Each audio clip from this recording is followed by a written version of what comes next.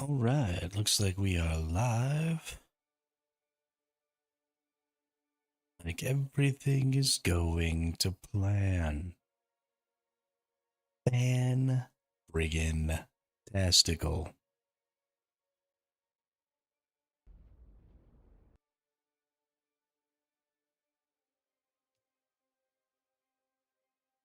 Just gotta wait for a little bit for the game to get going here. I think we can press the little buttons. Yo, what up, Bean? How are you?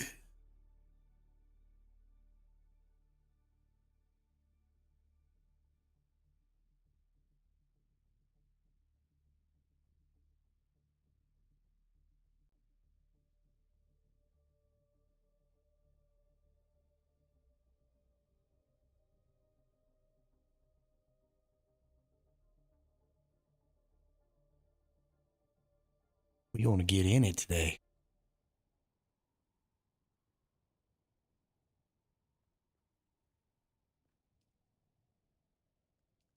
Did a whole lot of stuffs last night.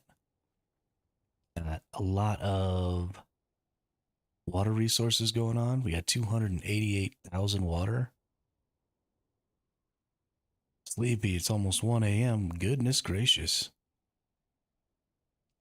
Goodness gracious. Yeah, look at all that water. Look at all that good. Ooh, I can just make 400 duraluminum right now. Bam. Bam. That is what I'm talking about. I didn't even use up all my water just now. I still got 20,000 fucking water.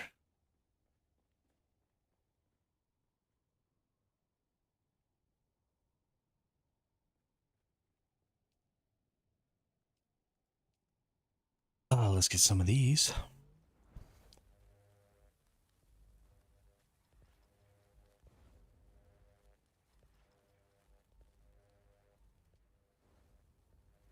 Like I'm gonna need to get some more plant fibers, and let's see, what else am I looking at?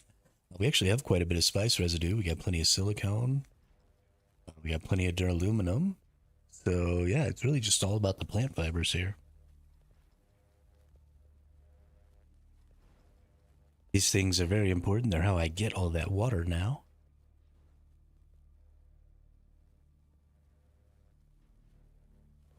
But we are finally kind of getting ourselves into a position where our resources should start building above and beyond what we need to be increasing our infrastructure.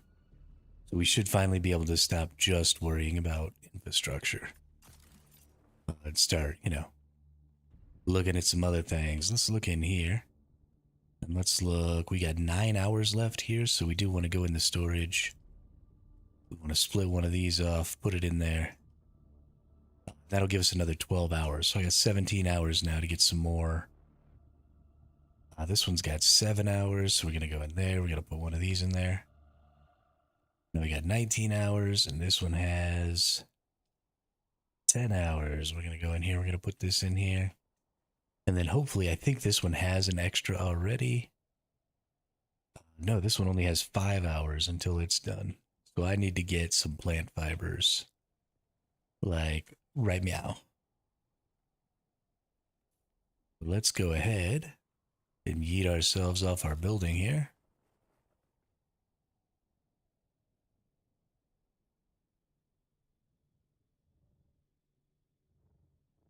And see if we can't just find some plants to pick. They're these little, like, light green ones are the ones you pick. They're kind of annoying to try and find. They really should just be more common, honestly. The idea that I only get 5 each time, honestly, I don't know what I'm going to do about plant fibers. Because I need like 300 plant fibers a day to get the 10, I want to have 10 of those large water catchers going. So I'm going to need 300 plant fibers a day. So I'm going to have to run around here like an asshole picking plant fibers. Literally every day.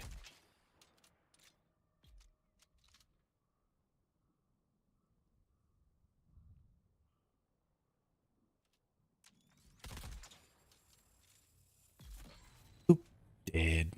I love the drill shot. I know there's lots of people out there who are like, I mean, it's okay. It's so much more than okay. It's freaking phenomenal. I guess while we're out here, we can pick up some agave seeds. It's sad to me that the radiation stuff is only really a big deal for getting duraluminum. And honestly, it's not that big of a deal for getting duraluminum. I'd really love to see some radiation up here in the deep desert. Like an entire region, an entire grid taken over by radiation where we might actually get some duraluminum. That'd be dope. There's so many interesting things that I think can be done with the deep desert, and I know they're not done building it yet. They're not really done with the Landsrat. The Landsrat is really in a first pass state right now. The deep desert is really in a first pass state right now. So hopefully we're going to be getting, some updates to that stuff. Hopefully the DLCs and things that they have planned don't get in the way of updating the deep desert. I would honestly rather not get full content updates. I would honestly rather not get full content updates. I would rather get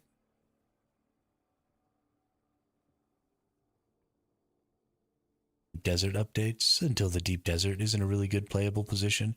Because right now the deep desert is definitely the most boring part of this game. By a pretty significant margin. Oh, okay, these plants come back really fast. So I'll just have to find a small little path like I just did right there. That has, some plants on it, and then I'll just go back and forth. That's not so bad. Okay. We can definitely do that pretty easy.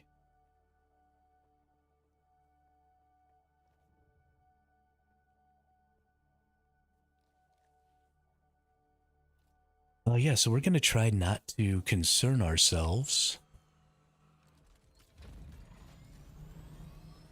with getting water anymore. And we're just going to kind of let our water build up naturally. We're going to let our let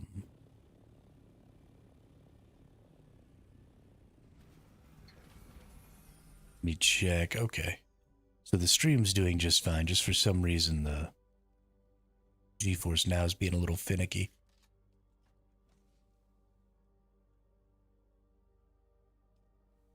Yeah, we're going to let the water just kind of deal with itself. We're actually going to go ahead and fill up this whole deciliter, John. That's nice. Take this bad boy out. Hopefully a whole deciliter, John, will be enough water for me all day. It probably will. But yeah, now we've got enough plant fibers. Let's get some of these things made. Can we make 8 more? Nice. That's an extra 24 hours on each one of those.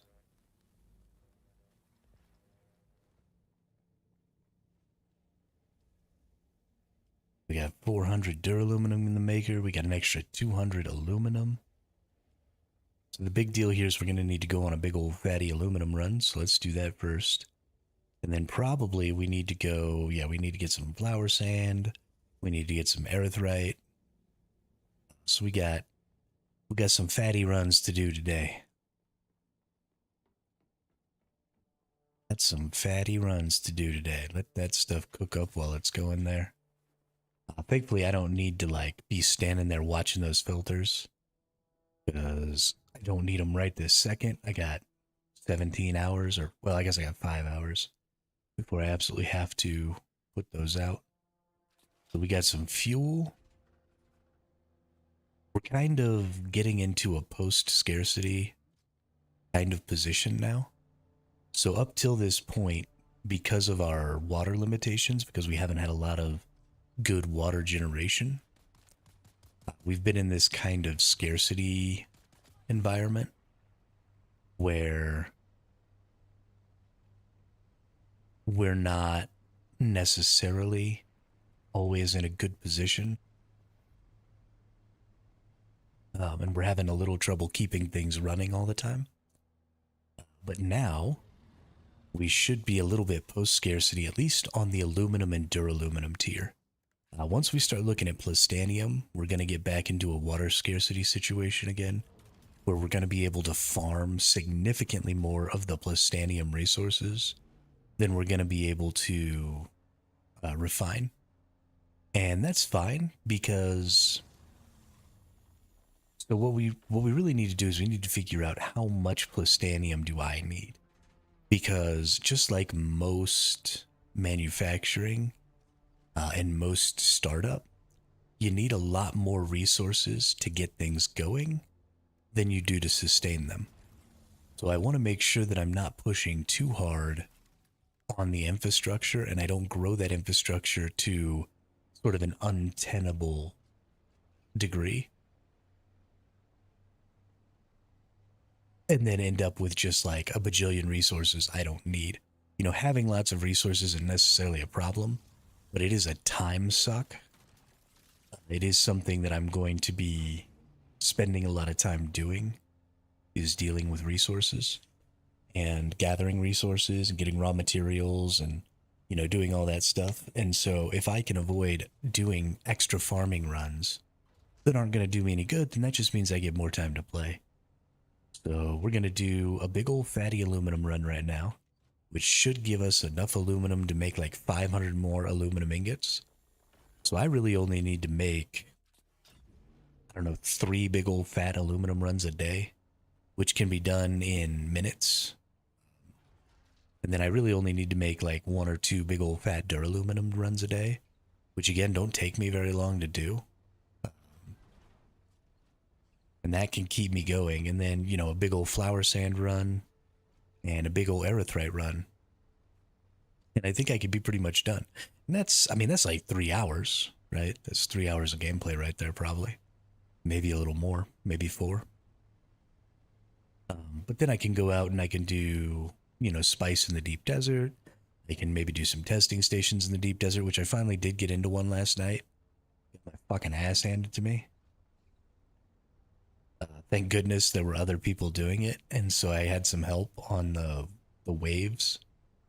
But ooh, it was rough. I got beat down.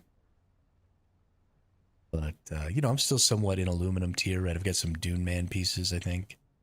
Yeah, I got a lot of Dune Man pieces. I'm basically all in aluminum tier on my armor. I do have, let's see, this is aluminum tier, but this is duraluminum tier.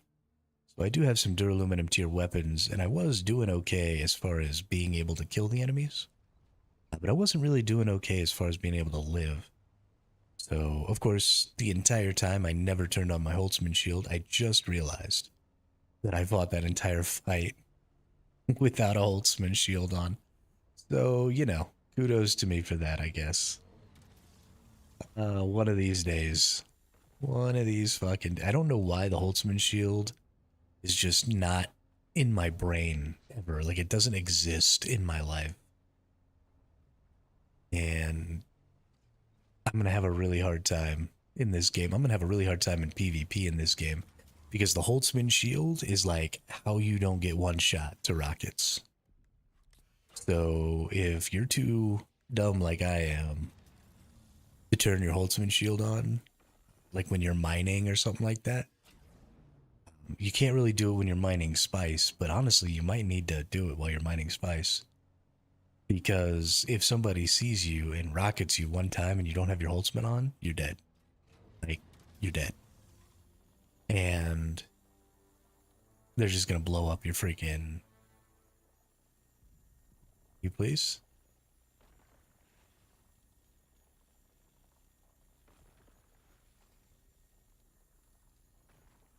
They're just gonna blow up your freaking ornithopter at that point. So it might be worth it just to call the worm faster. Use the Holtzman shield. But definitely if you're on a rock outcropping and you're farming titanium or stravidium, throw your Holtzman shield on. It's going to save you a whole lot of pain. I did make that tier 5 unique buggy boot. So I've got 2,750 storage capacity in here, which I'm very happy about. I kind of wish. So a lot of the unique duraluminum tier stuff is actually better than the basic Listanium tier. I was kind of hoping that that same thing was going to be true here with the buggy boot. I'm a little disappointed that it doesn't have more storage capacity. And I'm a little disappointed that it was only 250 increase, especially considering how expensive it was. But that's honestly a trend of this game. So if we take a look at all of the stuff in this game, um, from a resource perspective, each new tier is less efficient than the tier before it. So, like for example, take a look at the steel tier water collectors. They give you about half as much water as the duraluminum tier water collectors, and they're so much easier to make, um, even within their own tier, right? As far as the resources required and stuff like that, is super super duper cheap. And so, if you make two of those, right, it's the equivalent of having one of the larger ones. And so I'm already a little too deep to do this. But if you're looking at building infrastructure, you should start at the lowest tier of infrastructure and then work your way towards the higher tier of infrastructure. Right? Start out in that steel tier, especially with your power and water. Start out in that steel tier. Go ham farming steel and all those resources, preferably while you're still over there. Get your infrastructure up, get your infrastructure going, because it's really easy to do there. And then worry about, getting into the duraluminum tier and replacing all of that stuff. Because once you start replacing all of that stuff, you start opening up, additional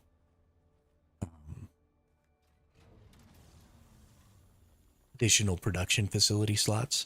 And that's what you'll be looking to do, right? Because you'll need more of the larger things, because the amount you get per production slot is better.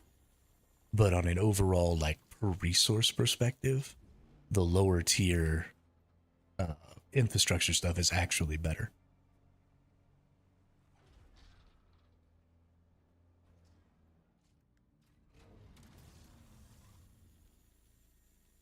Not quite.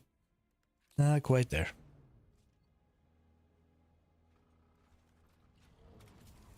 We should get pretty close to full on the trip here. I don't think I quite filled up last time. I think it was like 100 and something short. Not totally sure. I need to upgrade my laser to a Mark 6 laser. Then I'd get an extra 100 a node.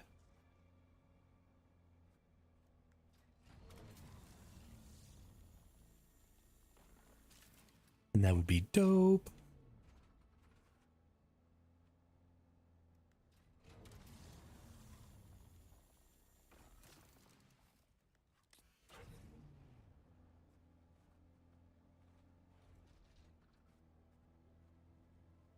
Yeah, let's see. Yeah, we're about 200 short, but that's fine. We're just going to head back. That's a good old fatty run.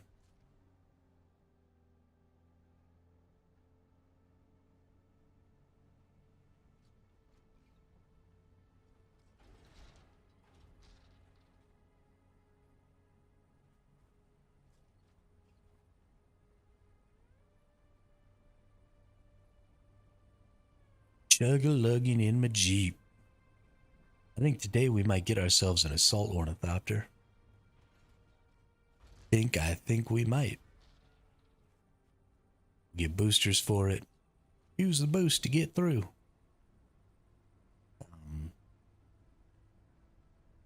That'll help us out a lot with being able to get more of a lot of things. More erythrite easier, more flower sand easier, more spice easier. We'll also be able to get more of the like calibrated servos and stuff because we can go out into the PvE area and do those fallen ships with our assault orny and just get more at a time so we can stay out there doing that longer. All good things. Very excited about. And then we'll start working through the Plastanium tier.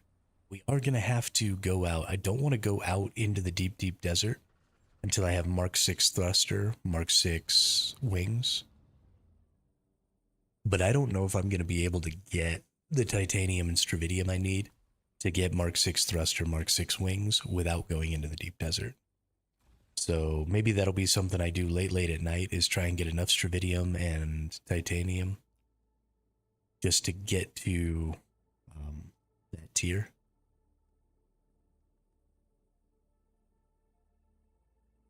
Oh, I accidentally picked up granite. What an idiot. I mean, I guess I could totally rock some granite. I definitely need some for building still. We might as well, I guess.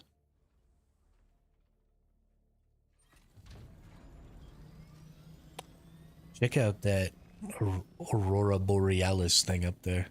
I love how it changes colors. Sometimes it's green, sometimes it's purple, sometimes it's pink.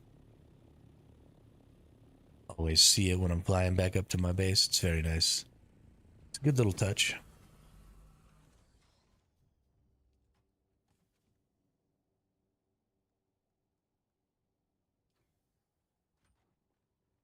Gonna pack in a lot of stuff here.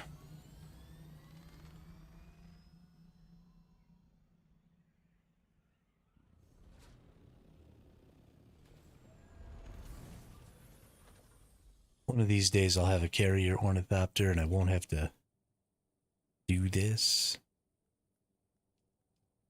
But for now,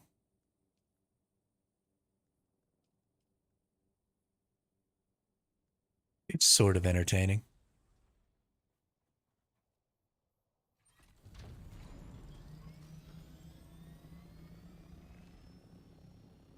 Makes the whole process take long enough that honestly the resources will probably respawn.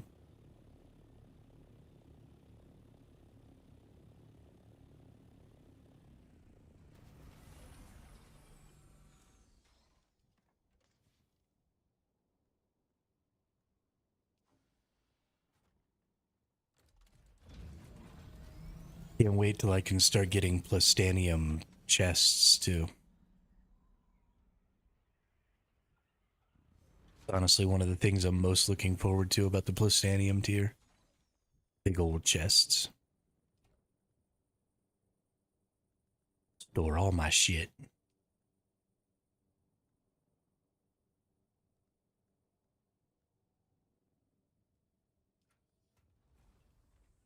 Store all my shit.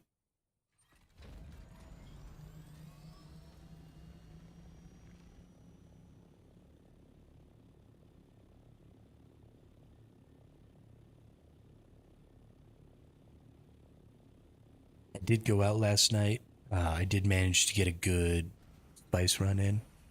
So I've got, I don't know, 40 melange or something like that in the standby, which I'm very happy about.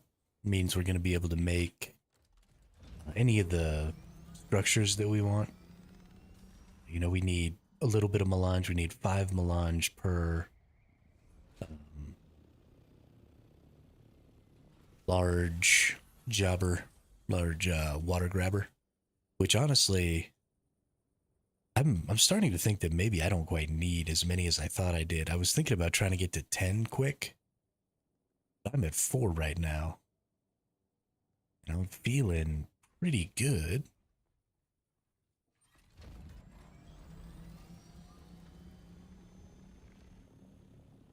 About how much water I gained, at least overnight. I don't know how good I feel about how much water I'll gain over the course of the day. Right, I'm doing all this stuff to get this ready. Ultimately, I guess it's just about being able to run my refineries all the time, right? And so I don't think I'm quite there. I don't think I'll quite get enough water to run my refineries all day and all night. At least not my aluminum refinery. Again, my duraluminum, because the duraluminum creates so much faster, you would either have to have, let's see, so it's 5 seconds per duraluminum, and it's 30 seconds per aluminum. So if you wanted to be able to make enough aluminum to run your duraluminum all day as well, you would need 6 aluminum refineries, which is insane.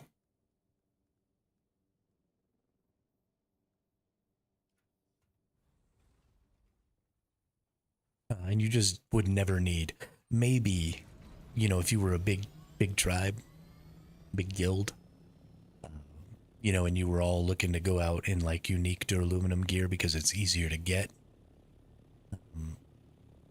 I think that the duraluminum tier, honestly, the unique duraluminum tier gear should probably be a baseline gear for a tribe for quite a while because you just don't have enough blueprints for the unique plastanium tier.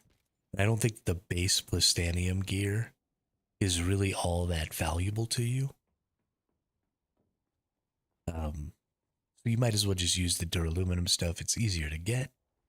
It's easier to farm lots of duraluminum. So just keeping that going. Now we got 260. That's 2 hours right there. So in the next 2 hours, I gain, let's see, I gain 450k a day. I gain 150k every 8 hours, so a fourth of that should gain, I don't know, 30k in the next 2 hours, 20k. 20 to 30k in the next 2 hours. What do I have for storage here? I think I've got about 370,000. So let's take a look at what I can get built here. Because there are some things, like more of these. Okay, we got silicone needs. We got a lot of duraluminum. So we can definitely just plunk these two bad boys down as soon as we get our silicon needs met. Let's do a flower sand run. We can fill up our whole ornithopter here.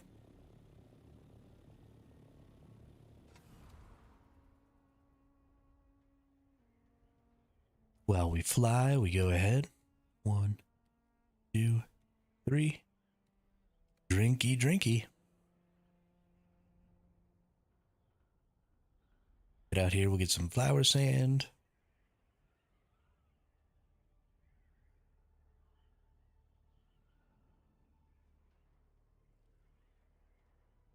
I feel much more secure now. There's a lot to getting some water going that really makes you feel good in this game. It makes you feel like you've got stuff that you can do that's going to accomplish something. When you don't have enough water, you feel like you're just waiting around all the time. And that's a really bad feeling.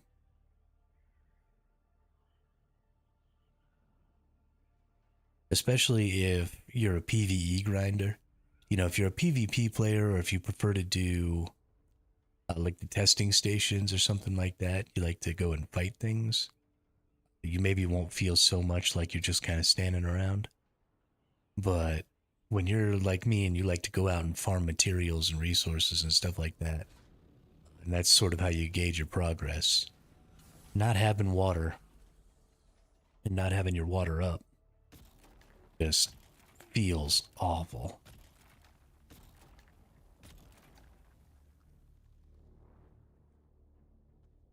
I do have a Mark V compactor now. I got a... Oop.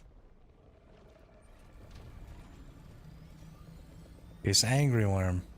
The worms get angry so much faster here.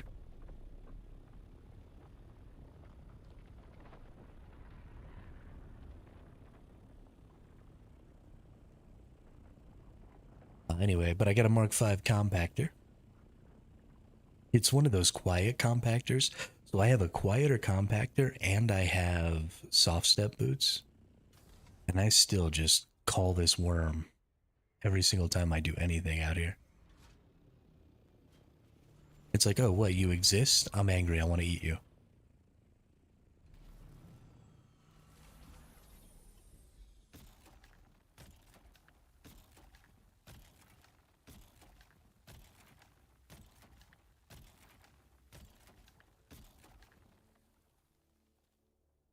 All right. So we're going to start doing it that way. Because I think if I do 10, it wants to come up super fast on me.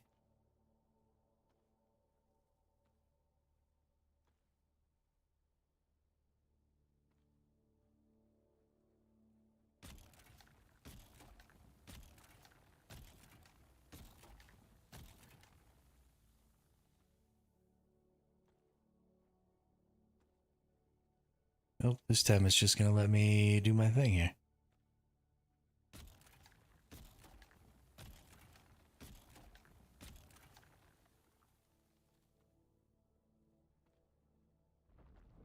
This worm's so crazy.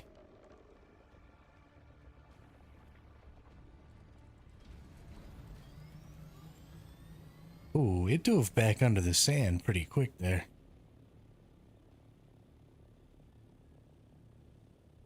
The worm is definitely more dangerous here than it is out in the deep desert. Like, way more dangerous. The deep desert worm is a joke. This worm is like on my nuts right now. You gonna get me. I'm gonna die. I'm gonna be so sad too, because I'm gonna lose all my good shit.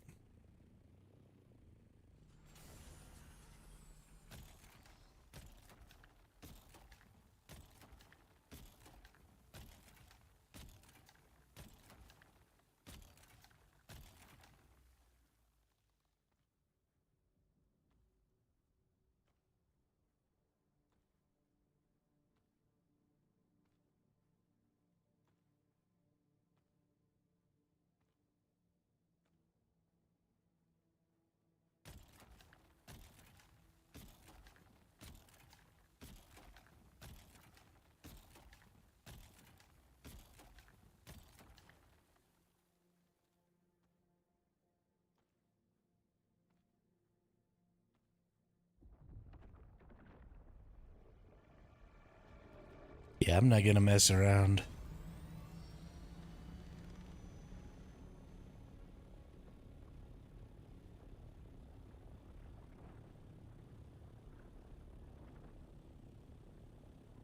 Not trying to get eaten. We got here. Oh yeah. We're getting plenty of flower sand each time anyway. Ain't no sense in worrying. I could probably go down already. Once they kind of turn off and start heading away, you're kind of safe. I like to wait until the little red blinky light is gone though. Because I'm a fraidy cat.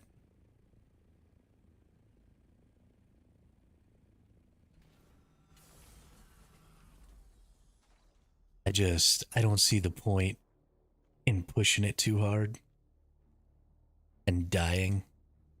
Because that just sets you back. Whoa.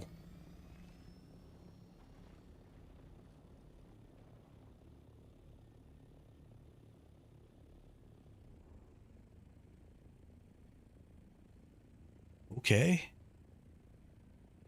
Cool beans, game. Cool freaking beans.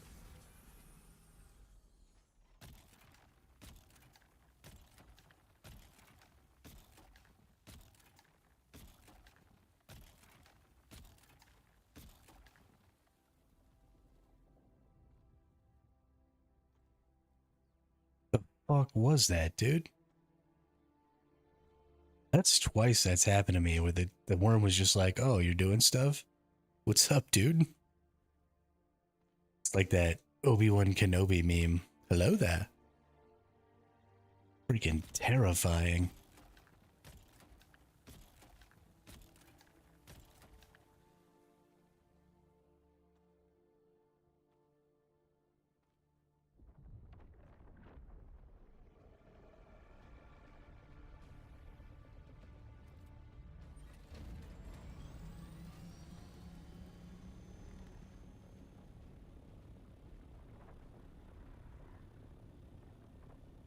I don't know why this game is trying to kill me right now, but it's not very nice. You need to chillax, bruh.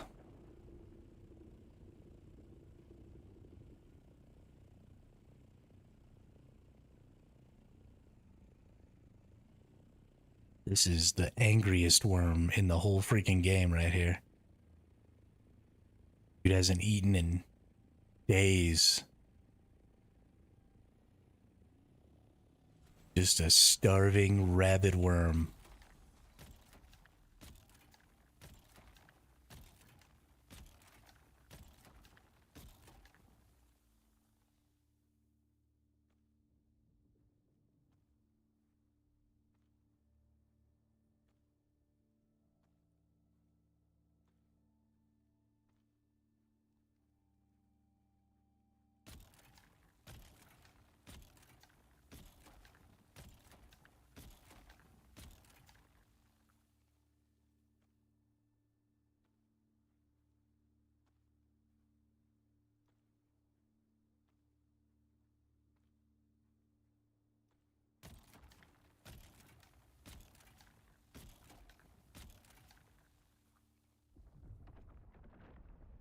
Gonna get as much as we can. We're not coming back down. Hey, we're full. All right.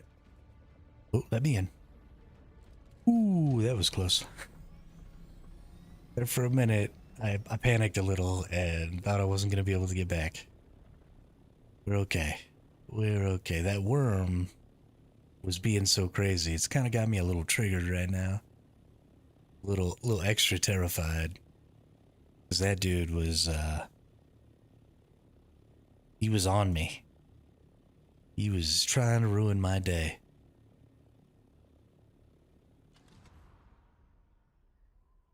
That's alright. We got our flower sand, we got out.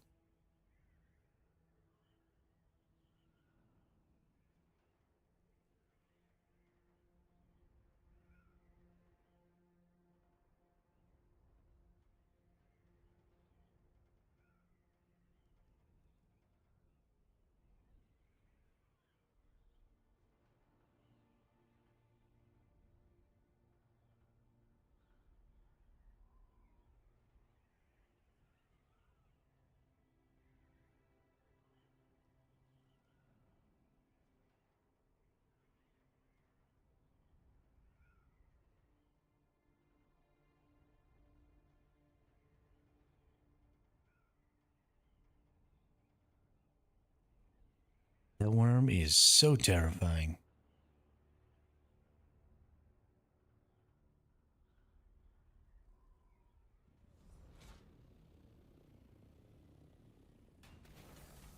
Oop.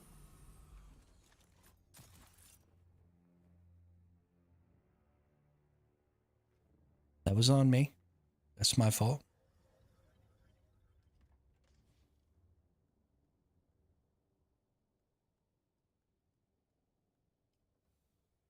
Alright, let's go start up some silicon blocks. And then we'll go grab a butt ton of erythrite. Not a butt ton, a scout ton. Let's see, we've only got 5k. That's so sad. But hey, that's 100 silicon blocks. That's nice. This already finished its 400 duraluminum. Holy cow. How much duraluminum do I have? 482. All right. So we could put up 2 more of those. I'd rather get up some more water containment. We had enough for overnight this time, but we still don't quite have as many large containers as we have water grabbers. I'd like to have as many large containers as I have water grabbers. I think that's a good plan. Let's also check on my power here. I think I've got 2 days worth of power as far as like lubricants and stuff. But I just want to check. So I've got 200, so I can still put another one of these down without putting any more generators up, which is nice. So we'll get a couple more. We'll get 2 more large cisterns, and then we'll get another large water grabber, and then we'll start looking to up the power a little bit as well. Things are just really working out right now. The base is doing good. The base is looking good. We're going to put some more work into the hangar over the next couple of days. Going to get that water right.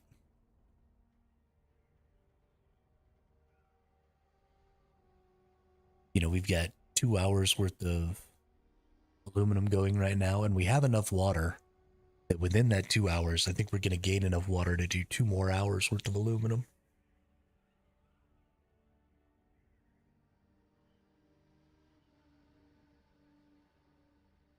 Because it's what? It's 50 per aluminum, 50 water.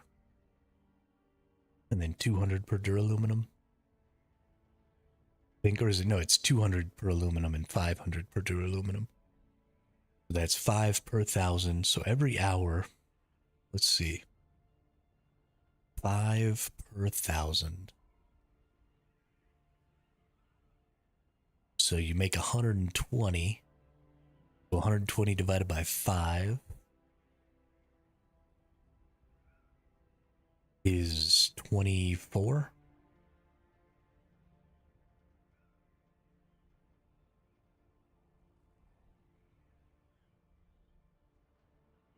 Yeah, so you need 24,000 water for 1 hour of aluminum cooking. And so I make 450,000 every 24 hours. Yeah, so I don't quite make enough water to run the aluminum.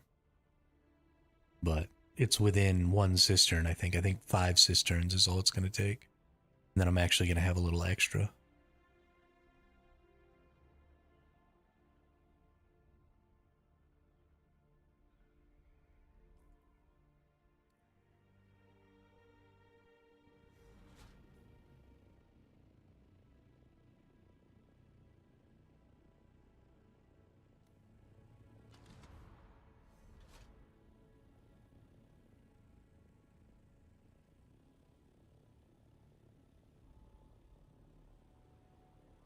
That is your spire. What's up, Charles? I kind of wanted to look around it. Because it is kind of an interesting spot. I like that there's all these little cubbies and you could make some cool little buildings in here.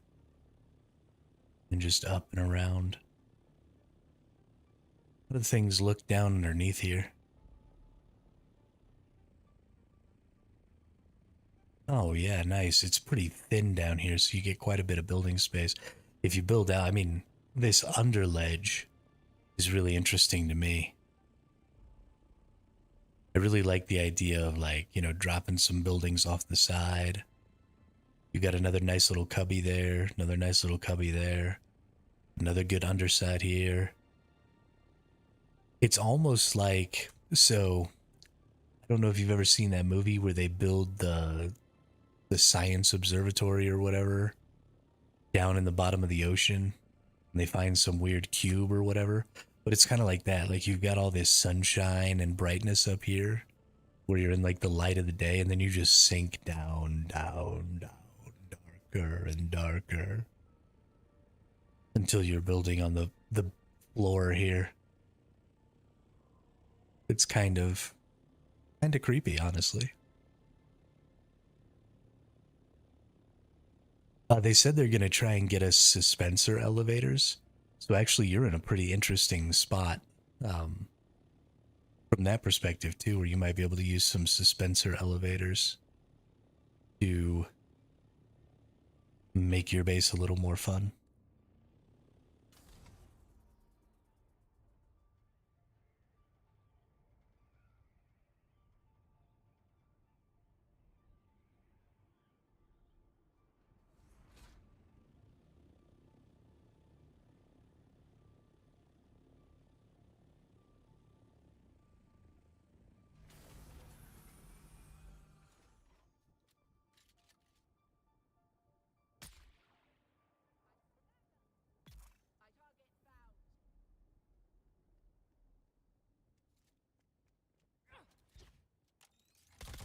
Where'd you come from?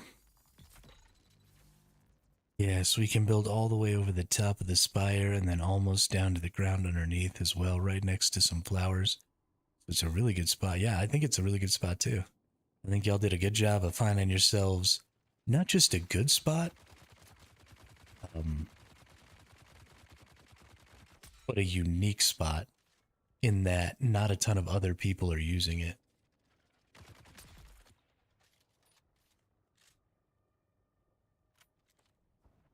And I think that's pretty important as well because there are so many good spots in this game.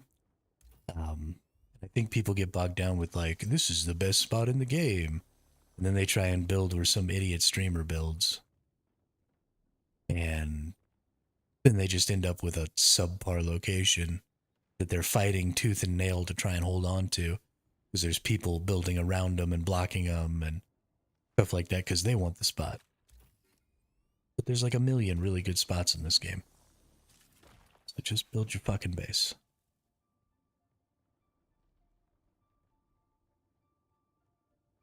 Trying to build while still showing off the spire.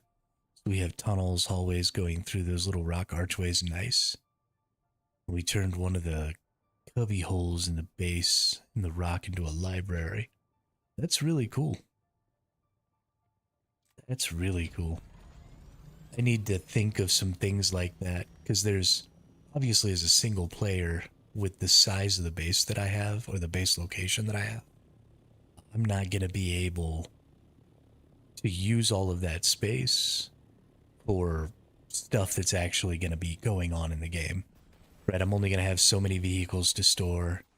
I've only got so much need for production facilities and stuff like that. And I don't have any need for like personal rooms or anything like that. So it's just all mass storage. So I really need to think of some things like libraries or, what have you, that I can turn some of the structures into that don't actually technically have a purpose, but just look cool.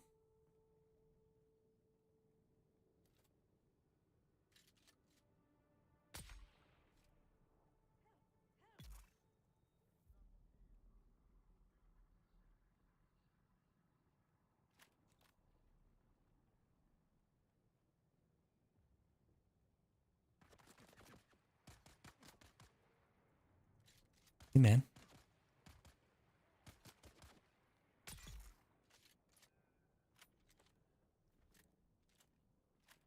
Got my first medium ore refinery, built my first omnidirectional wind turbine. So now I got to work on getting all the aluminum and duraluminum stuff. Yeah, so don't try and build your infrastructure out of aluminum and duraluminum first. If you look at the resource costs and the resource the resource values that you get out of those structures, the steel tier is usually about half as effective as the duraluminum tier, but the steel tier is so much cheaper and so much easier to make. It takes so much less water, it takes so much less of everything. So get your water done. I did it wrong. Don't try and skip and go straight to duraluminum because this wind turbine is only 65 cobalt. Well, so I'm not even necessarily worried about the ore refinery. I'm talking about like your wind turbines and your water.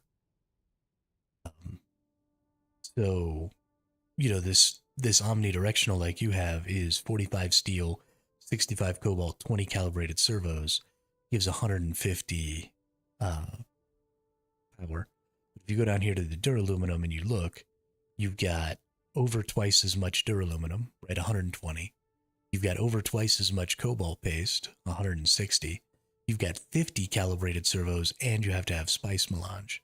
And that's only giving you 350 power. So you can easily build two of these, right? Two and a little bit of these. So much easier than you can build one of these. And so, yeah, eventually you're going to run up against your production facility limit. And at that point, it'll be time to start, tearing down two omnidirectionals for one duraluminum tier. But until you get to that production limit, you're doing yourself a disservice because you're having to get so much more water and stuff just to get started. I was sitting there with my thumb in my ass, just waiting on water for days now. And now I'm finally in a position where that's not going to happen anymore. But had I just gone ahead and gotten, all of my stuff done on the steel tier, then I would have been in a much better position, I think.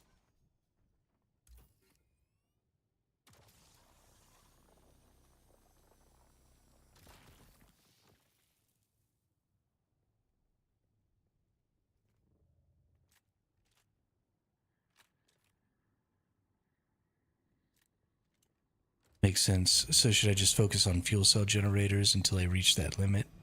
I wouldn't say I mean, so again, technically, yes. Because fuel cells require nothing, right? You just go farm fuel cells with the fuel cell generators. So, absolutely, technically,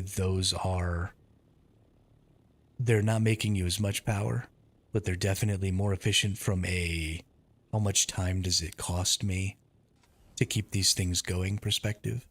And because they only require scrap to make, I mean, you can just pump out those regular generators. And you don't have to craft any lubricants for them or anything like that. I mean, they're extremely easy to take care of. So, yeah, I would say that they are technically superior. What's the best way to get water if I'm nowhere close to death stills? I've just been filling up leader johns and flour. Well, again, so you've got the same situation, Charles. You can just get these passives. Um, Wrong button. So you have your wind traps, and everybody I even kind of shitted on wind traps, and so technically these are significantly less efficient than say filling up a decaliter john, right? Because a decaliter john holds 10k water. This will give you 20,000 water every 8 hours. So if you can fill up one decaliter john twice in 8 hours, you get as much water as this trap gives you. But this trap gives you that extremely passively. All you have to do is make a filter for it, which is pretty cheap. So again, because this is steel tier, you need 90 steel, you need 30 silicon, you need 20 calibrated servos. Your big deal here is calibrated servos because you need them for both your wind turbines and your passive water generators. And so you just kind of end up doing the same thing, right? You make the steel tier of those water catchers, and then once you've maxed out your production facility numbers, then you start making the duraluminum tier. And I mean, it's just you and your wife, right? Oh, I never put anything away because I'm an idiot. Okay.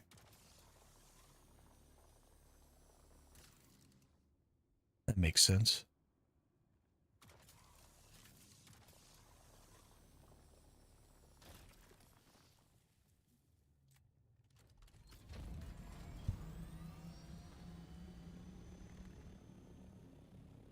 But yeah, there is kind of a period of time in there, Charles, where I feel like your best option really is just to use leader johns um, and work towards getting lots of that passive water stuff up.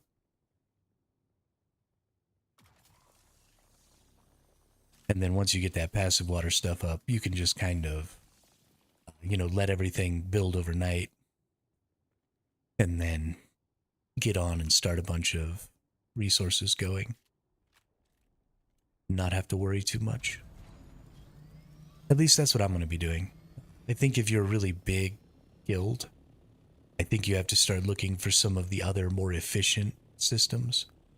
So when we were playing with the whole group, I think it was important that we had like death stills and stuff like that, and maybe even had, some people going out to actually farm water. But the smaller the group you are, I think the more effectiveness you can get out of the passive generation. Because the passive generation is locked to how many production facilities you can have in a base. And they all sort of need to be in the same base as where you're doing all of your refining and all of that stuff. Oh, hey, what's up, dude? I'll let you get that one. That's fine. Oop, never mind.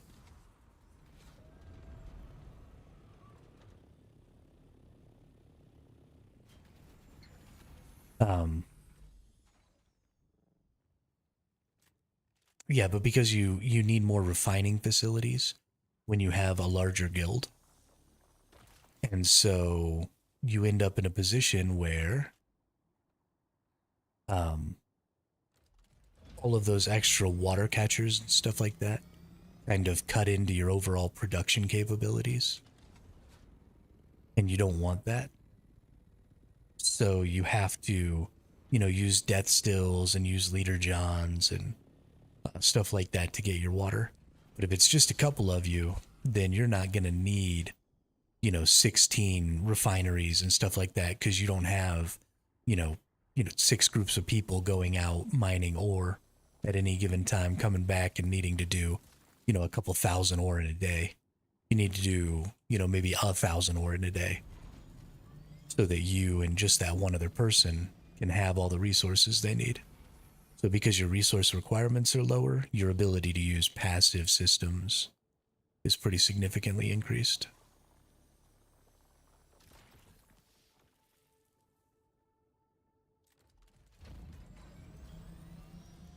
As a solo, I don't think I'm going to even use death stills because farming bodies is still too much effort. It's actually kind of a good way to balance things out for, small groups like solos and larger groups. It didn't occur to me until I started playing solo that it was kind of a balancing mechanic, but it really is.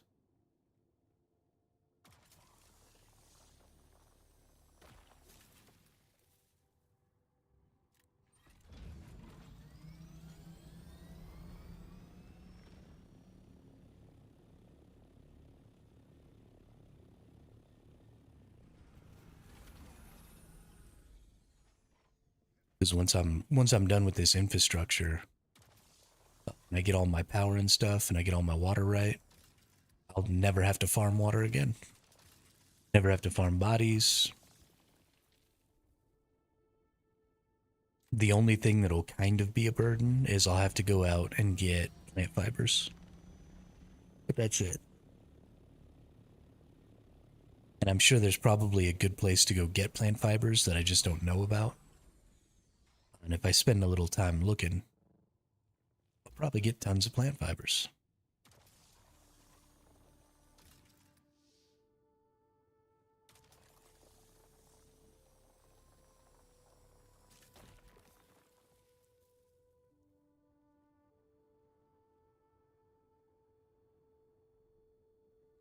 Yeah. Yeah, so I guess probably while you were disconnected, I've just been talking about how the fewer people you are, the better off you are using the passive stuff because you just can't utilize all the production facilities that you would be able to utilize if you were a lot of people. So there's nothing holding you back from using more passive water because you only need, one refinery instead of 10 refineries. You only need one chem bench instead of 10 chem benches. Well, maybe two, maybe three.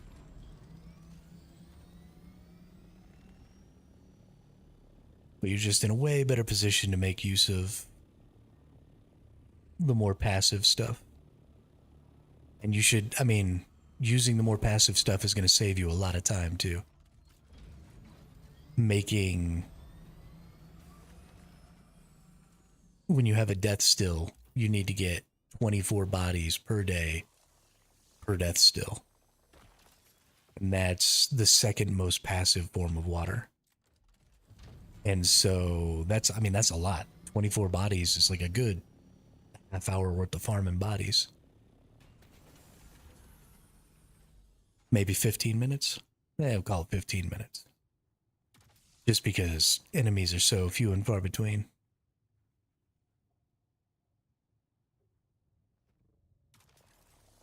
Yeah. Yeah, blood extractors are not great.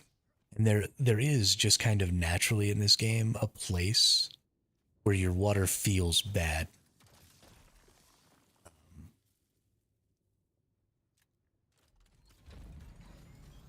And you're right about there.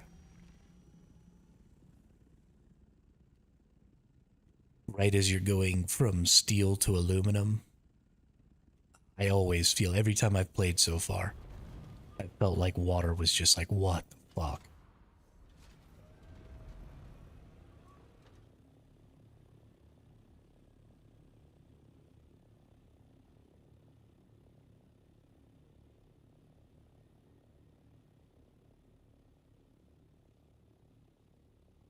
But if you get lots of those passive things down and get lots of power down, they're kind of ugly.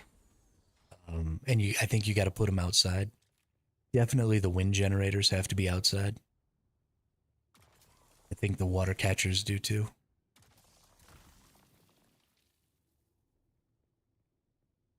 So they're gonna ugly up your building a little bit, but it's worth it.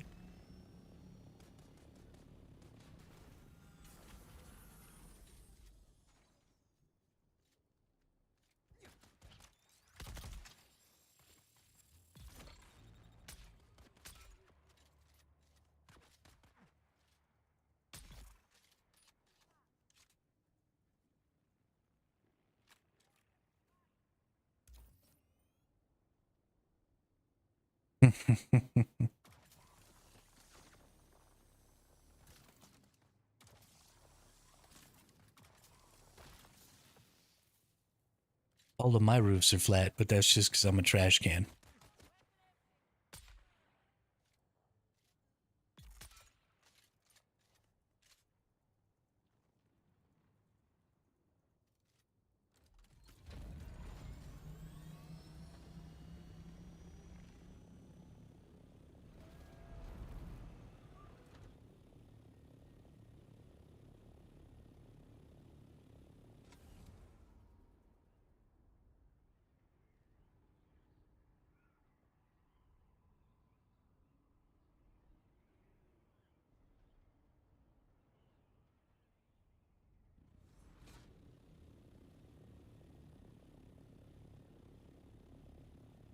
You should stop being a trash can and become a dumpster instead.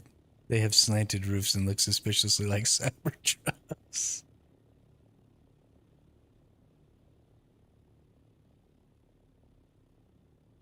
Oh, that's actually pretty fucking funny.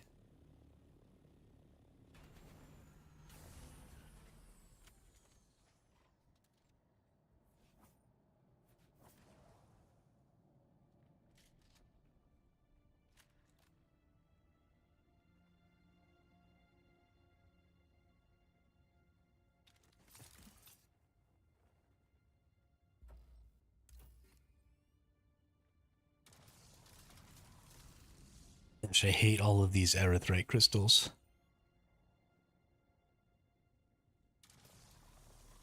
Just let me mine you. Thank you.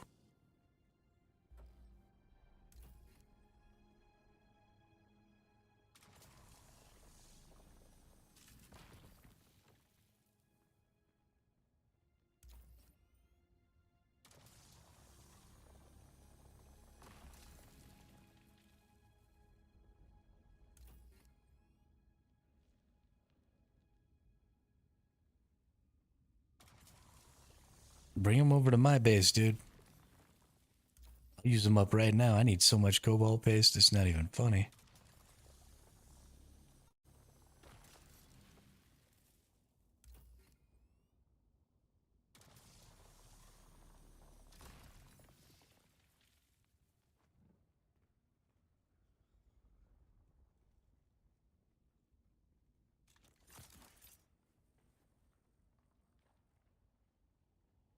Yeah, there's a spot. So right in the corner here, there's one of those encampment things where you cut the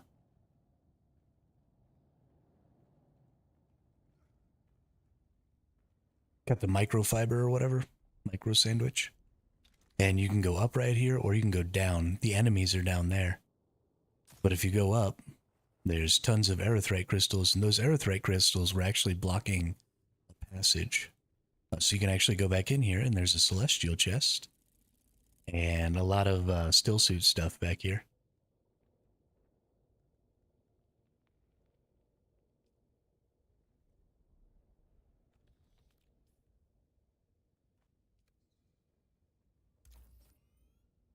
But this isn't, so there's a bunch of crystals back here.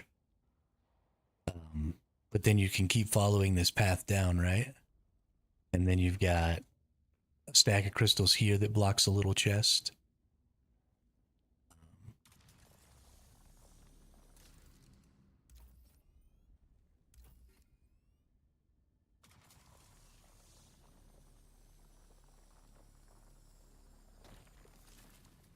So yeah, there's a chest right back here. Get yourself some more stuff. Looks like I got a buggy part. I don't actually need that buggy tread, but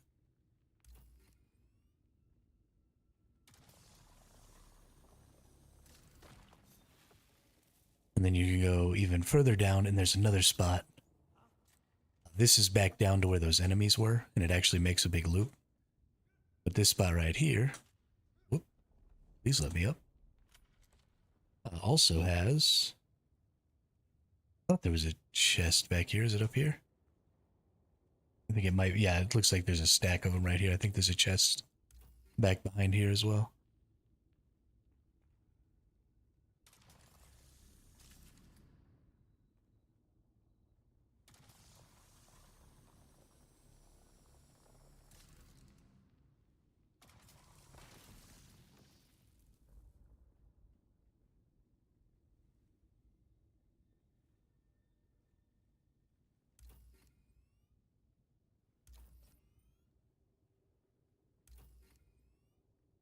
It's all a huge pain in the dick, but you just cut that crystal without following the pattern. I thought that was a buggy only thing.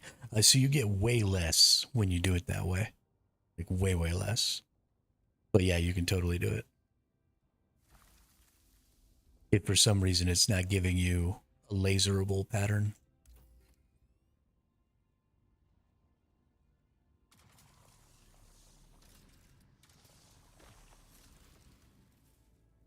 It is terribly inefficient though, and you definitely shouldn't do it unless you absolutely have to.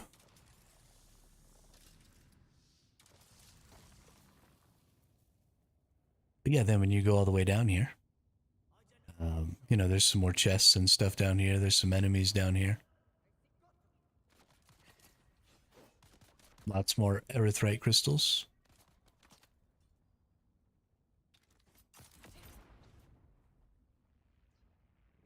And this is right back into the beginning, where I started out, towards the exit.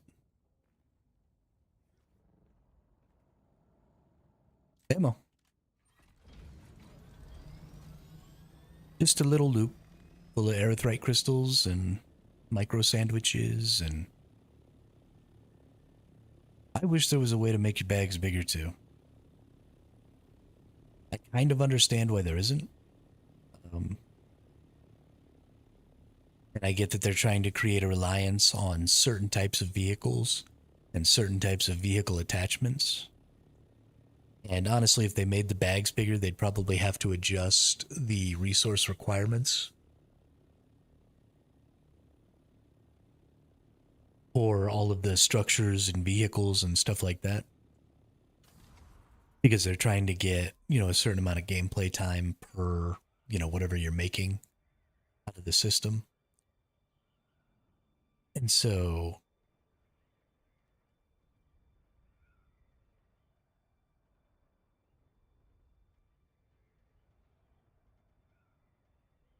they probably would just end up making other adjustments that, even though you could carry more stuff, would just ultimately end up having you in the same position, even if you felt like you were getting more. That would mean having to change, you know, all the water values and stuff like that. Because I'm sure there was quite a bit of balance and math that went into figuring out exactly how much those water catchers should catch based on how much you can get and what your expected resources per hour were and all that stuff.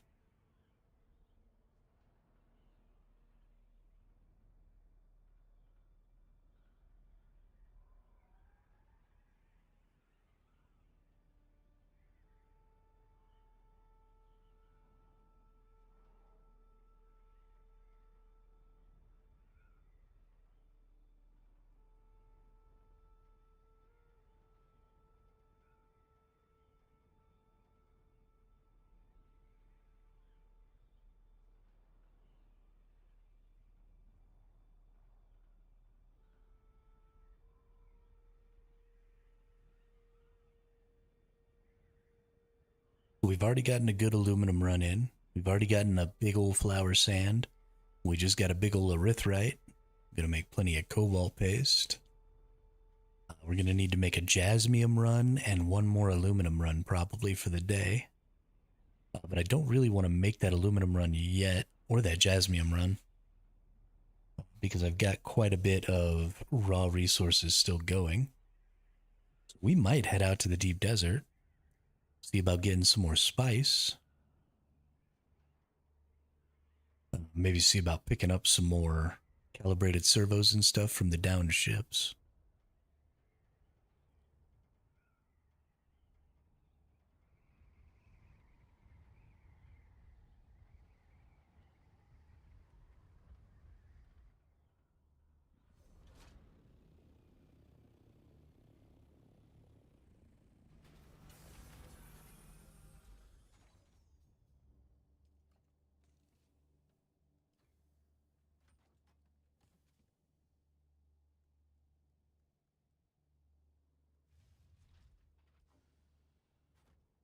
Let's go see.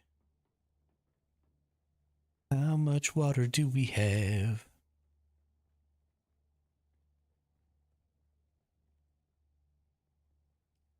Alright, let's get this one making some cobalt paste. Nice.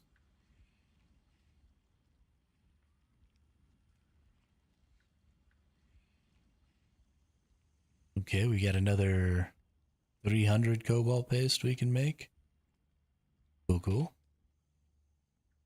And we've got another 1,000 silicone, 1,100 silicone that we can make. We're already up a bunch of aluminum. We're almost out of jasmium. Looks like we got another hour before the aluminum's done cooking.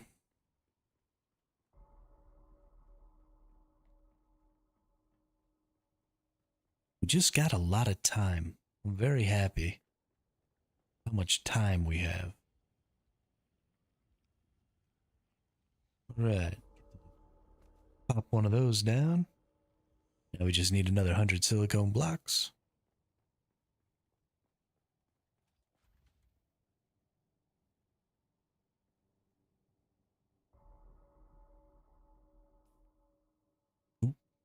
Guess I better learn this.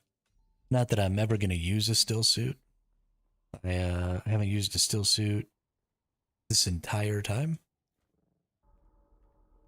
I think you have to make one right at the beginning, and so I used it for a little while there. Pretty sure that was it.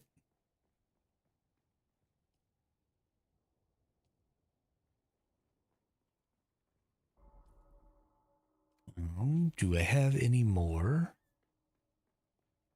fuel cells? I do. Give me a fuel cell. Right here. Look at that. I got 54 spice melange.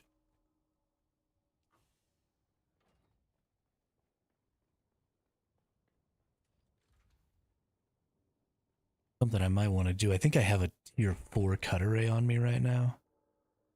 So let's make a Mark 5 cut array and maybe see about getting some plastanium stuff. I don't think I can make stravidium until I actually upgrade. Yeah, so you can't make the stravidium fibers. You can refine plastanium ingots, but you can't actually make the stravidium fibers until you get bigger bench. So I guess there's not really any value in that for me right now.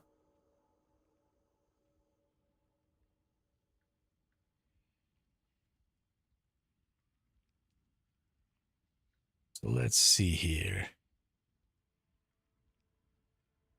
Medium chem refinery. I was more worried. Well, I guess I need... Yeah, I need the chem refinery.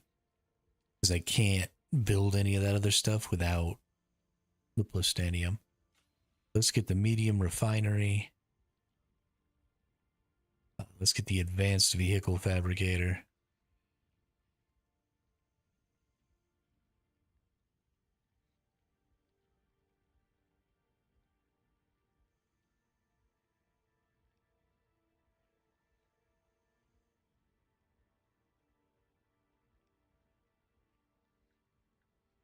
Okay. And then let's see about making myself a Mark V here.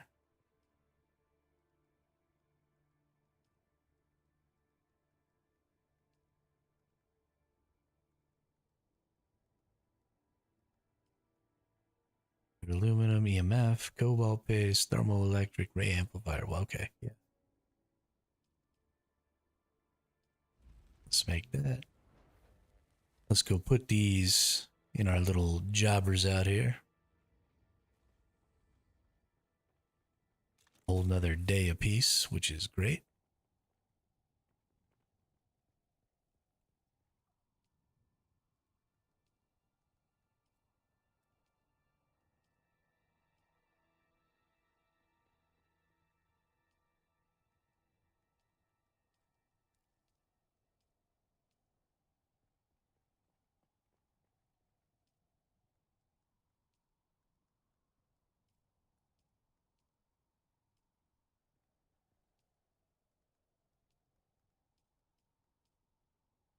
Perfect.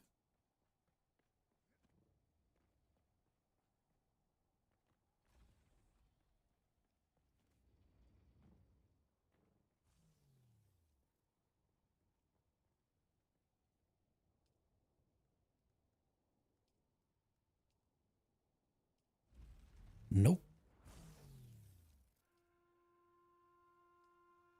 Take the one you already made out of the freaking inventory, Hermit. Holy shiznit. Alright, now I can farm the things.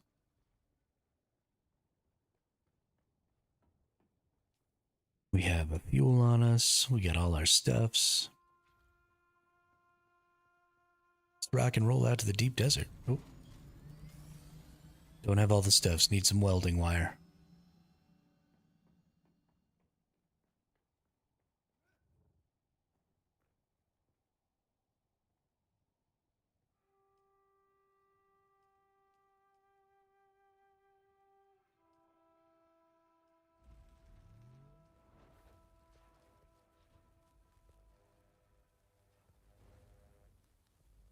This is what I was talking about yesterday, though. There's so many things that you need to be prepared. Like, I don't have a Holtzman shield right now.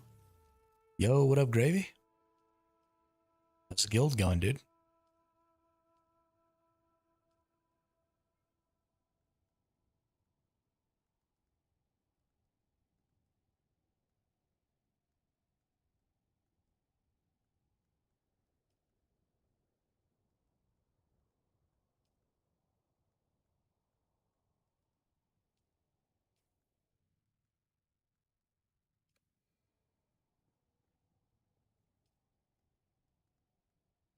Can I not repair that? Because I don't freaking know it?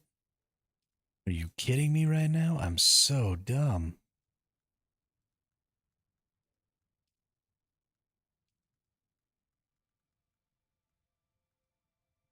Wow.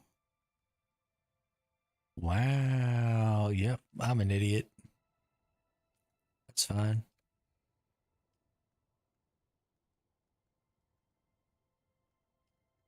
Let's go ahead and repair the power pack. Go ahead and repair the suspensor belt. Let's repair that. Just farming, haven't really got anyone in. Dime is making a guild base. Okay, nice. Good for y'all. Getting it done.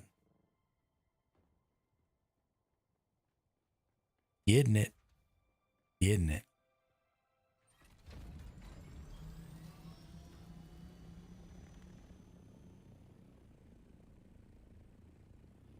Finally got some water infrastructure going.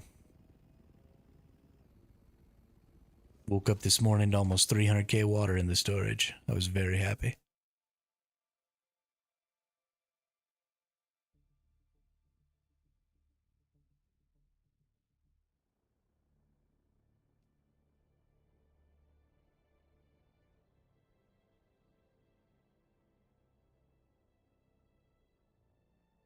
We are about to be able to start making plastanium.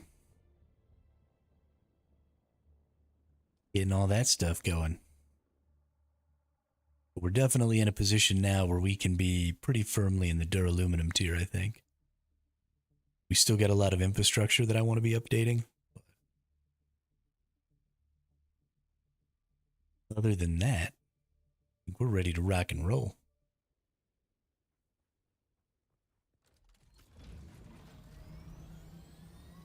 So, you know what? Let's take a minute here. Let's go ahead and repair this bad boy a little. Ain't no sense in flying around with a half-busted ornithopter. Never know what kind of bad shit might happen.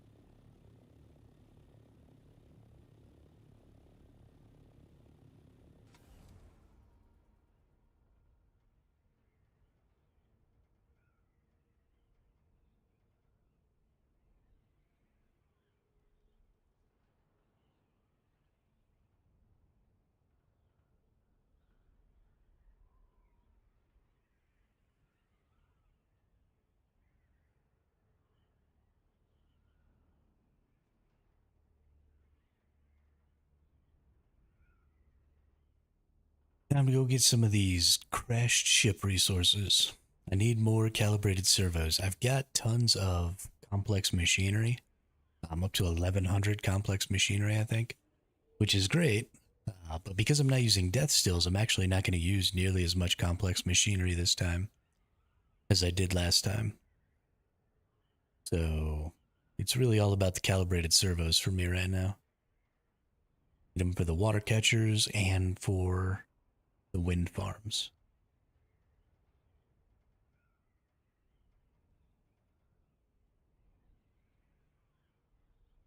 Probably have enough calibrated or complex machinery right now to do every structure that I'm going to need without needing any more for the rest of the game. Except there might be, that's not true. There's probably some complex machinery that goes into some of the vehicles. I think the engines maybe use complex machinery. Let's find out. No. No. Yes, engines use complex machinery. Okay.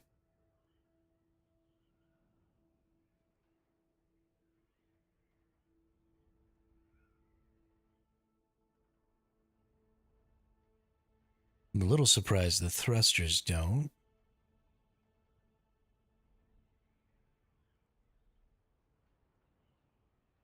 It looks like engines might be the only thing.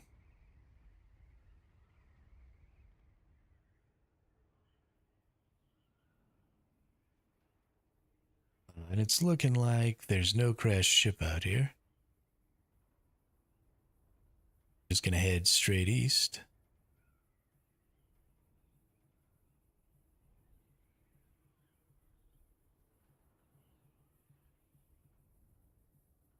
May have let myself get a little too low to the ground here. Let's see if I can bring it back.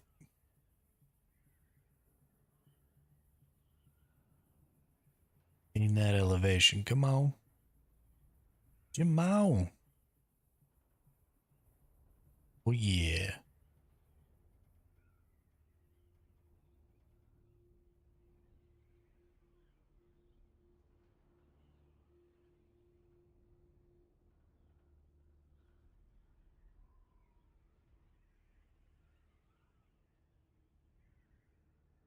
Okay, I think we ought to be good.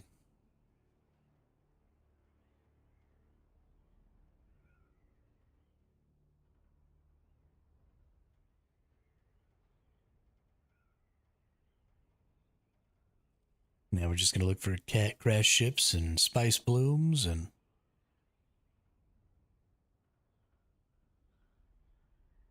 see if we can't get that good out here.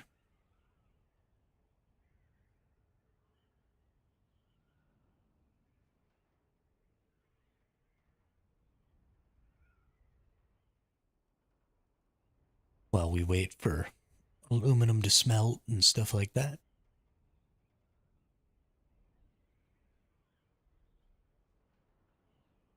Wait for the water to build up.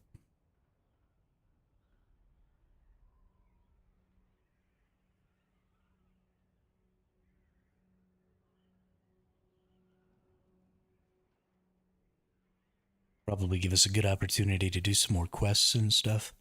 We're in a pretty low level compared to where a lot of other people tend to get by this point, right? I'm only on level 80 right now. But that's definitely because I've been focusing more on my base than a lot of people do. A lot of people focus very strictly on their characters early on in the game. Because once you get an ornithopter, you can just fly around beating all the quests. And beating quests doesn't really take any resources, right? A little bit of scrap metal so you can get some bullets, and that's about it.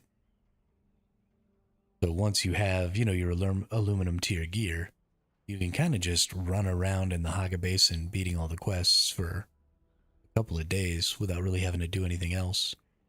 No grinding, no nothing like that. Oop. Got ourselves a spice blow here. I wonder if it's a big one or just a little one. Even if it's just a little one, I'm going to go get it because I am starved for spice. And I don't even necessarily care about the melange. I need the I need the residue for those filters because I've got to have 300 residue a day. You get 5 per melange that you make in the little refinery. I probably honestly need to get a bigger refinery because I think you get more per melange that way. Maybe. I don't know. But yeah, I really need it because I need 300 a day. So that's 60 melange. That's 6,000 spice every day, spice sand that I need.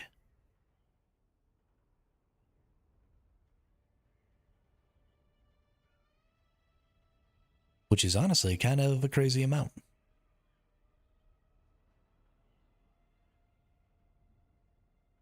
Oh, that's for 10 of them, I guess. I don't have 10. I only have 4. So I need 30 times 4. So I guess I only need 120, which is only 12 melange. But still, I'm gonna need 300 because I want to get 10 of them. Oop, somebody already came and got this. They did a pretty freaking shitty job, though. We in the PvP area? Oh, I don't see any worm around. I'm gonna finish this off. I'm only gonna get a couple hundred, maybe. Look at all this sand you left, dude. What are you even doing with yourself?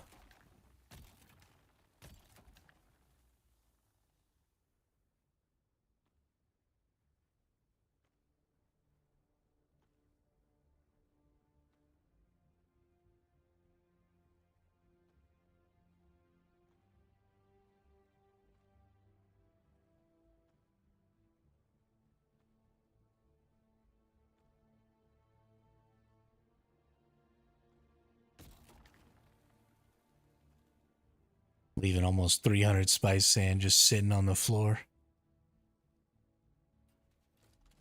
What an asshole.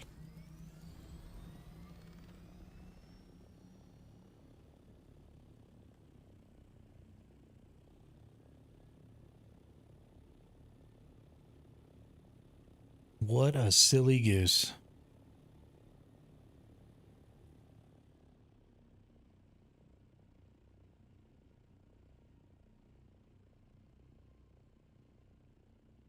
I think there's normally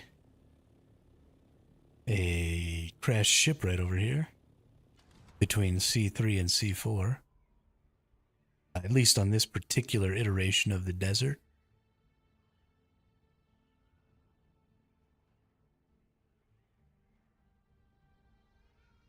So let's go find out.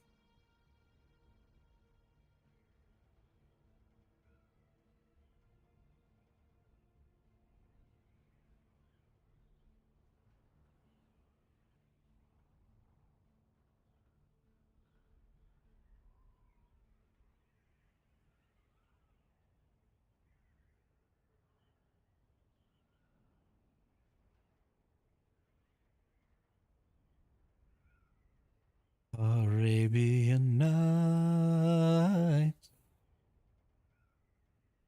Being out here on the desert just makes me want to sing Aladdin songs.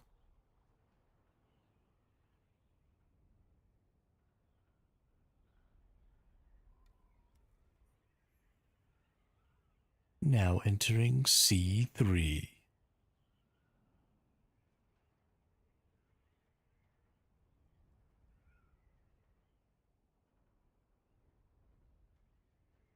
A fool off his guard. There are probably never going to be things to redeem channel points on my channel, Gravy.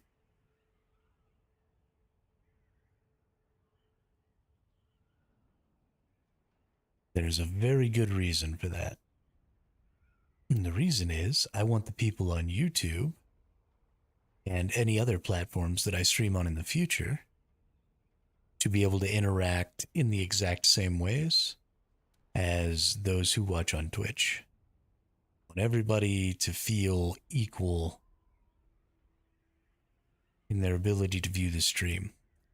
So yes, I should probably come up with some more different things you could do that are sort of like channel point redeems, and then put them on my bot so that people can,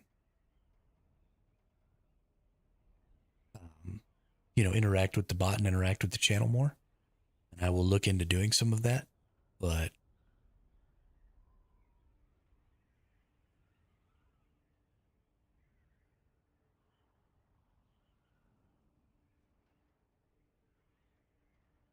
right, but so I don't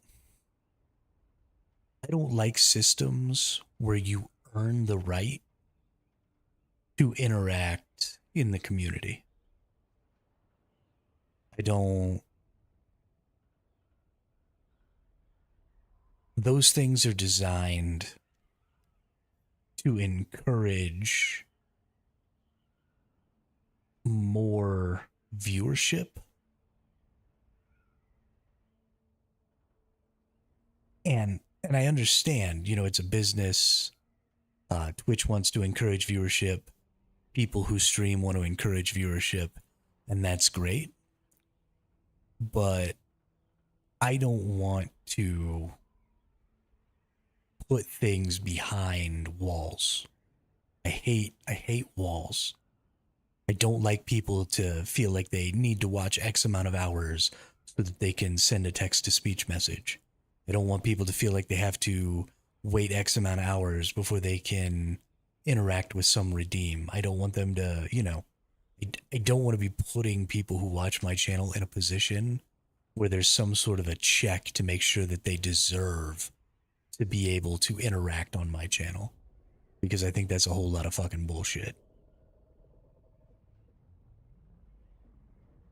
So, yes, I am being lazy about creating more interactions and just generally improving the quality of my channel. That's definitely not a lie. But I won't be doing it through systems of points or whatever other garbage the internet thinks is the best way to drive viewership. I'll just be doing it by creating those engagements and putting them on my bot and creating commands for them, like the TTS. And to keep the stream from getting totally bogged down with those redeems, there will be some sort of limit, but right, or Charles, instead of making it so you have to use points to redeem to tell me to hydrate, we can have something like a free TTS where you can just type exclamation mark TTS and just tell me to hydrate. Or I could create, an interesting command that was just exclamation mark hydrate, and it could just play a little clip or whatever that says, hey, fuckface, hydrate. But instead of locking that behind points, oh my gosh, all of these are getting eaten as I fly up to them. What's going on here?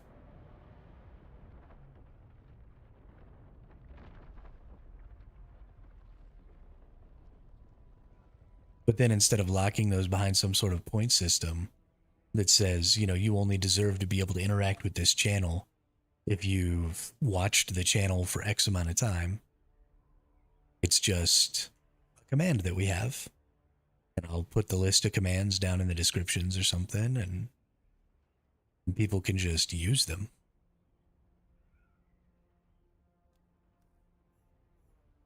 Brand new people, right? Brand new person comes into the chat, never been here before, instantly gets access to everything.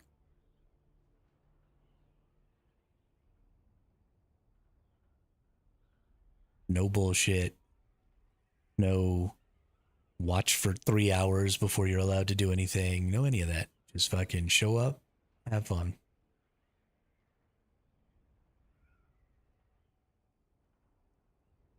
Because the rest of that stuff is just garbage.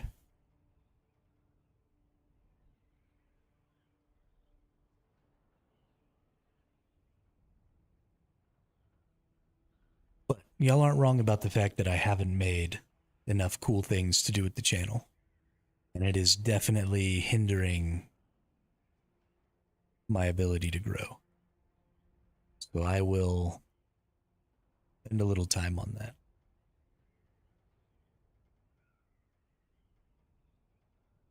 Playing the game and streaming is just so much more fun. I don't want to do that other shit. It's not fun. It's like actual work. Gross.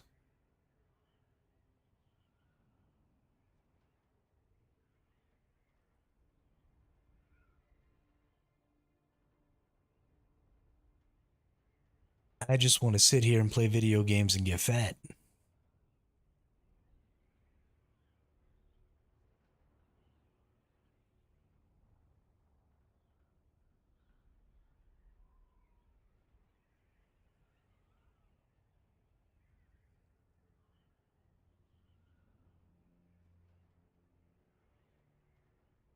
The deep desert is actually a shit show now.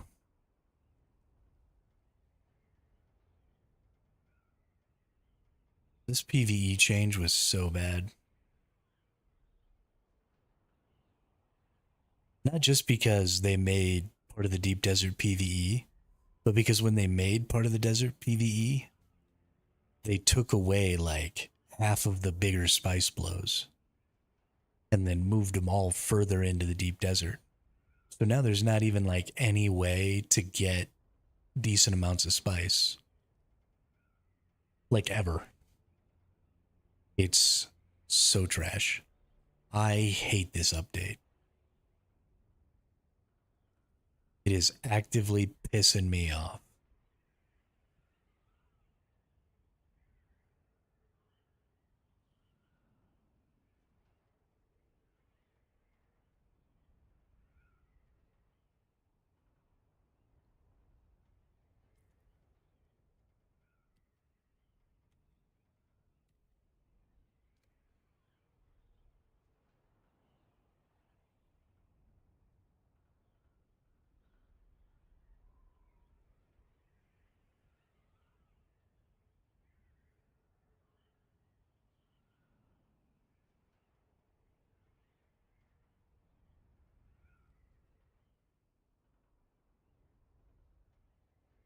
I'm always afraid when I come down to these that I'm just going to land and instantly get eaten. I didn't see any worm sign though, so I think I'm safe. That doesn't actually mean anything.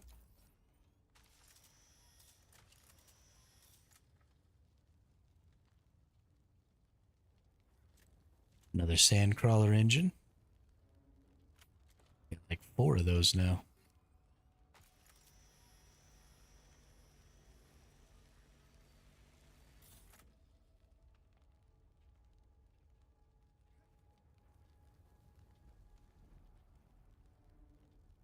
Okay, well that's way too high up there. I can't get to that.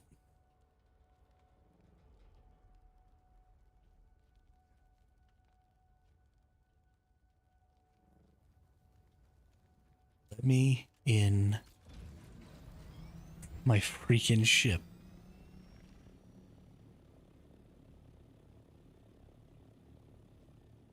We get any calibrated servos from that? Did we seriously not get a single calibrated servo? Wow, that's gross. Thanks, game.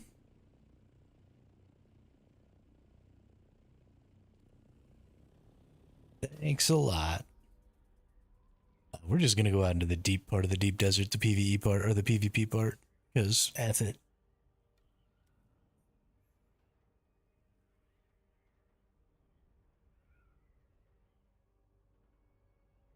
At least out there when we find ship crashes, they have lots of calibrated servos and stuff in them. They're significantly better as far as quantity of resources.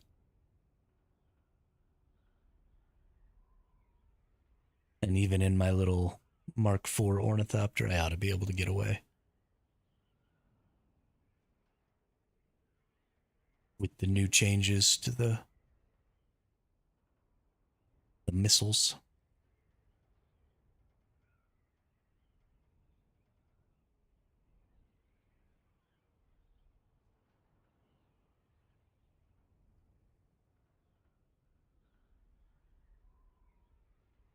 It honestly kind of makes me sad that, so as a solo, there's not really a ton of value in fighting. I guess you can find a little value in fighting by bringing a storage module with you.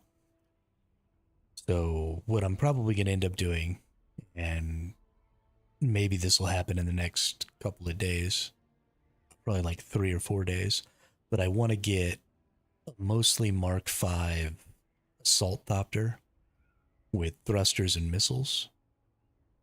And I want to carry a storage module in my on my person in my backpack. And then if I find somebody else who's, doing a spice blow or something like that, then I can kill them. And then I can just take off my missiles and equip my storage and take their spice and take it back. But that way maybe I can get some PvP in, kill some people, do some stuff.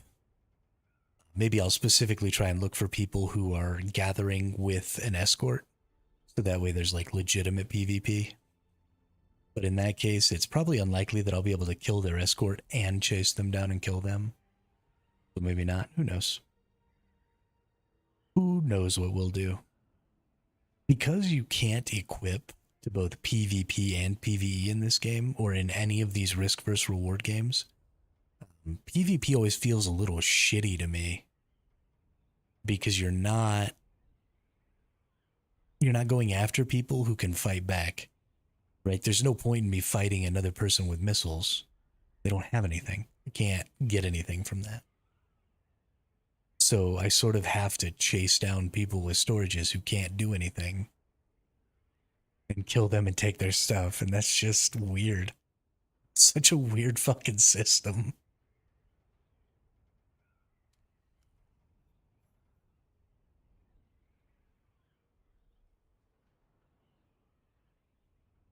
What are we even doing?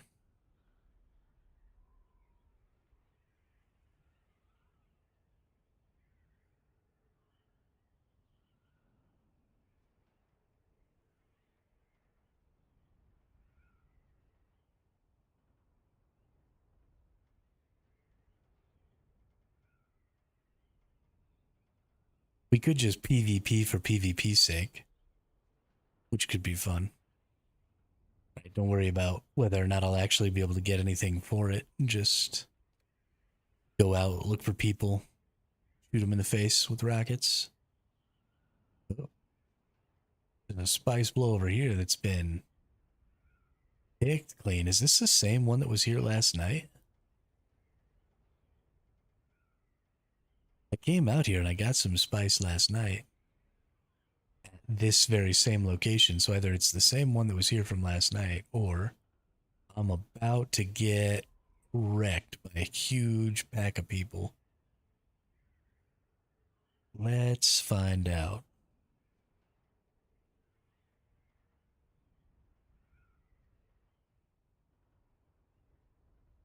Okay, I don't see nobody down there. There's still lots of spice here. It might be kind of safe to do a little farming here. Um, because it's picked so clean. Um, People just might not come over here. And I can still get plenty of spice out of this. I'll have to move around a little bit more. But I think that's okay. Let's go in here. Let's put all this heavier stuff in here. So I can hold a little more spice at a time. Like I said, I've got that compactor that doesn't make as much noise. And I've got soft step boots.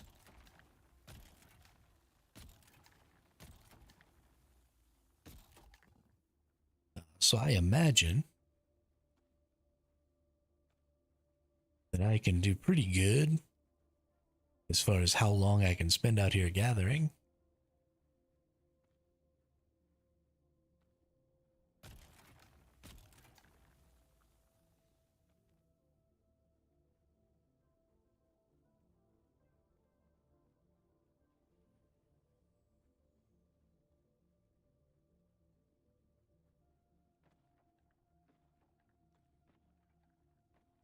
I did not hear that other person.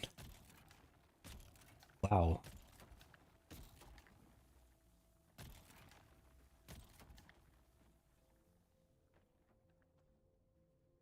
I almost want to snipe them. I don't I don't have any reason to do that. It's not like I can take any of their stuff really. But I almost want to shoot them in their face.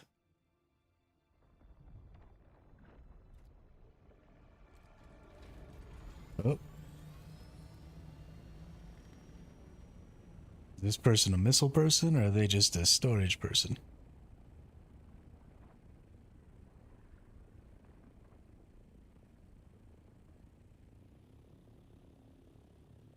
So it looks like I'm not the only one around anymore. These folks might be coming from a nearby base. They might have just been farming this for a while.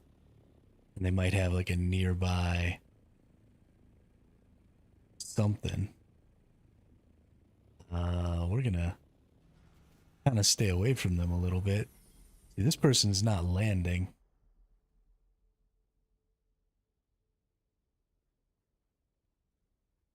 I don't trust it. There we go.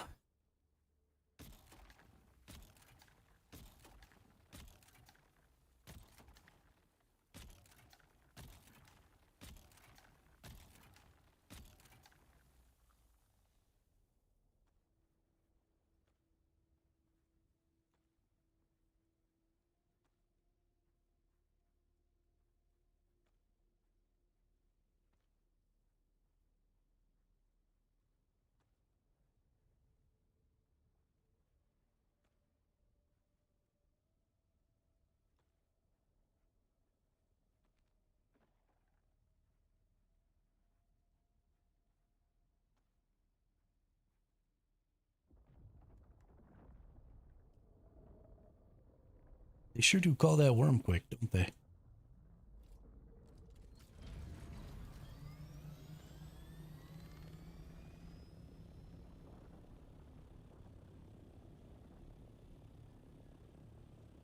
That person is playing with fire down there, staying so low. That worm could totally just jump out of that dune and just eat them. I don't know if they're brave or stupid.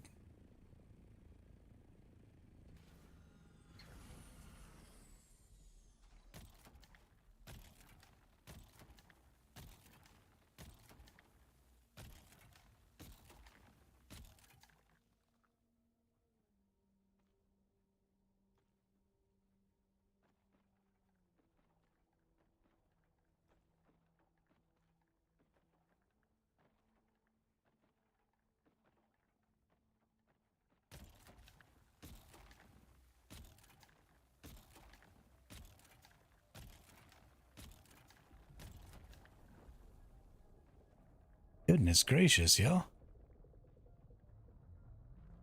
do you got? Holtzman shields on over there or something?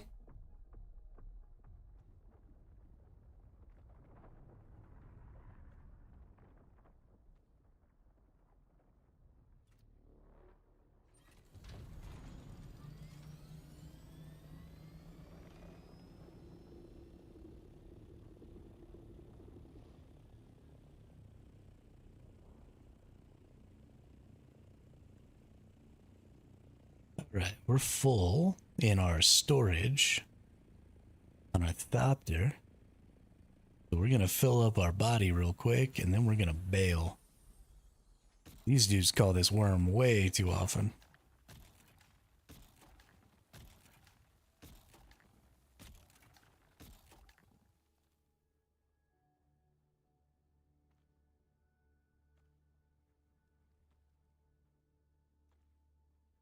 I also kind of want to take a pock shot at these fools, like right as I leave.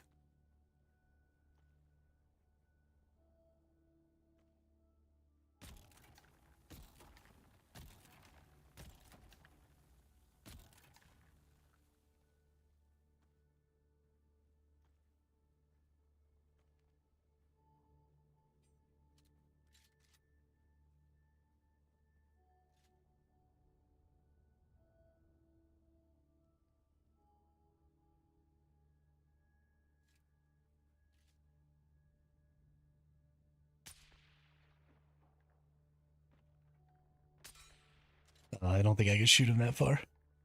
That's too bad. That would have entertained me.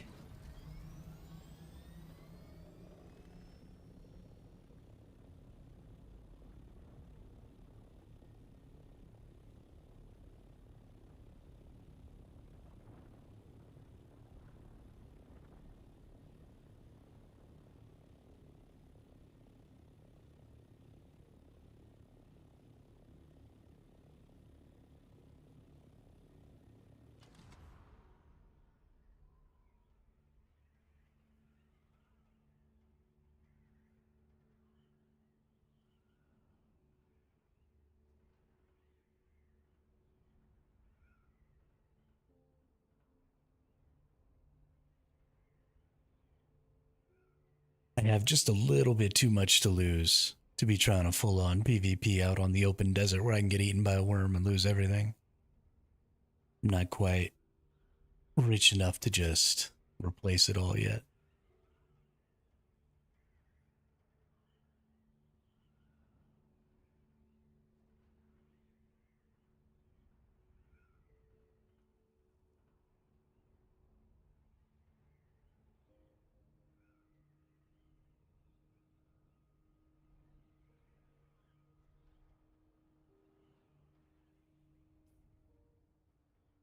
Come on down, step on by, up a carpet and fly to another Arabian night.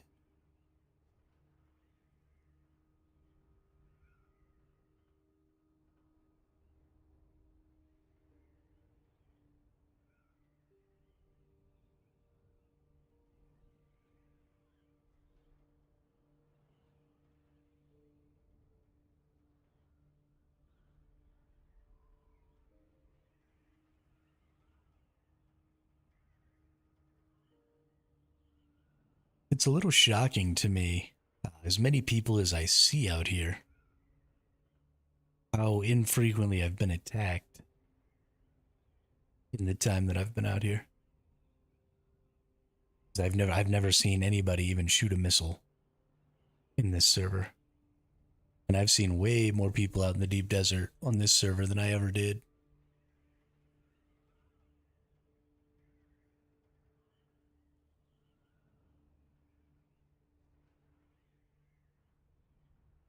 On our old server, and I got attacked a couple of times on the old server.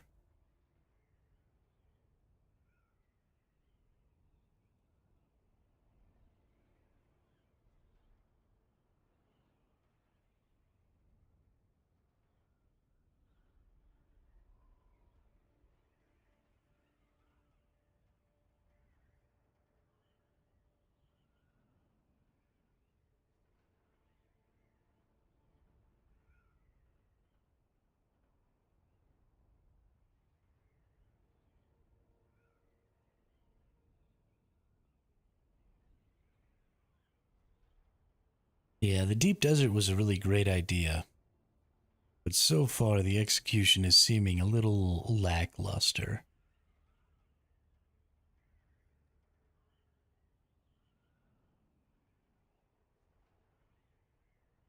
There's a lot of flying, just aimlessly, and there's not really a lot of danger involved while you're flying.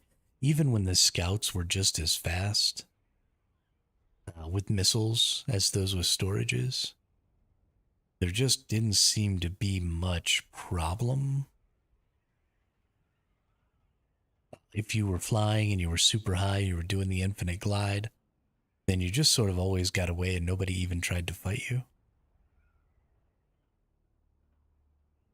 Now that missile scouts are even slower, that's going to be even more of a big deal.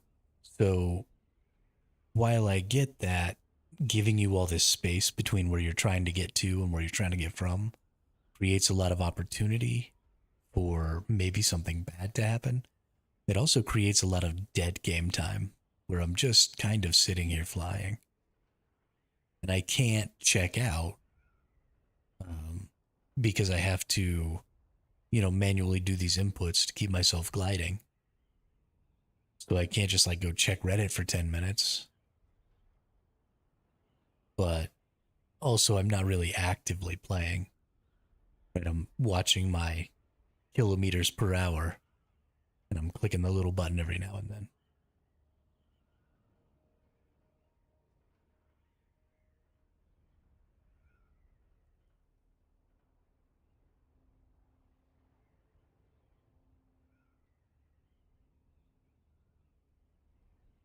I don't know. Just seems a little strange.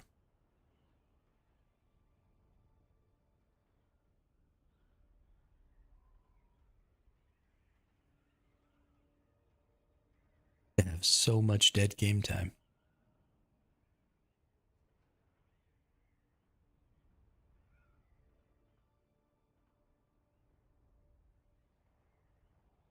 Once we get back, I need to probably get something to eat. I'm a little hungry. I get some more peanut butter and jelly tacos.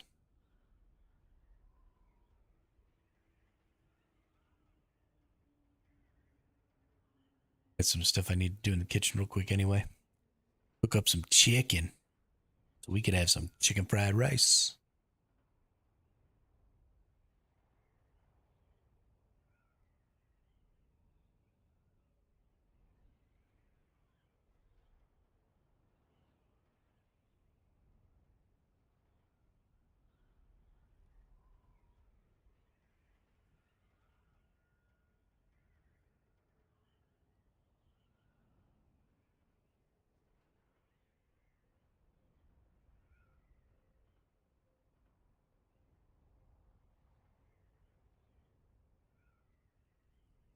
And now, I'm totally in the PvE zone. I have been for a while. And I'm still just fucking flying. Now there's no danger, right? This is just wasted distance here. I'm all the way full on resources, so I can't stop. Right? If something interesting catches my eye or something like that, So this is just transportation gameplay right here. I'm just flying, and I'm not necessarily opposed to transportation gameplay, but this is too frequent. Um,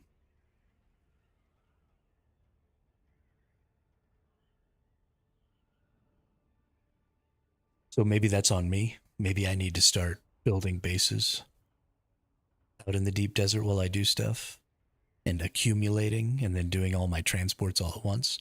But you don't really have a really good transport vehicle option. You know, the carrier Orny can carry 3,000 weight or it can carry a ton of spice sand, but only in the spice crawler or buggy because it doesn't have a storage module.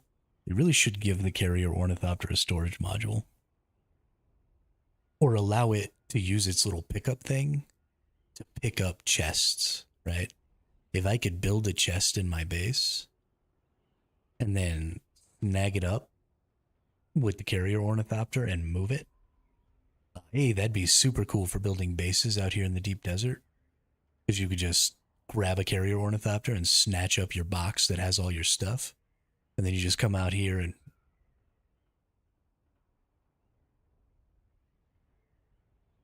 drop a quick sub thief console and or you know drop your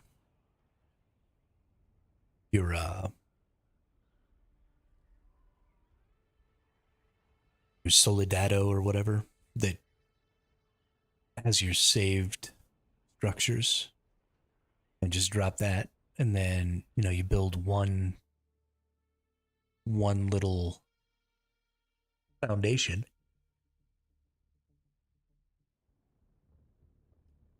and then you drop off the storage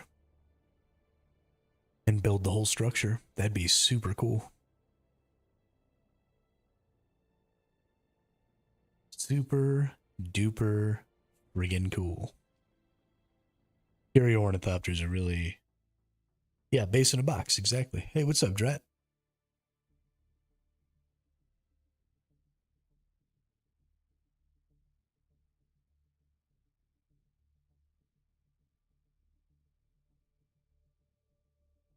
But you can't carry other vehicles into the world map.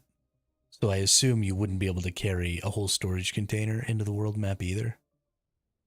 And that would just make me sad.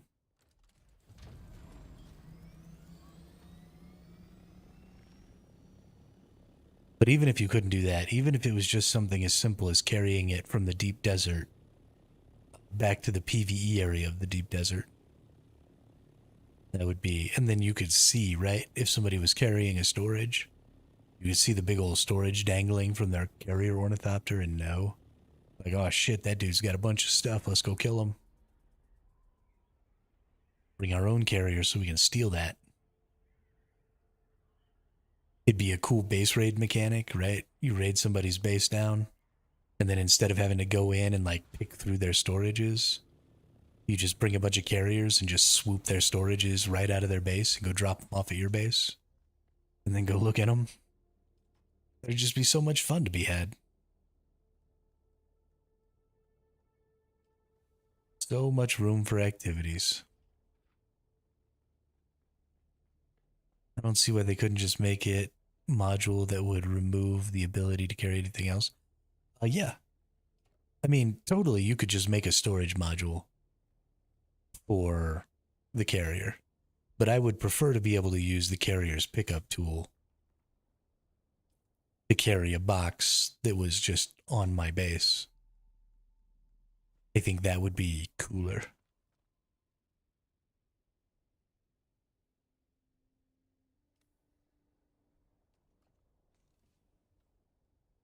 Super duper. If you're blue and you don't know where to go to, why don't you go where fashion sits?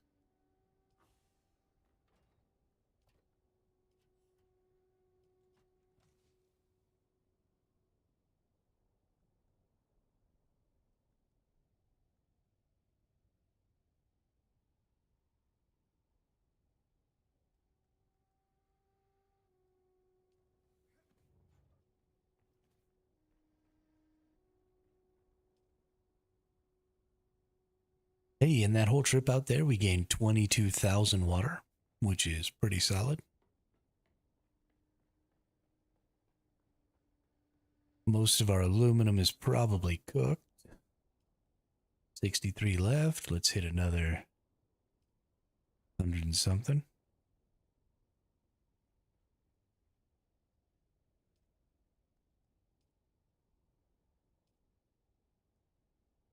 Yeah, water's looking pretty good, Dret. Looking pretty good. We got 4 of them big old catcher things. So we're making about 200,000 water every 8 hours.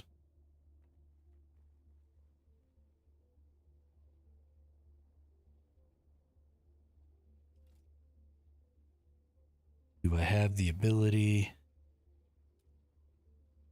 Not quite. A little more silicone and 13 more calibrated servos, and I can make a 5th one. And the 5th one's going to go right here. Will I be able to put a 6th one over here? Doesn't look like there's space. That's too bad.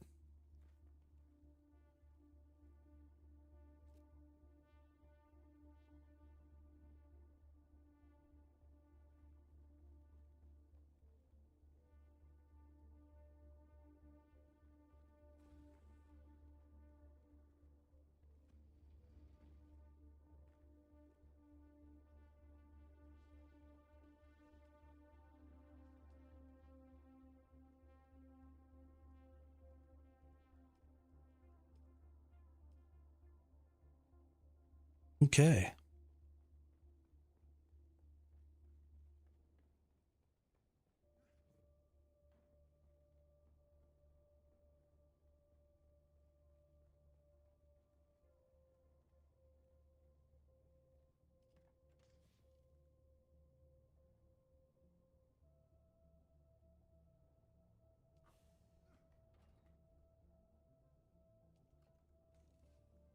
We sure do have a lot of resources. Goodness.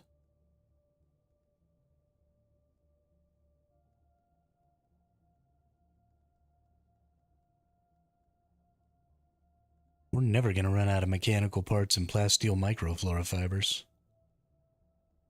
Make a new set of gear every day.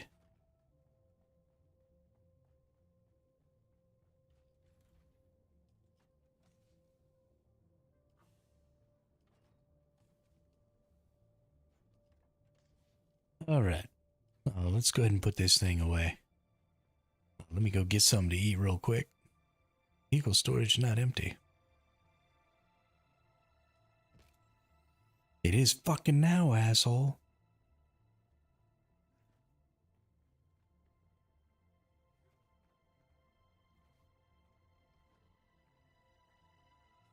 Yeah, let's go get myself some PB&J tacos. I'll be right back.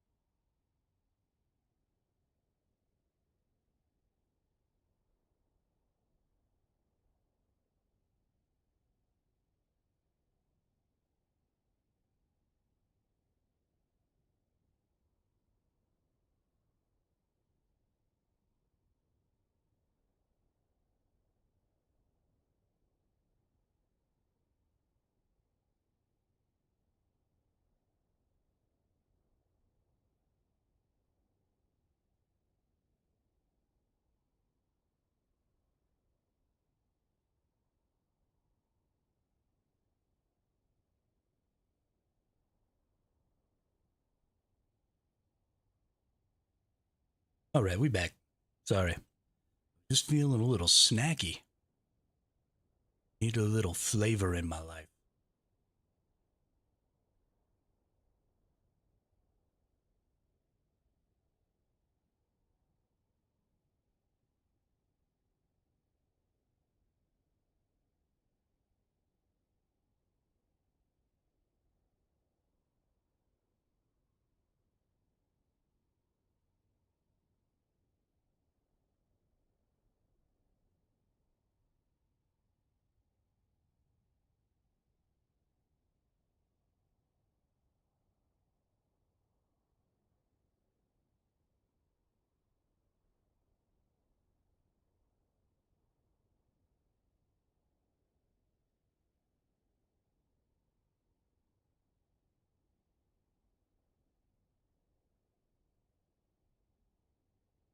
Really can't wait until this floor is just totally filled up with storages of all kinds. Gonna have water over there. You know, you get your depot stuff over here. I'm gonna fill all this all up with just rows and rows and rows of storage bins. Just stupid amounts of stuff.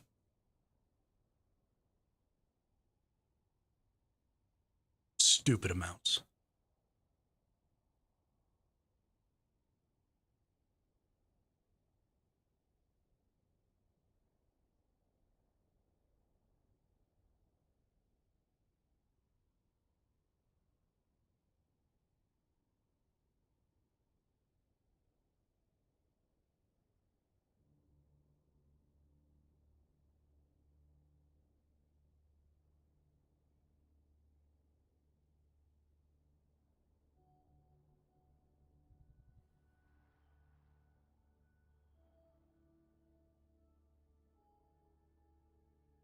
I think probably one of the things I'm most interested in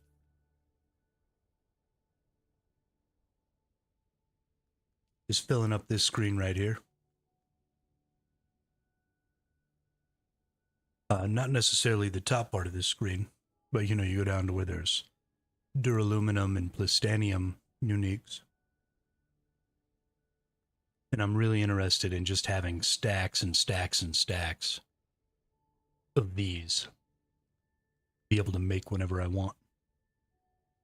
I think that's going to be super dope.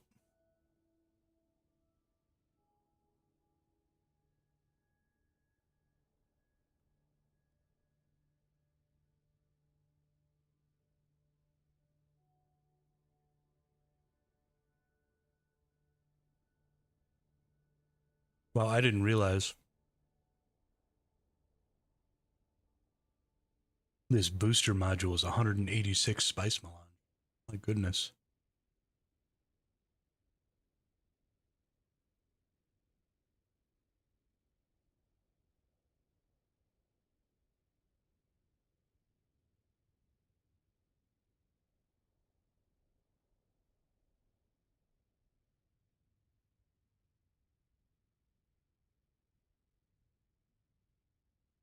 So I don't think the change has come in yet, but I think they're planning a change to boosters where the booster modules are going to actually add to your potential maximum speed instead of just keeping you at a minimum speed that is higher. So right now the Mark 6 boosters really only get you to like 135 miles an hour or something like that, or kilometers an hour. And that's kind of trash because um, you know, your glide speed is 180 kilometers an hour. So if you hit your boost while you're gliding, it doesn't actually do anything for you. Now you can, because of that, you can go up better. So you can pull like a dive, swoop with the thruster and ultimately go faster. But there's no value of the thruster in the glide, which is kind of silly. So they said that they had plans to maybe be changing that to where the booster just gives you like a flat increase to your speed.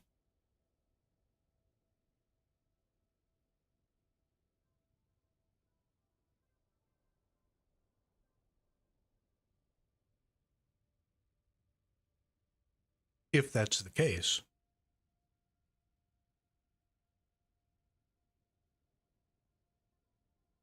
then this module will actually have some value because it gains 1/6 less heat as a regular Mark 6 booster. So it only gains 125 heat. The regular booster gains 150. So you're going to be able to boost longer. Although it does say that it's going to reduce the overall boost speed. Um, that's fine.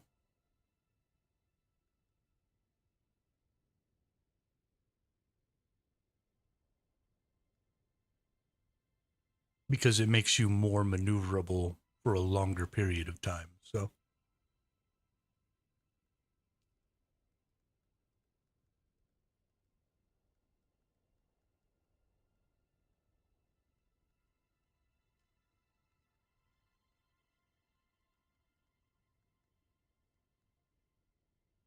Bloodshot Buggy Engine.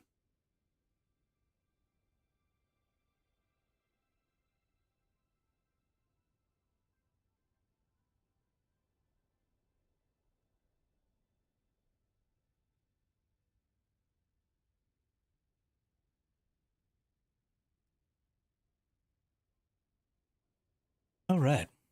Stop staring at the research screen here. Much fun as it is. Let's get back to it. I think we're going to go back out into the deep desert.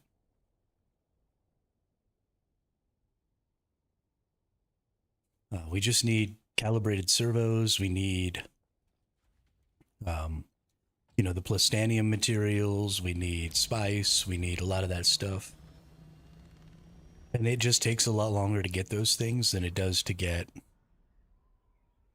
aluminum and jasmium and flower sand and erythrite and all that stuff. So we just have to spend a lot of time flying out into the desert.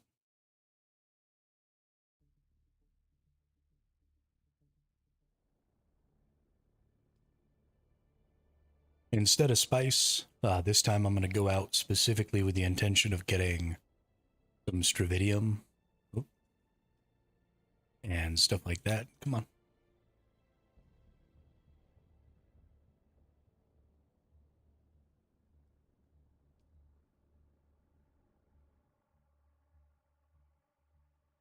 So I'm going to go ahead and fly straight out on the 1 to 2 line. See if maybe I can find some stravidium and stuff out there, get a little mined up. I'll probably start with just stravidium because I need to get a medium chem bench down. So let's see. What's a medium chem bench cost? Pretty sure I have it unlocked. I think I just unlocked it, yeah. So it's just duraluminum, silicon, complex machinery, and 35 spice melange. I actually have all of that, I think. Maybe not the silicon.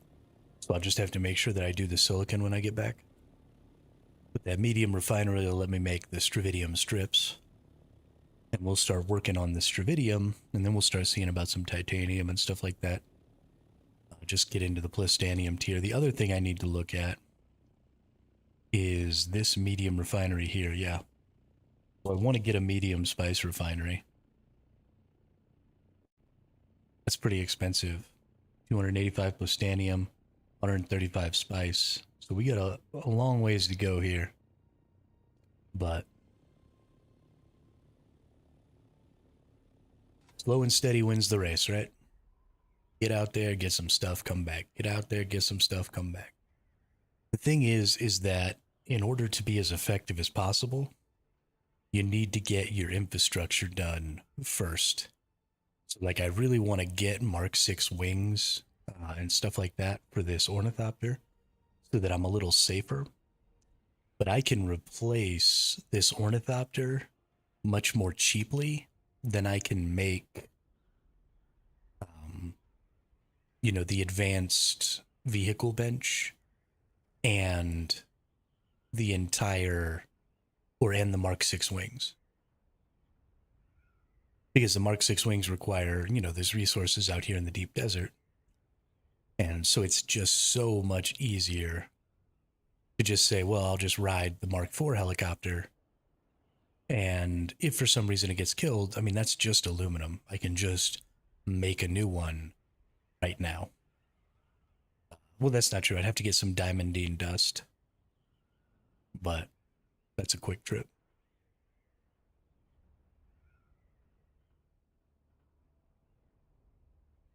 I should probably start doing that trip once a day at least, maybe twice, because I am going to need a lot of diamondine dust in the future. Making assault thopters, and eventually, if I get into some PvP and stuff, I'm going to need to be able to replace hull pieces and things like that that get damaged. Should probably start thinking about, the long term health of my resources.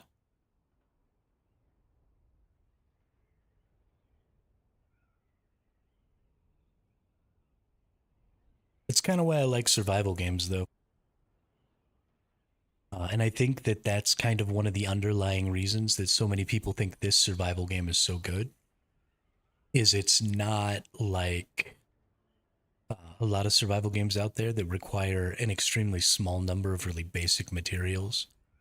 Like, for example, if you've ever played Ark. Now, I've never played Rust. I don't know exactly how advanced its itemization and crafting system are. But if you've ever played Ark, um, there aren't that many raw materials. And so there isn't that much consideration as far as what you're farming, right? It's always metal, crystal, um, pearls, obsidian, stone, wood. There's the big ones, and you just go farm those in obscenely large quantities. And then you use those materials to make the other more advanced materials, but you don't go find those other more advanced materials. So it's just a lot more menuing and stuff. And in this game, there's a lot of consideration, I think, about, where should I go? What should I farm at any given time? And it's not just, oh, just go do another metal run. Just go do another metal run. Just go do another metal run. Oh, we need more metal. Just go do another metal run.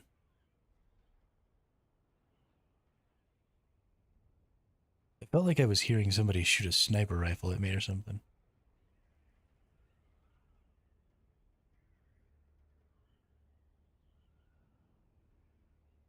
But you've got flower sand, you've got spice sand, you've got all the blues, you've got all the greens, you've got all the oranges, you've got all the grays, and all the grays come from different places, and so there's just lots of value in going and doing a lot of different things. Somebody's got a carrier. Ooh, pretty.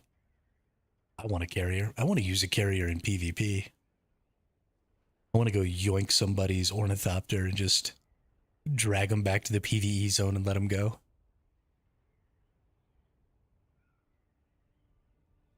No PvP for you.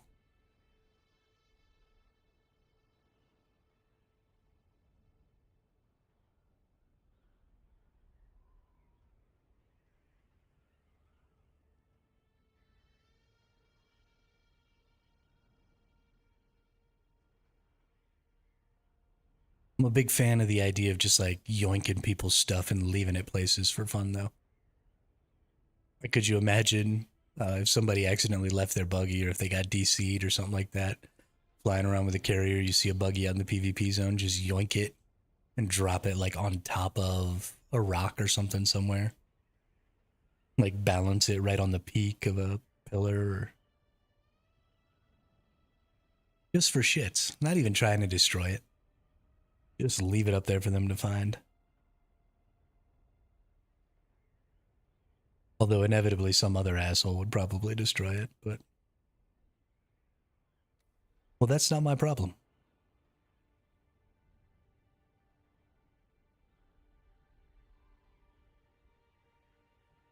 All right.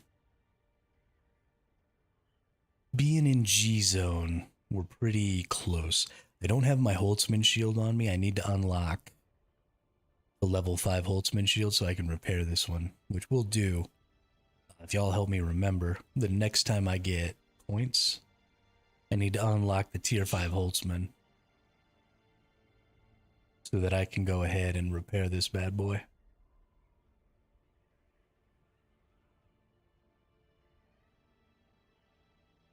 And make a new one if I can, but we're going to see if maybe we can find some Stravidium right here in the, what is this, G sector? Yeah, in the G sector here.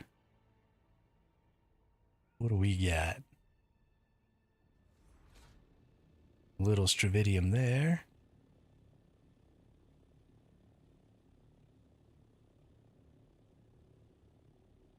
Little Stravidium there. Okay, well, it's not a lot, but let's go ahead and get what we got here.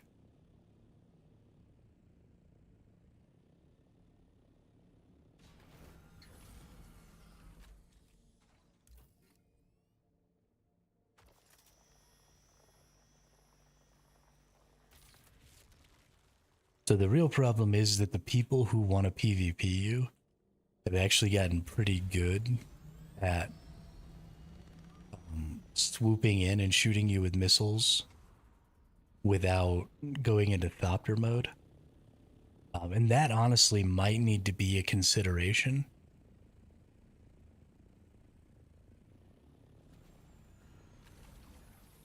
Maybe changing the way missiles act or how much damage they do or something based on the mode of flight you're in.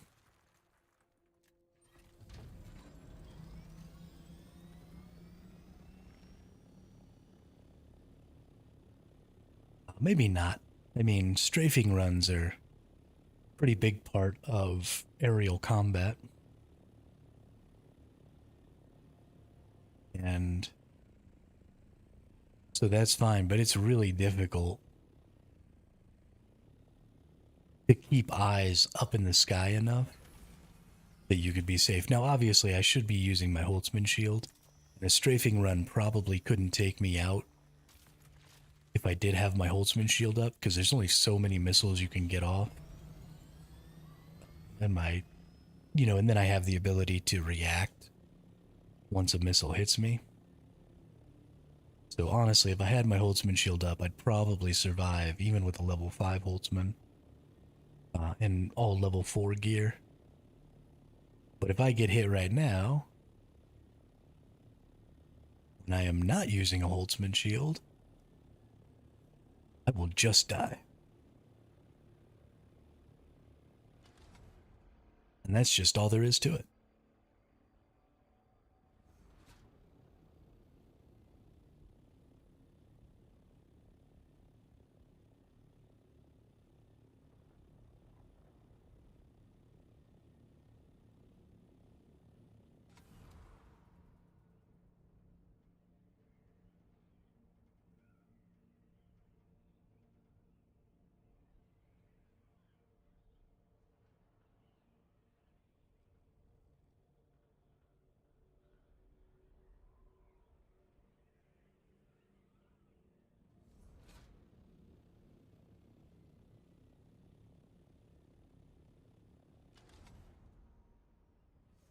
What the hell are you doing?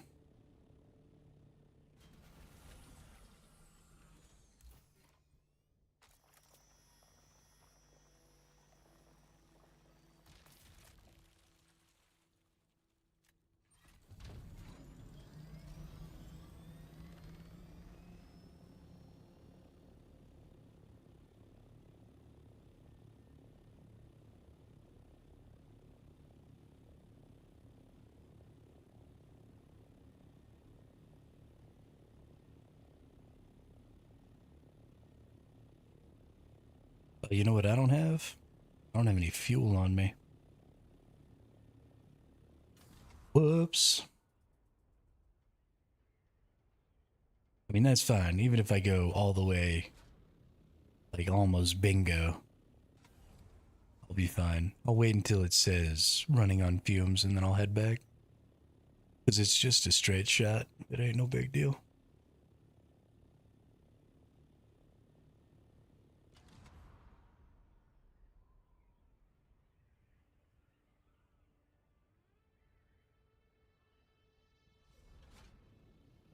Even if somebody were to come and try and attack me, I'm sure I could just run away.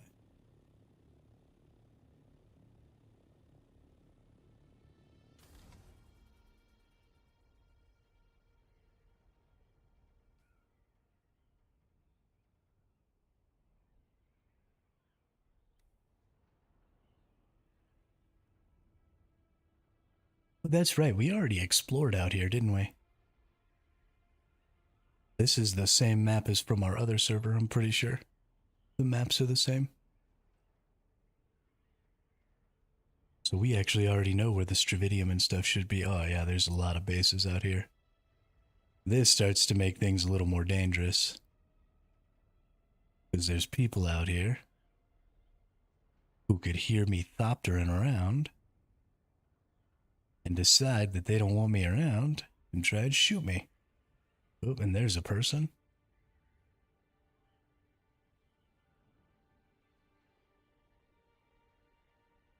There's a person.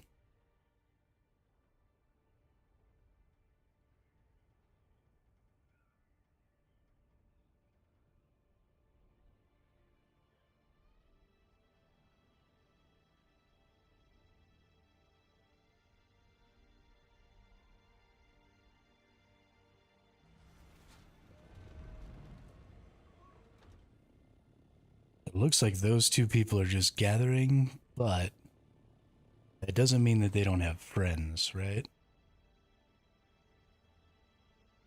And so, with all those bases and stuff around, it's possible there's just somebody chilling in one of those bases with a missile launcher. Ready to come ruin my whole career. Looks like somebody's base got blown up here.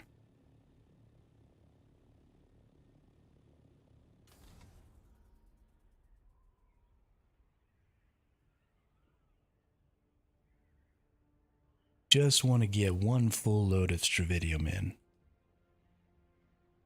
That'll give me a little over 1,000 Stravidium. Oh, there's another fucking ornithopter. God.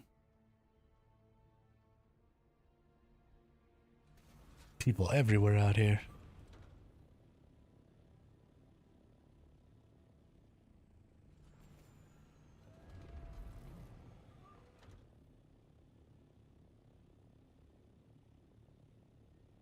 You sure they just went and landed in that base right there?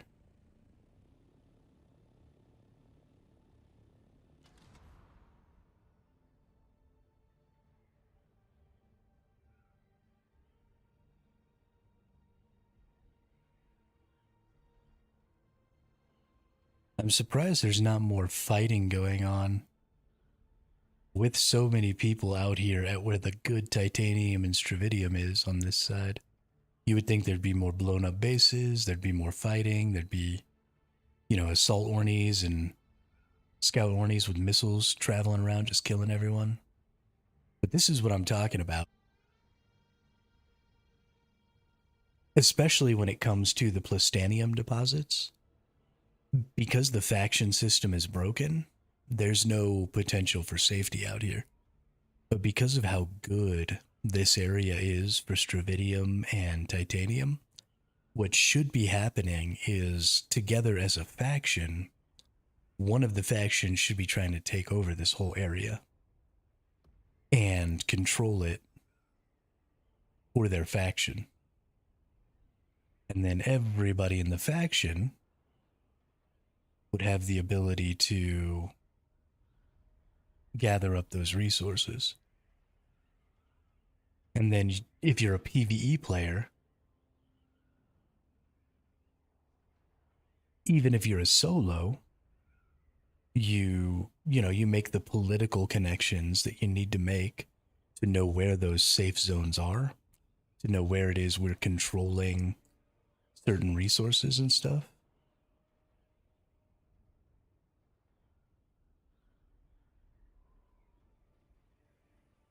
Oh my god.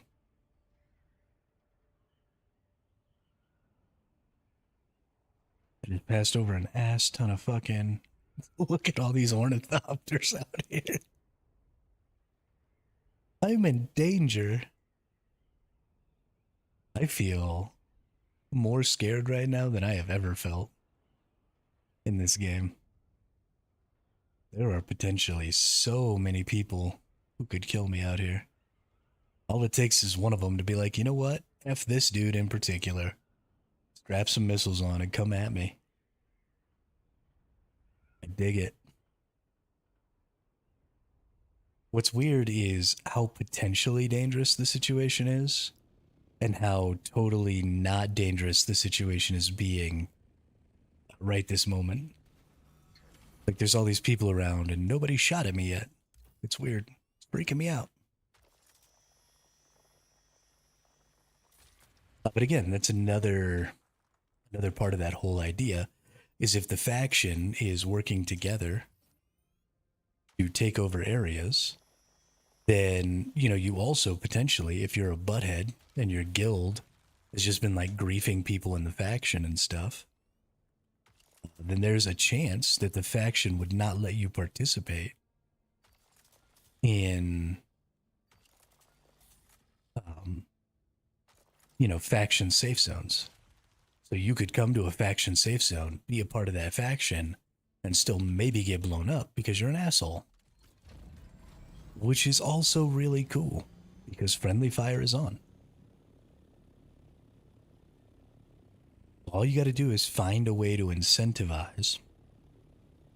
And I've been talking a lot about punishments, but you could also find a way to positively incentivize. And I think that's what the Landsrad system was supposed to do. Working together to win the Landsrad was supposed to incentivize people to work within their factions.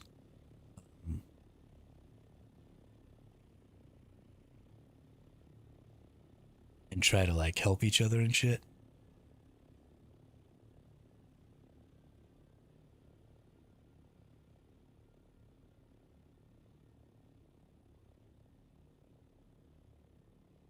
But I don't think it's ended up working that way.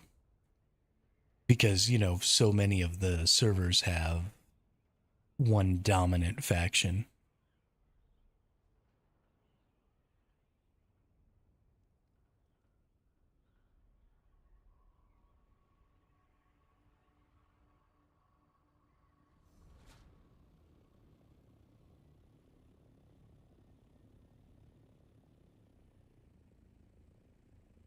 There's just fucking people everywhere out here. Oh my god. Oh, that guy's turning my way. Don't you look over here.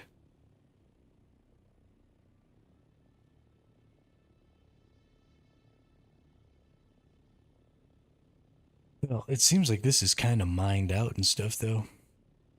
With so many people flying around picking up all the nodes and stuff, there doesn't seem to be a ton for me to be able to get. Maybe if I stay a little further south.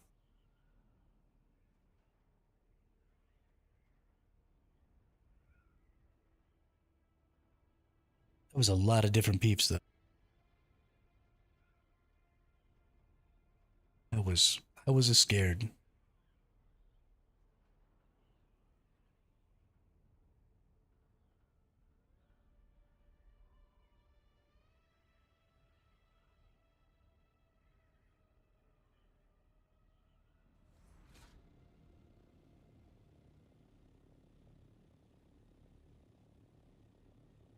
They also extended the respawn timer. So, Stravidium nodes and Titanium nodes used to respawn every 30 minutes. They're only respawning every half hour, or they're respawning every 45 minutes now. Which would explain why that was so picked clean out there. I may have no choice but to wait until later on in the day. Like after prime time. Because, I mean, it's a Sunday right now.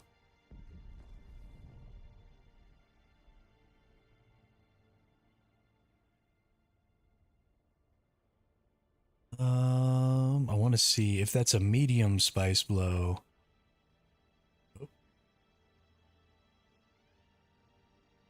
That was not my shadow. That was an assault ornithopter shadow. The new PvE zone is just the deep desert still. Gravy. It's not. They haven't changed it in any way. In any way.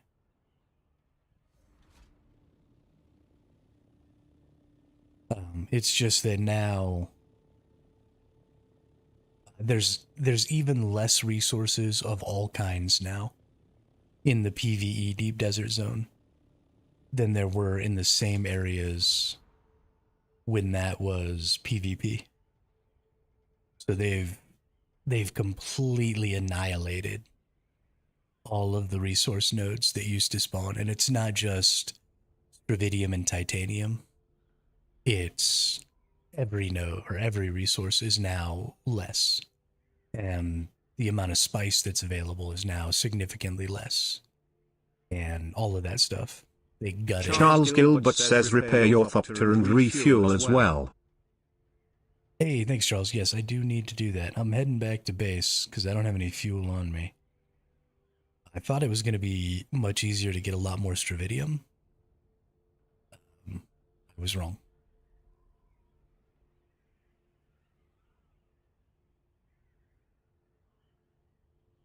Thank you for the reminder.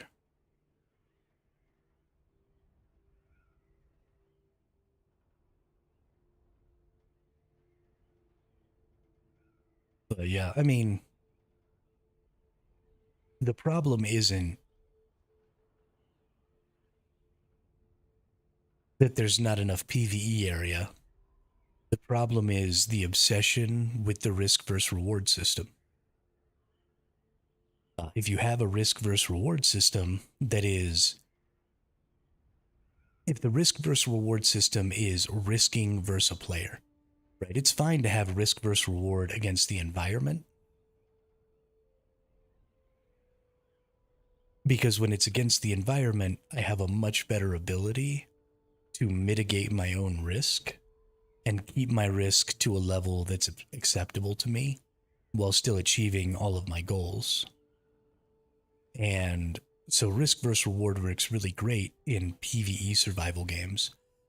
Ark is still really fun in PvE mode, even though you can lose all your stuff, because I get to mitigate that risk by deciding, how much stronger than the environment I want to be before I go interact with it. But when you're talking about risk versus reward in a PvP scenario, I start to lose control over how well I can mitigate risks, because I can only mitigate risk up to a point of my skill level. And after that, that's the end of it. Because everybody out there has the same ability to get this, has the same ability to get the same gear as me. And so if they're better at the game than me, I can't mitigate that risk from them. They're going to be able to kill me. And because of that,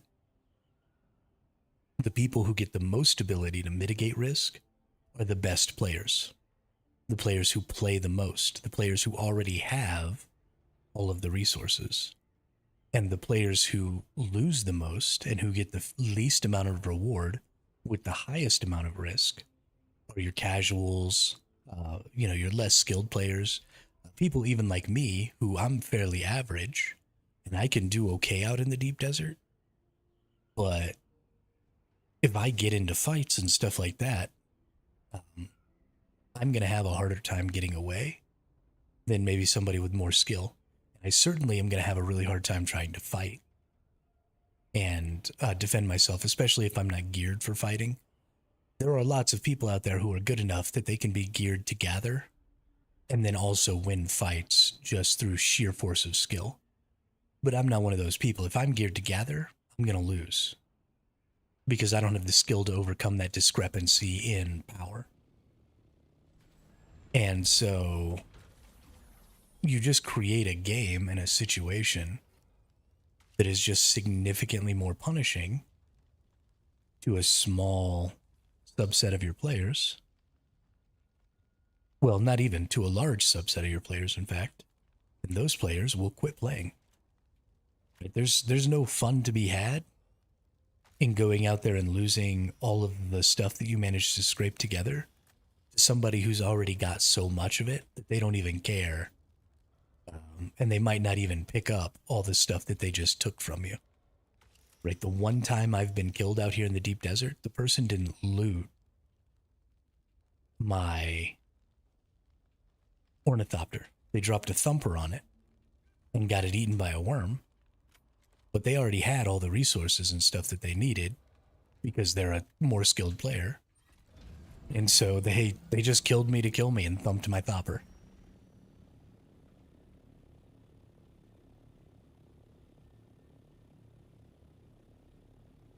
And I mean, cool.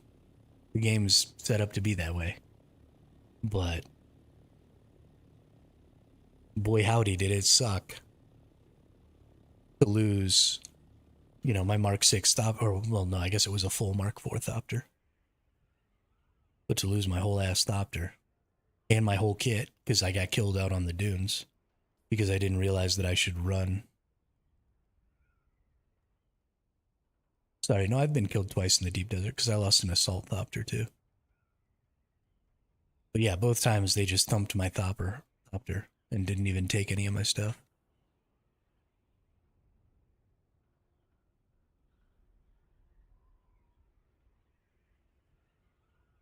But that's what happens. When you get tons of the reward, you don't need the reward. But when you take all the risk, you end up losing way more than you gain. And risk reward systems are just stupid. And so they're trying, sorry, I got really off a track, but they're trying to enforce that risk versus reward. Speaking of losing things, I finally got eaten by a worm. Luckily, only lost my Mark 1 sandbar, Mark 3 gear and stuff. Oh, nice. I'm glad you got eaten by a worm. I think it's an important part of the experience in this game. Worms are cool. Worms are hella cool. But yeah, so they're trying to impose that risk-reward 0. Yeah, now you can make a Chris knife. And so when they're trying to enforce that risk-reward system, they can't give you rewards in the PvE zone. They have to make the rewards in the PvE zone so sparse that you want to go into the PvP zone to get more stuff, to get more resources. So not only do there have to be more resources available in the PvP zone, there have to be so many more resources available in the PvP zone that even more casual players will be driven to go out there because even all of the losses they'll suffer will be worth it. And so you have to create this situation where the discrepancy between the available resources in PvE and PvP is so great that you again create an even wider gap between the best and the worst players. So the best players now have access to this almost unlimited resource pool of plastanium and stuff like that. And there's nothing we can do to stop them from harvesting all those resources. And our resource pool, right, our ability to catch up to them is dependent on our ability to also gain those resources. So our resource pool is like 6 Stravidium nodes in the entire PvE area. So you're never going to get any of those. So you're only going to be able to try and fight them with duraluminum. And so they just have created this system where those people are snowballing and getting further and further and further ahead. And now I have no ability to catch up because there's no safety out there for me. So now not only am I worse as a player, right, and I have a harder time fighting even on equal footing than the better players do, but now I'm fighting from a disadvantage because I was slow to get out there. Right? I was a casual player maybe, and I only played 3 hours a day. And so now I get out there and all of these super hardcore fools are already rocking full Mark 6 thopters, and I've still got my Mark 4 thopter. How am I going to ever get to Mark 6? It's literally impossible. And so you can't, and I've said it a bunch of times, and I'm going to keep fucking saying it, because holy shit, it's so goddamn obvious. Figure it out. But the answer is that you have to smooth the risk curve. And in order to do that, you have to enforce your freaking um your faction system so that the people in my faction create some modicum of safety for me so that I can go be around them and gather those resources and get to tier 6. And it's not even difficult to see that that's the answer. Or get rid of risk reward altogether. Right? Stop trying to make it so that I have to go out there and potentially lose everything to try and get up to the next tier. Right? Like, I understand that that's where modern PvP gaming is going, but it doesn't have to be. Just don't do it.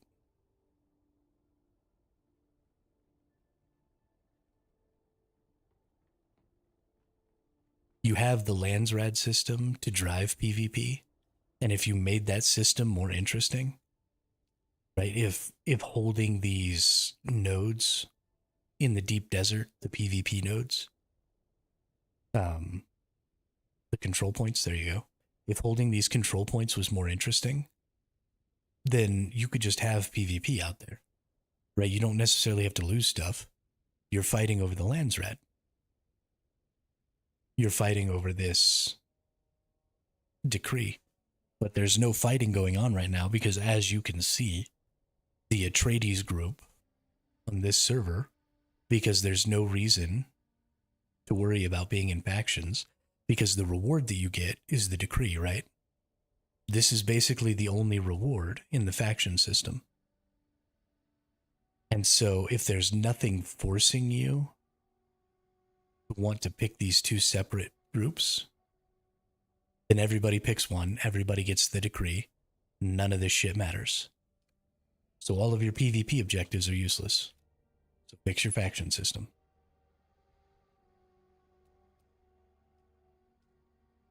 We need 22 more silicon blocks. Sure, let's make 400. That sounds like a good idea.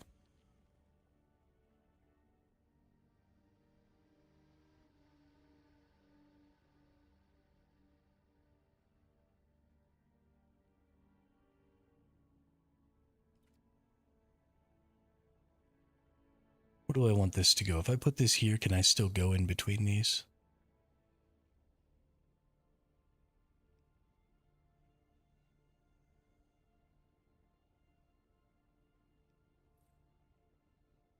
Oh yeah, that's it. That's pretty perfect, actually. If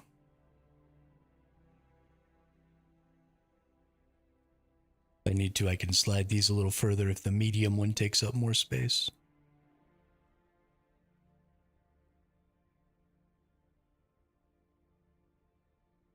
Cool, cool. Cool, cool, cool.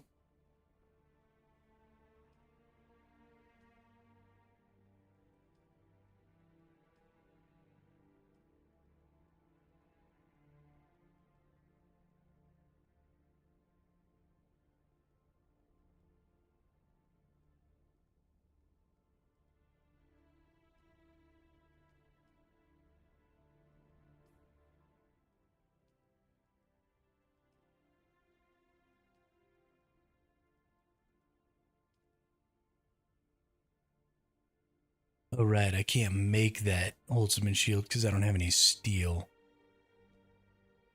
That's right.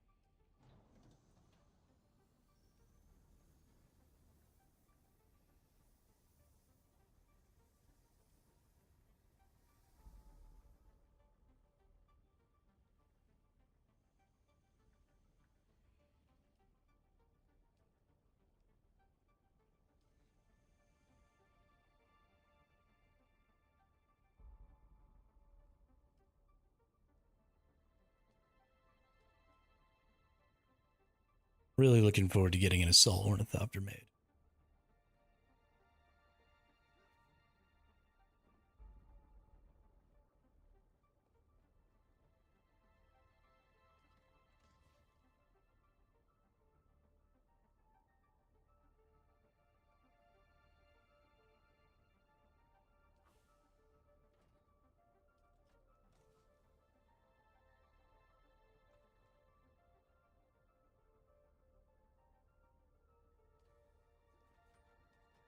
I gotta admit, I kind of just like looking at my resources. Like some of them I don't have nearly enough of. Like I need some more of this. But sometimes it's just fun to look at. I like it. What I really want is to get a whole lot of freaking ingots. I don't have a ton of ingots right now. A lot of spice, a lot of all this stuff. Like this is the storage chest I'm really worried about, right? I want to have a bunch of all of these things.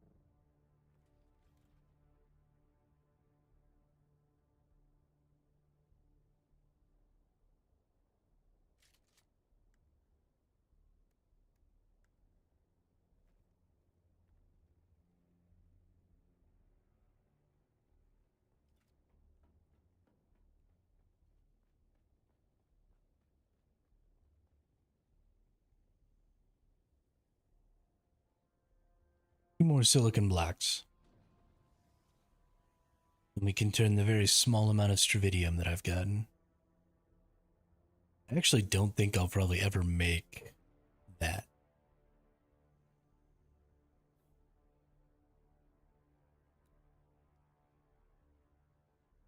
Because I don't run this one even 100% of the time. I just don't see the point.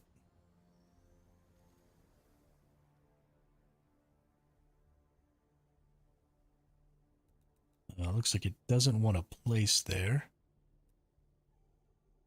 Let's just build it.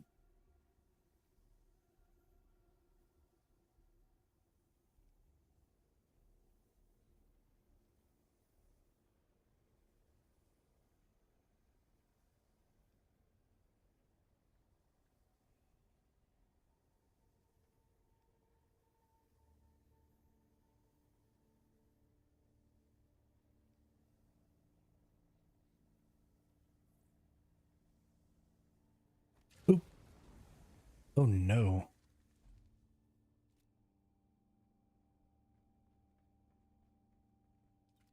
Whoopsie.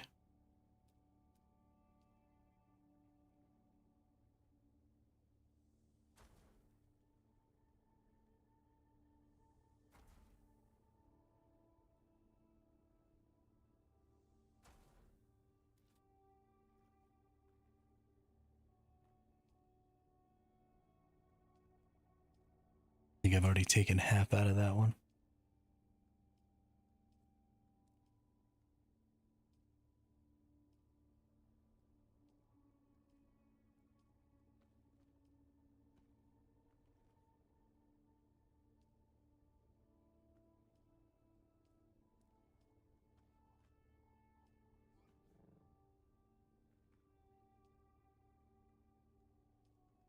Oop, oop.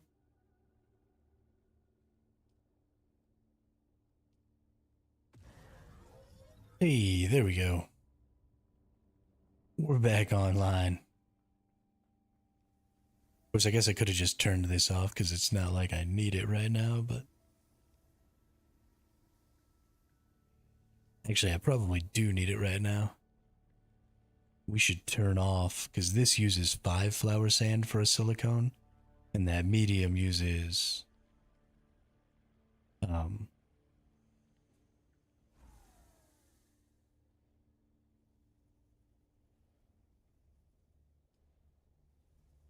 only 3.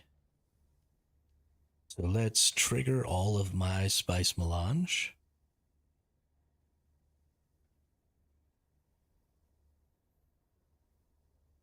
Never mind. Let's trigger all of my Lagone.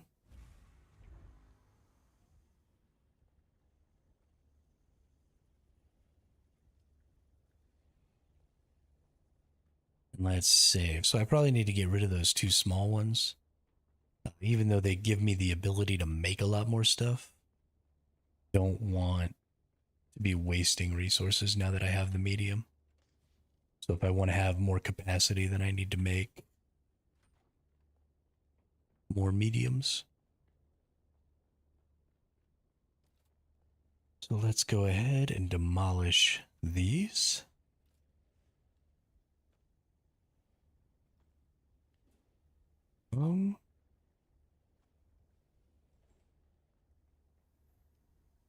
Let's go in here. Let's go to storage.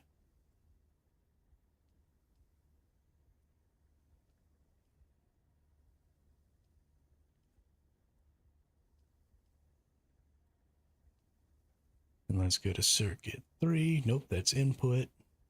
Output circuit 3. 1, 2. Oop. Perfect. And then we'll put another medium right here. And then we'll have a medium spice refinery, hopefully, that I can still get inside of here. If not, we'll shuffle things around. All coming together nicely.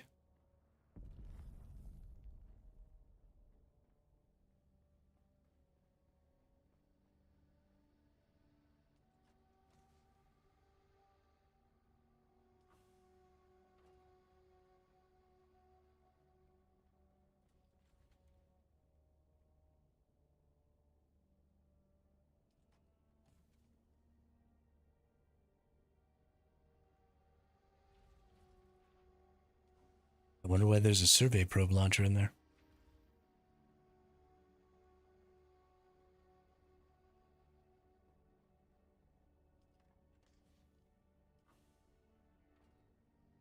In a second.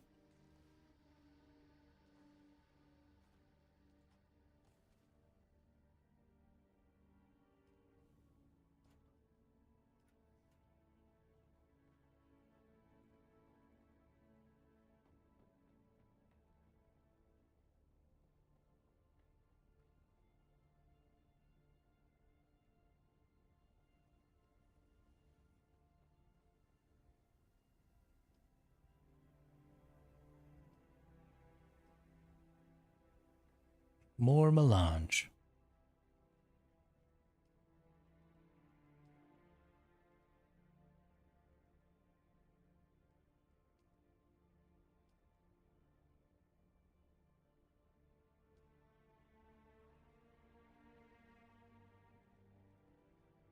So this time I think I want to go back out, but I think I want to go in the other direction.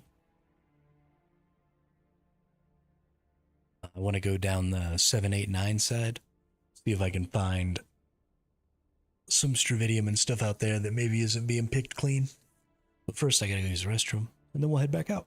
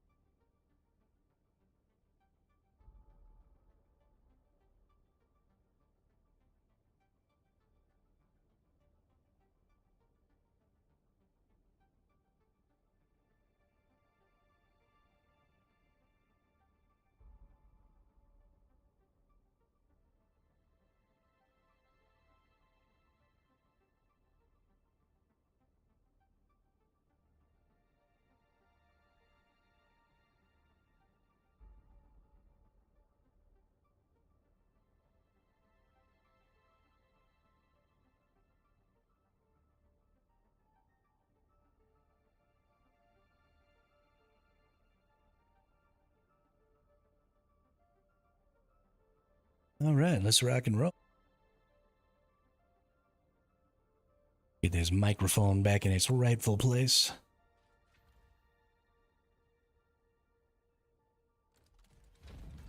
I was about to see, what do you mean running on fumes? I already put a can of gas in here. But we're good. We're not running on fumes anymore. Slap.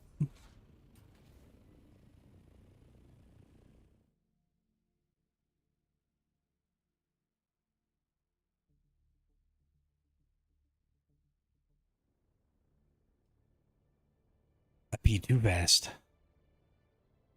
Get in, get off, get out.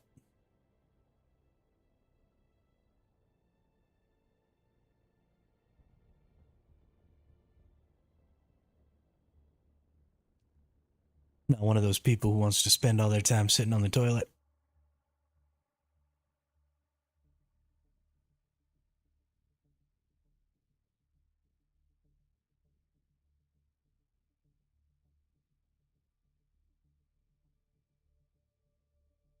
It's not nearly as comfortable as my chair.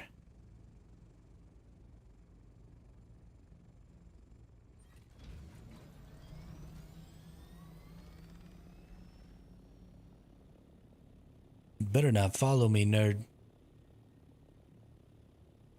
Get away.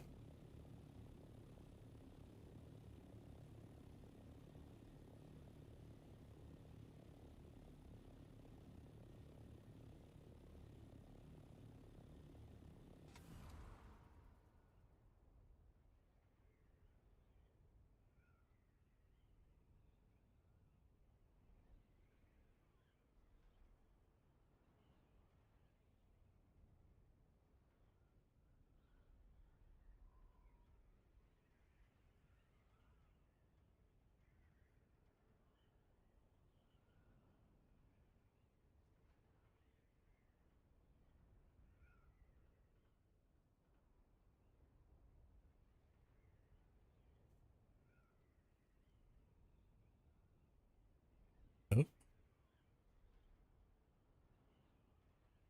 might be following me.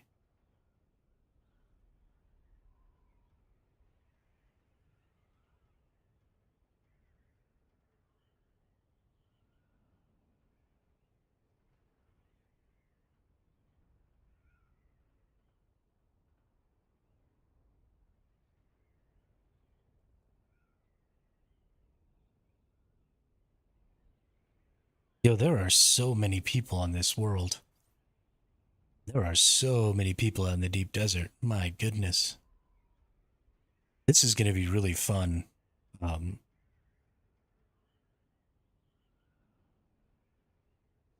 I also don't know that there are any huge guilds here. Maybe there are. But so far, I haven't seen any, like, sand crawlers or anything like that, like I did on our server, doing any spice runs. So,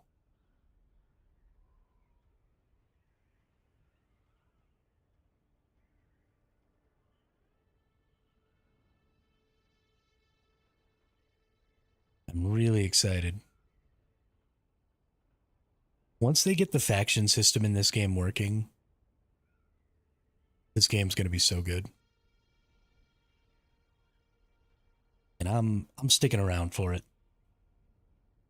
I'm not terribly excited about the way things are right this very moment, but I'm too hopeful for the faction system being better.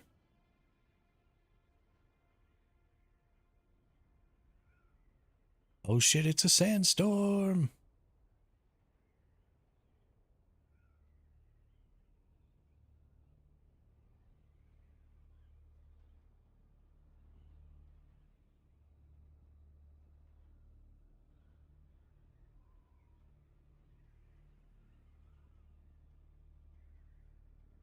They look so janky from the outside. Like when you're in it, it's super cool and interesting.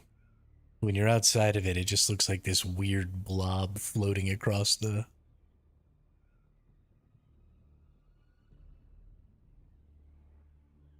desert.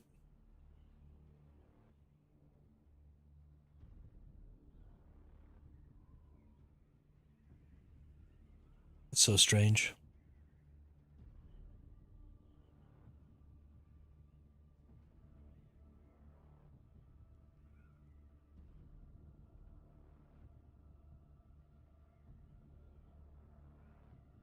Shia farted.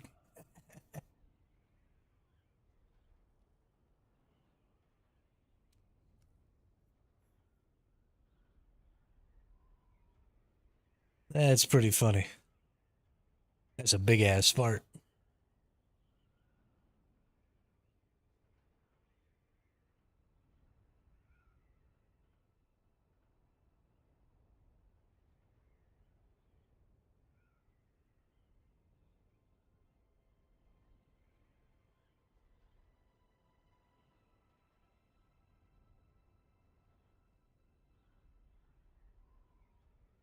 Would explain why it causes so much damage, though. Poison damage.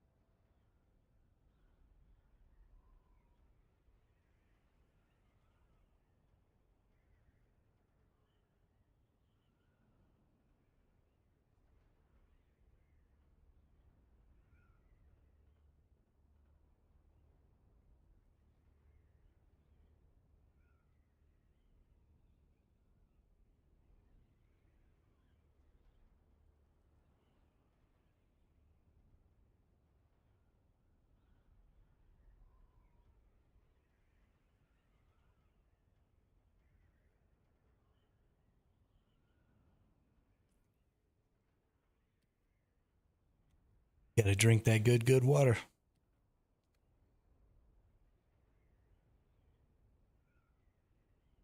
Brought me a whole ass deciliter, John full. I feel like I can't just not get this. Like it's a medium spice. Oh, it's in F. Okay. Well, even so. That's fine. I got plenty of spice. No, it's not. I should get it. It's close.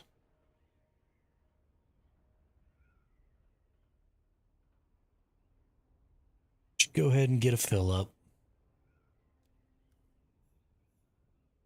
If I get attacked, I can still kind of get away.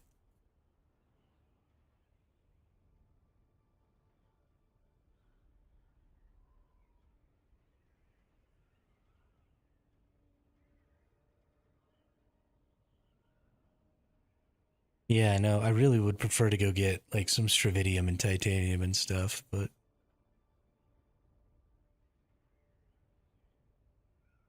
I need the spice more than anything.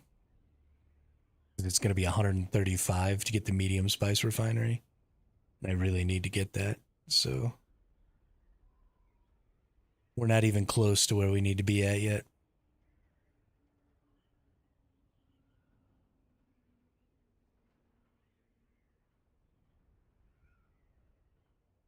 There should be no inner turmoil.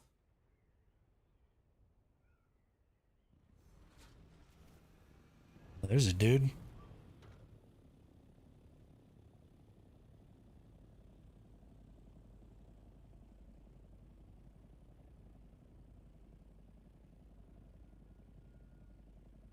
Does bro see me? I'm not gonna land and jump out.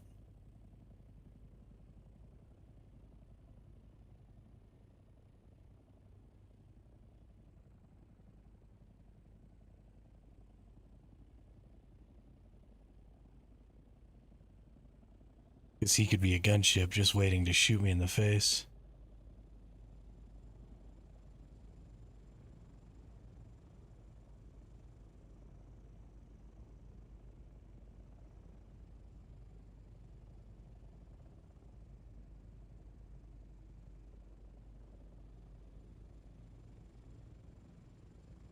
Yeah, I can't tell if that's missiles or I think that might be missiles.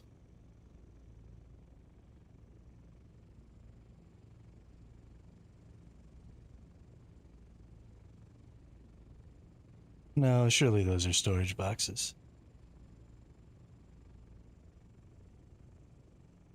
Yeah, I think those are storages.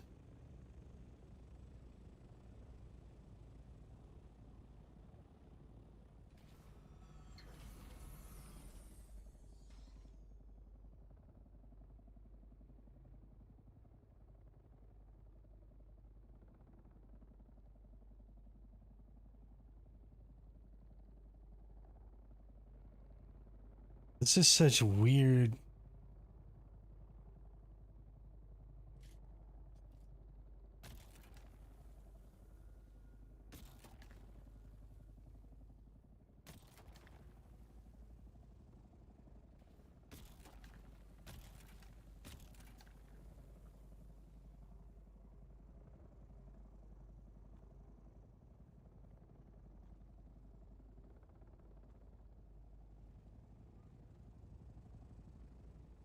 I'm so confused by this person.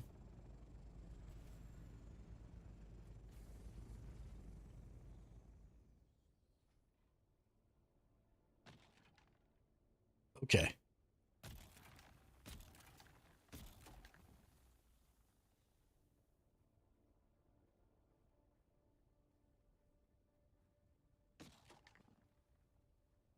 I feel like they're trying to come and shoot me with their weapon.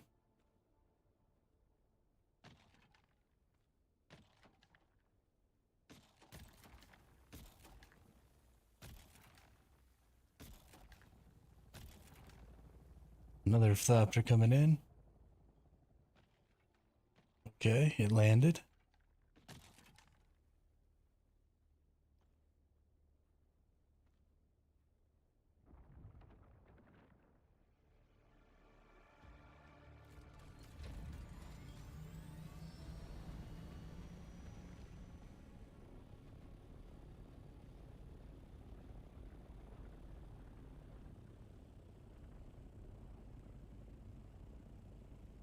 On the bright side, there's lots of people here. So if somebody comes to kill us all, they might just go after the assault orny first. And I might not have to worry. Unless it's somebody who's like allied with the assault orny. And then I'm definitely boned.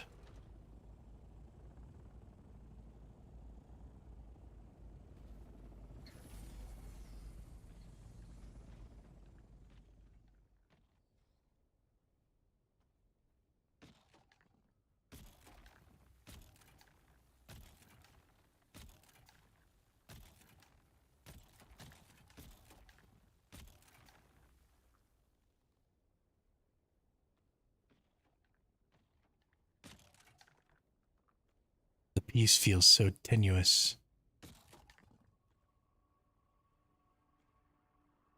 I feel like at any moment I'm just gonna start getting shot in the back of the head.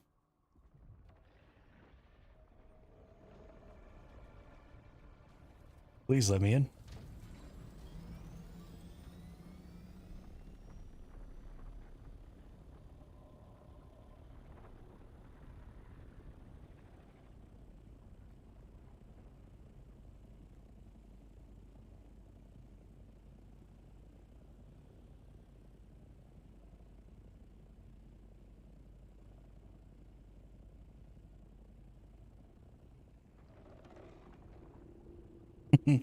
Free Willy.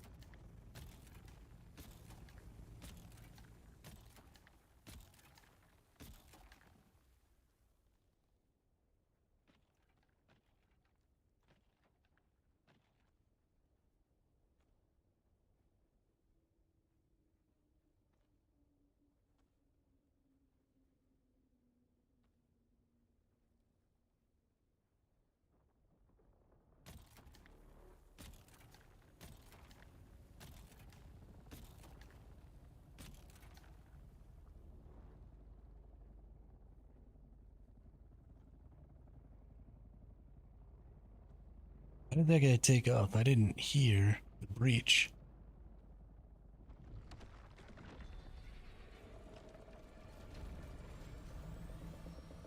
There it is.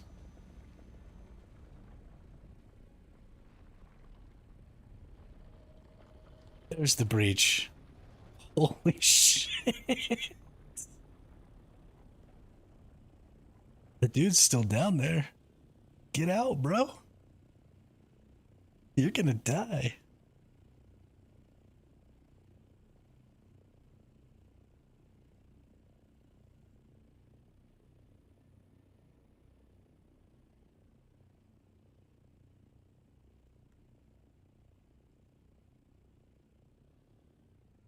Silly goose.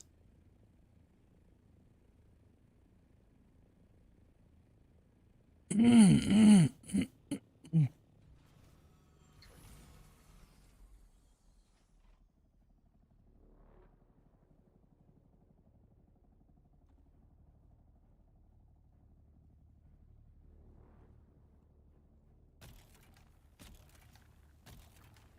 think one of these, or maybe both of these folks, are a little new to the deep desert.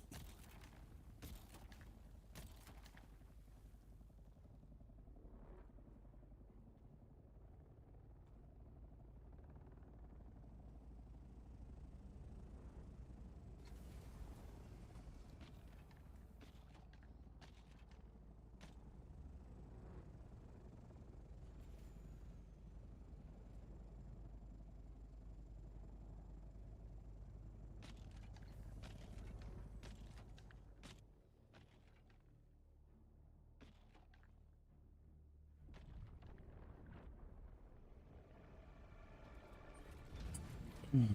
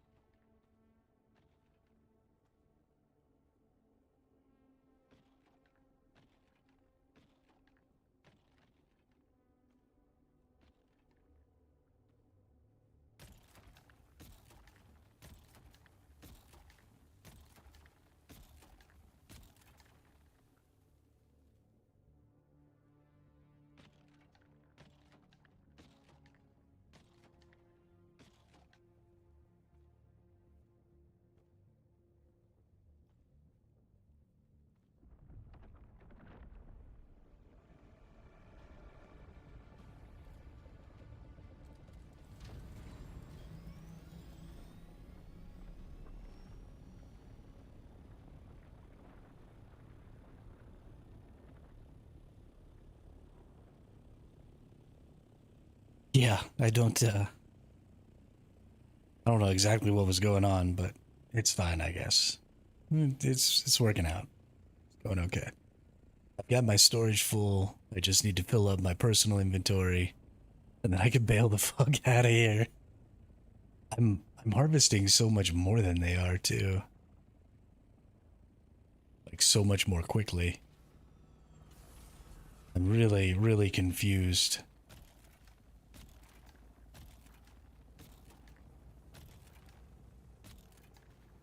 Which is what makes me feel like they're waiting to kill me or something. I don't really know.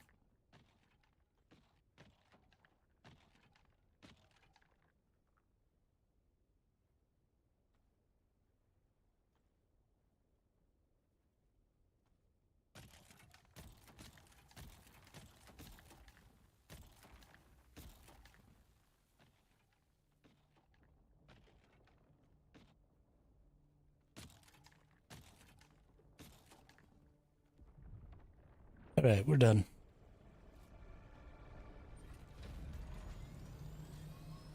Time to go home.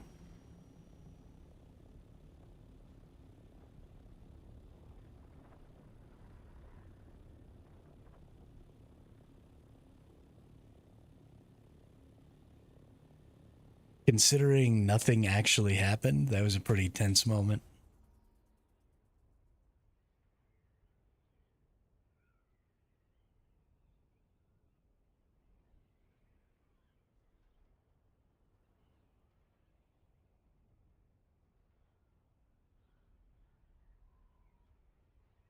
That's the first medium blow I've seen yet, though, because they reduced it from 5 to 3 medium blows active at a time, which I think is insane. They're trying to like drive people to PvP more, I think, but they're going about it in a really weird way. You don't need to create resource scarcity to make people want to fight, right? People want to fight. You just have to create interesting places for them to fight. They don't even necessarily have to have great rewards, right? If you fix the faction system in this game and make it so that the factions are fairly even and that fighting over the control points out here might actually turn the tide of the Landsrad, then there would be people fighting on the PvP locations all the time. You wouldn't even need the rest of the deep desert to be PvP enabled.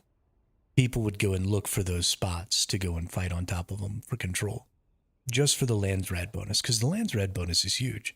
I mean, the one that we've got this week is 25% reduction in cost, fabricated stuff. So that's your vehicles, that's your equipment, that's all that. It's a huge bonus to trying to get your first assault opters and all that stuff. So why wouldn't anybody want to have that decree? And why wouldn't you spend, I mean, you could spend 25% of your time fighting over those control points, and still that decree would make you even, right? Because you'd have to harvest for 25% less time. So, if you spent 15% of your time PvPing, then you would still end up with 10% more resources because of that decree, which is huge. So, I mean, those decrees are extremely powerful and they're faction wide, right? And that is really important. They've they've done such a good job with a few of the things. They're almost there with the deep desert and with PvP and with their faction system. Like so close. And so I'm so excited. But I'm also worried that they think the faction system is done and that now they're just trying to balance, the difference between PvE and PvP players. Because they talk about needing to improve the Landsrad and they talk about needing to um, find a better balance to allow both PvE and PvP players to play all the content and stuff. But they don't talk at all about their faction system just being totally broken and nobody actually interacting with it.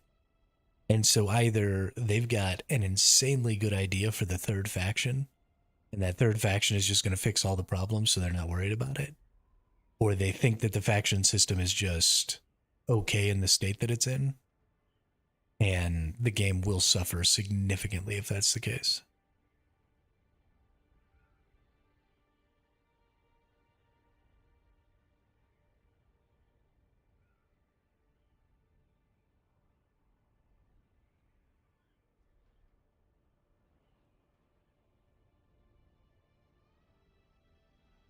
But I'm hopeful.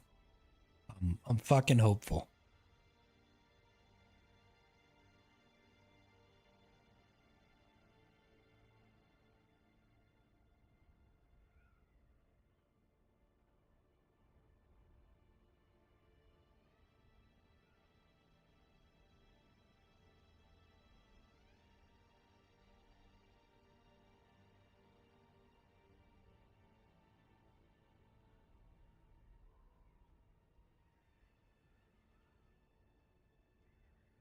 Third faction solution sounds a bit optimistic. Curious to see though. Yeah, so I mean, my problem with the third faction is the third faction is supposed to quote unquote keep the balance, and that balance is what determines whether or not they get rewards. And that seems like a really cool idea until you realize that that faction's capability to balance only matters then if people choose that faction, which doesn't solve the problem that exists right now, which is everybody's choosing the same faction. So all you're going to end up with is people choosing that faction because they're like, oh, I want to balance the game. But then only a few people choose that faction. Everything stays super unbalanced towards one side, which is likely Atreides. And then everybody who switched, from say Atreides to that faction is now kind of fucking screwed. So do yourselves a favor. If you think the third faction sounds cool when it comes out, let it marinate for a minute.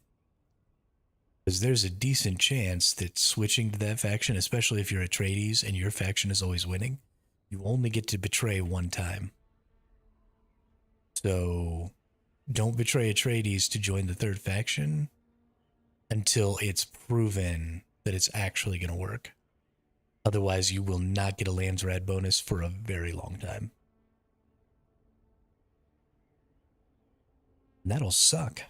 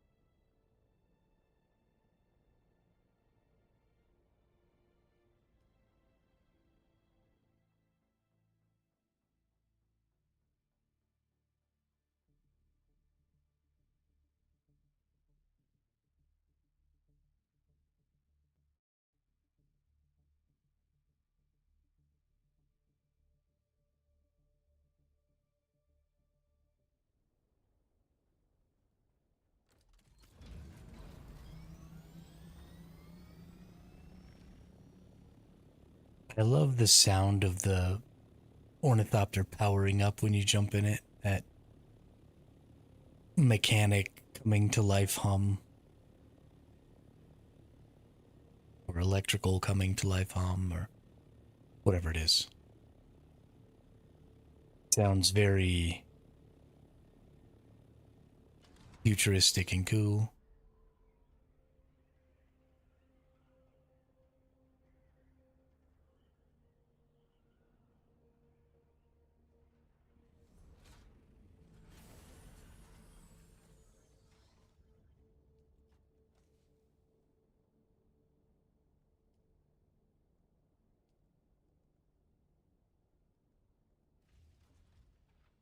Look at all that spice sand. Let's make some melange. We got 18. Oh, yeah. Ooh, I can make 75. That's what's up. I'm balling out of control over here.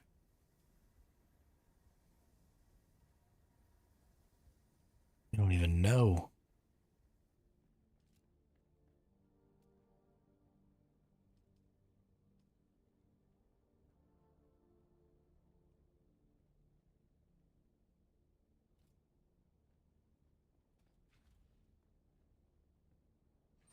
All right.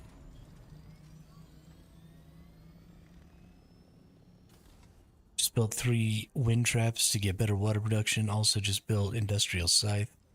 Holy crap, is that... Oh, yeah. Oh, yeah. The dew scythe is ridiculously good compared to the others. And then just going out at the right dew time. Even when I was using mostly leader Johns, I could get 40 or 50,000 water in a night.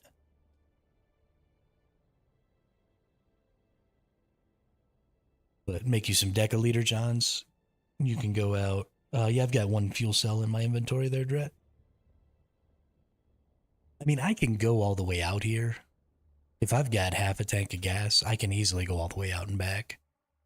The only thing that kind of sucks up my gas is if I've got to be flying up and down from the spice or, hopping from node to node for the Stravidium or whatever.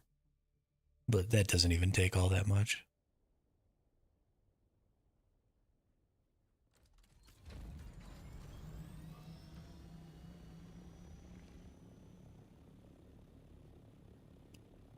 But yeah, I think I have a fuel cell on me. Yeah, I do.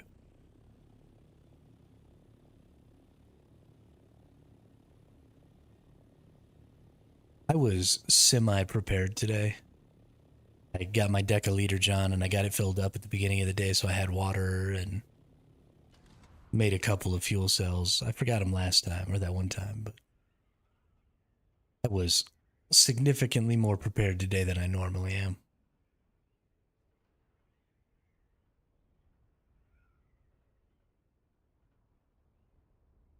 Yeah, that's honestly why, Charles, I think that harvesting your own water is a really good stopgap in that middle area where you're not, where, the blood production just isn't quite good enough for you.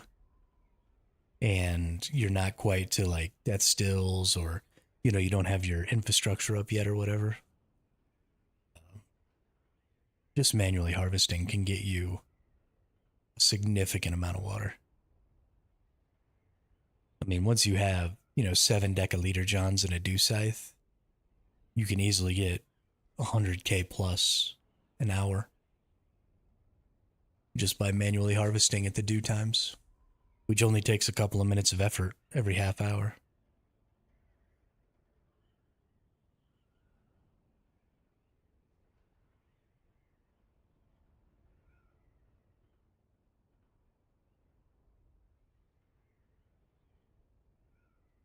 And honestly, if you ever get the unique Plastanium tier dew scythe, it gets more than 1.5 times what that dew scythe you're using right now does, that tier 4.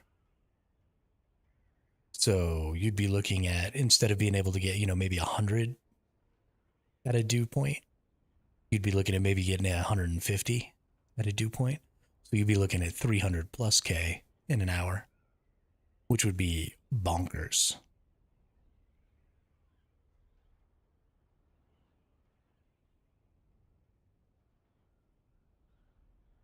Um, so there's that ramp that you always see me go to. Maybe you've never seen me go to it, but over in the Odom, there's a ramp between the eastern or western shield wall and the Odom that I always go to fill up my leader Johns. And I can get 80K there. And then there are fields. There's actually a couple of them all the way on the right side of the map in that region over there.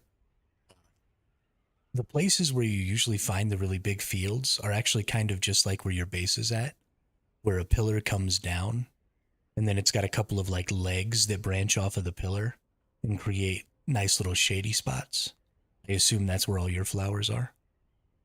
But if you find pillars that have like really big legs and really wide shady spots, you can usually find tons and tons of flowers in there.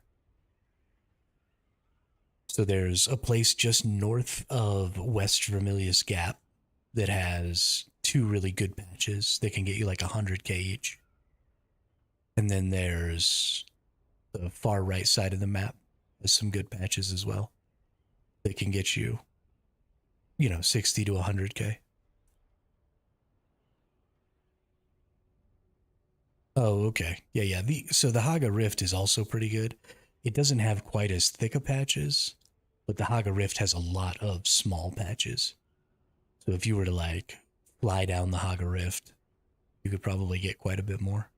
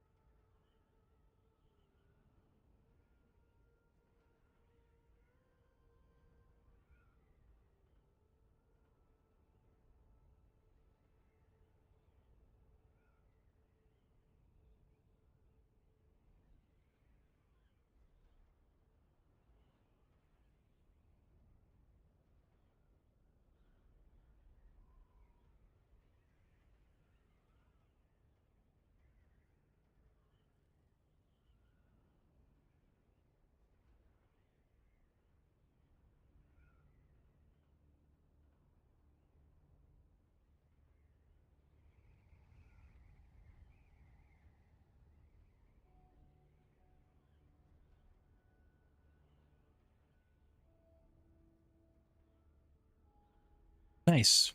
You'll get 40K a trip.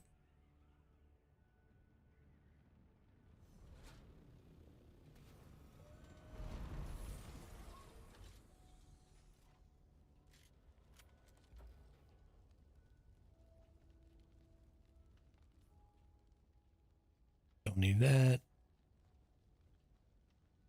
Need them calibrated servos, though. Somebody left a whole bunch of stuff in here. I think they probably just got the blueprints, which I actually don't necessarily need the blueprints from these, because I have a bunch of the ones from this week already. But I certainly need some of these resources.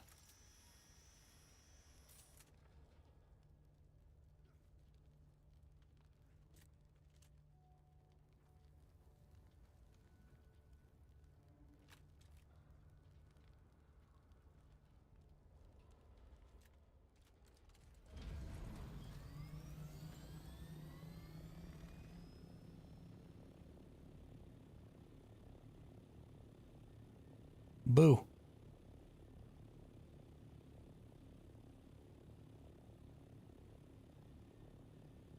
Bye, Dexter.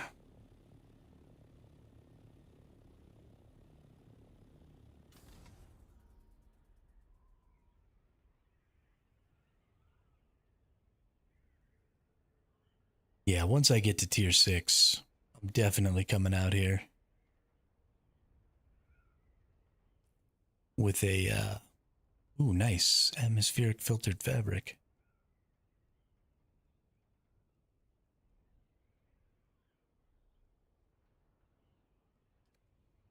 Definitely coming out here with an assault ornithopter with a thruster missile package with a backup storage. So if I find somebody I want to nuke, steal their stuff, I can. Start a whole pissing contest out here.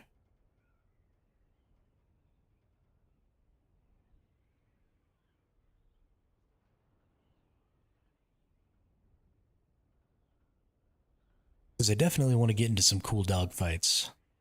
I need to learn to shoot the missiles good.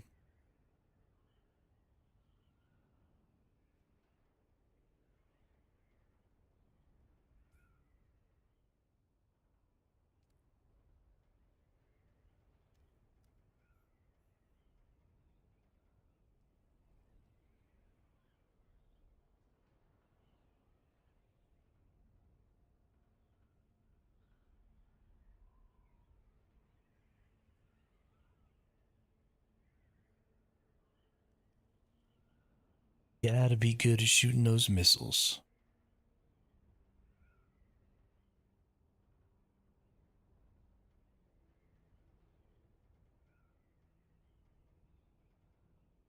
Gotta get good at shooting the ones off the buggy, too, if you're in a duo. Just in case. This buggy PvP ever becomes a thing again. Or a thing at all.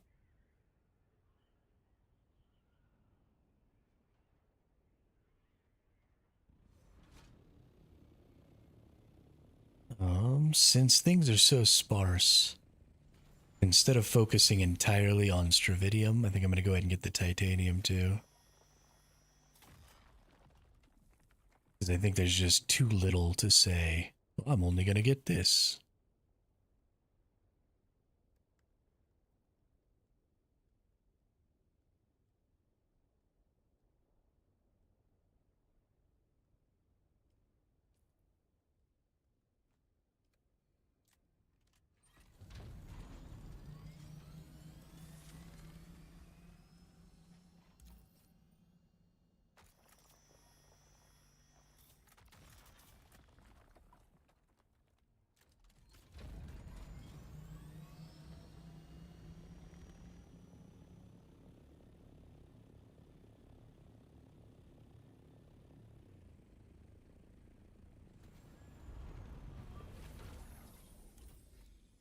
There are so many more people who are actually to the Plestanium tier now than there were last week when I was coming out here with the guild. I mean, I know I'm on a different server, but I think the populations are fairly similar overall. you just got so many of the players who are a little more casual getting out here, and now just everything feels like it's picked clean all the time. I think there maybe was a little bit of a rush to make an adjustment because I think a lot of the bigger guilds who got out early were making progress a little too fast in the Plastanium tier. I mean, we had buggy, or not buggies, we had sand crawlers and carriers and stuff like that just way too quick. But now that there's a little more competition out here for those nodes, I don't know that that's really the case anymore. And I think their decision to change it to a 45-minute timer was probably not the correct choice.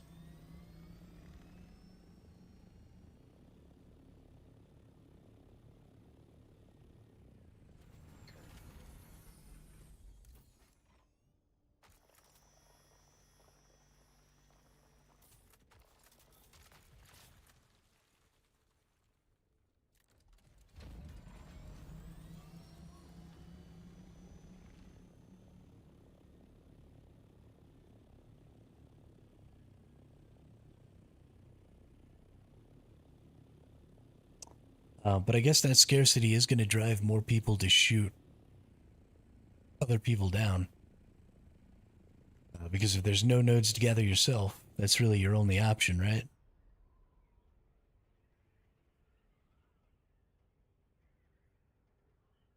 But that's not really the kind of PvP you want to encourage.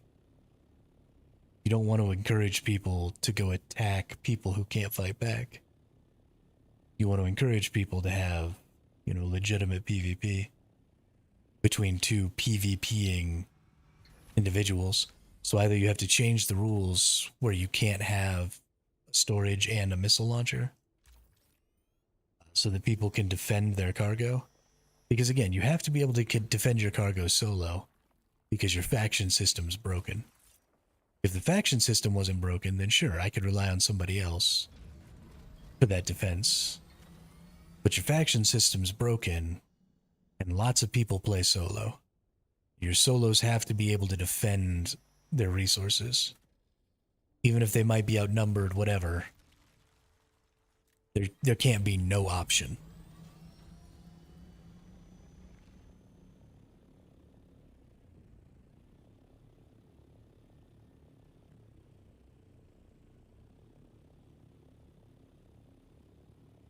And so, making it where you can have missiles and storage is the only solution I can think of.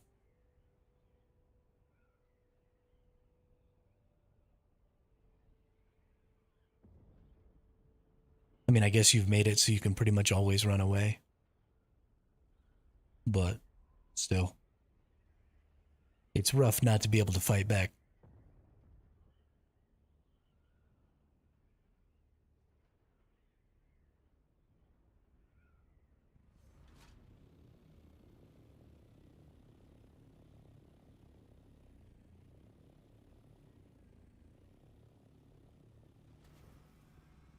Well, that's carbon. Are you about as useful as a poopy flavored lollipop?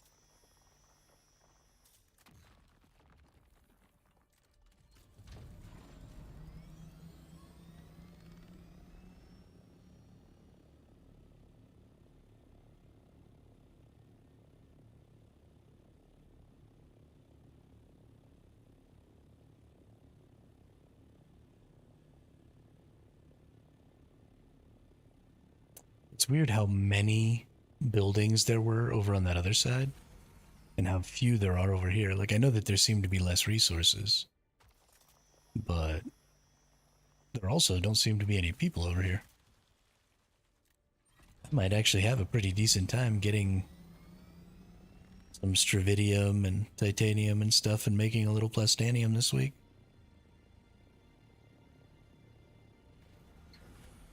Which I'm pretty happy with.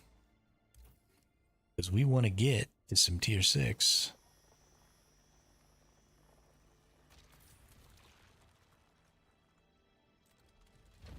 If I really had my way, we'd just get a full tier 6 assault ornithopter.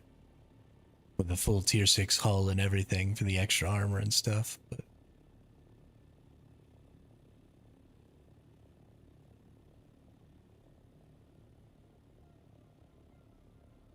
I don't know how feasible that is, especially because it's just so much easier to replace it at the duraluminum tier.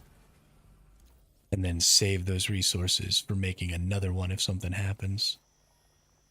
Because inevitably it will. I mean, you don't come out into a PvP zone like this where you can lose stuff with things that you don't want to lose. Or that you can't lose because they're your only one.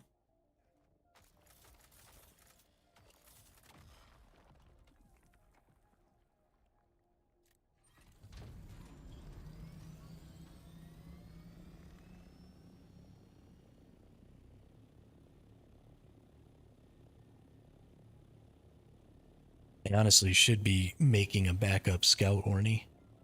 I think I have basically everything I need to make a scout orny though. I don't really need to use the resources when I think I have all the resources.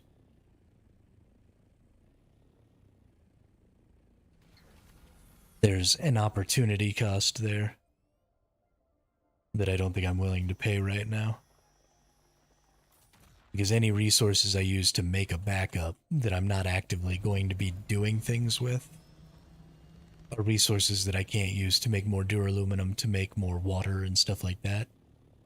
Which means that I'll just be set further back, right? And I just won't reach plastanium nearly as quickly.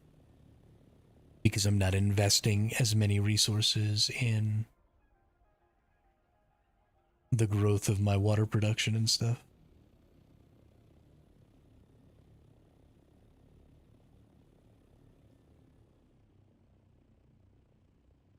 I was not already over here, okay.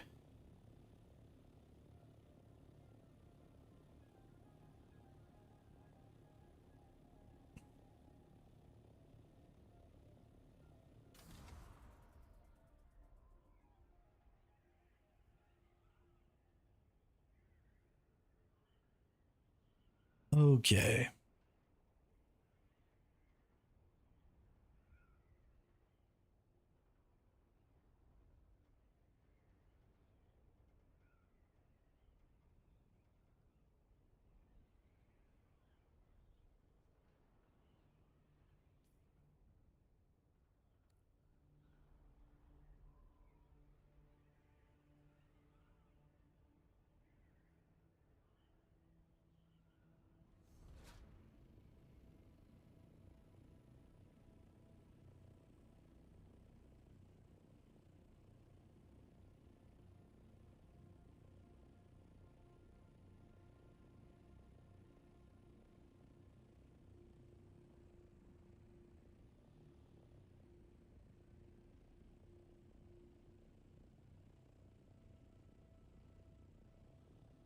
I think we're probably okay. I think that person's gathering.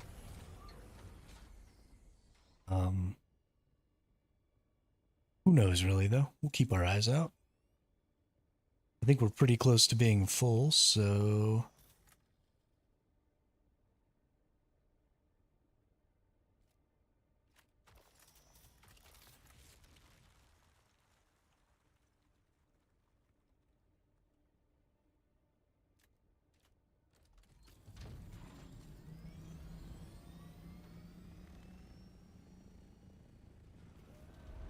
Jesus.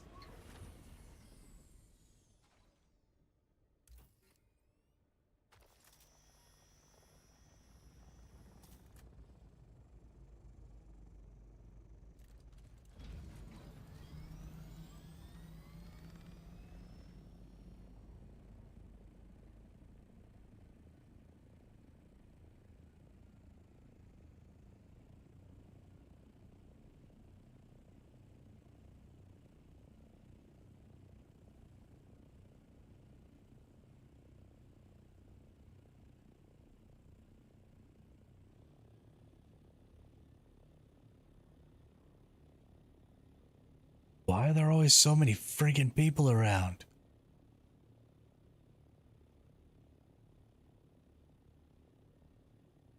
That freaking assault ornithopter scared the crap out of me.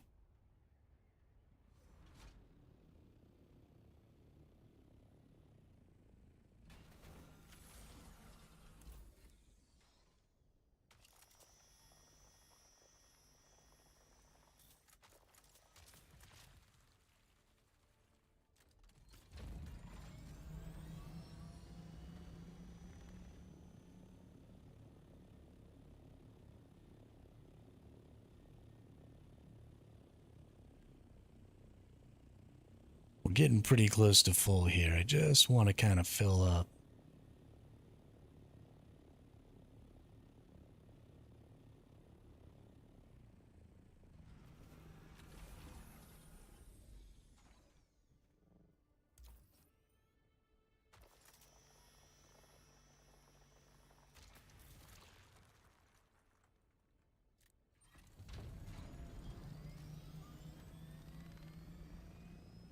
I feel like one of these dudes is trying to keep an eye on me. I don't know if he's calling in gunships or what.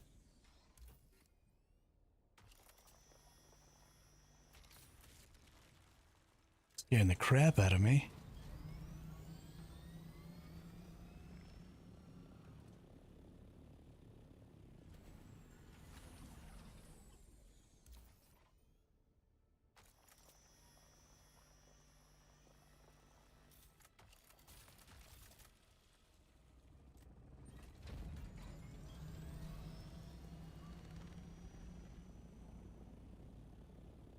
Okay, storage is full. Inventory, not so much.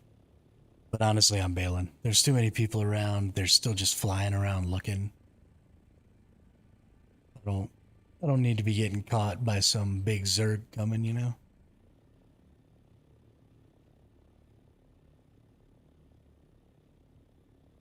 As I got a Discord message I gotta go check.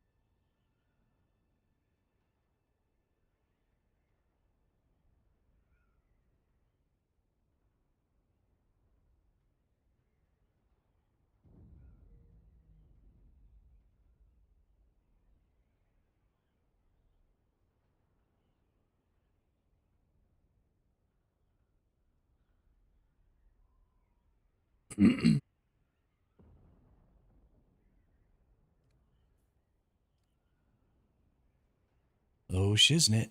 The ship just exploded in the sky above me. I kinda wanna get that.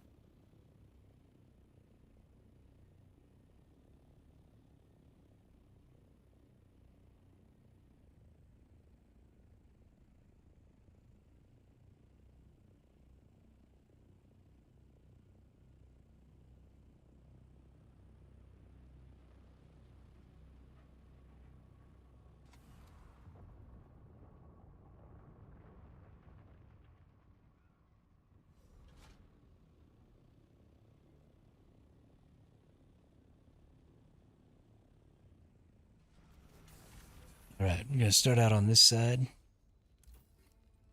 We've got blueprints.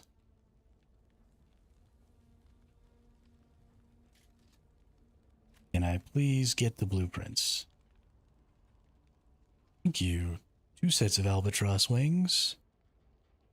And another Mark V has suit. Cool.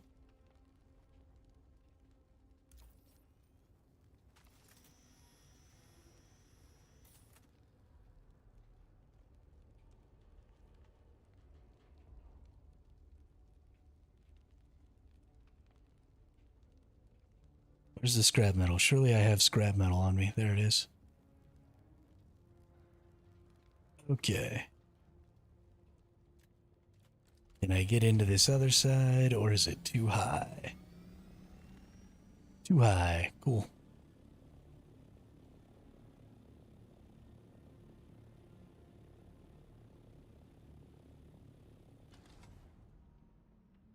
Oh, I gotta hydrate. Thankfully, I got plenty of agua.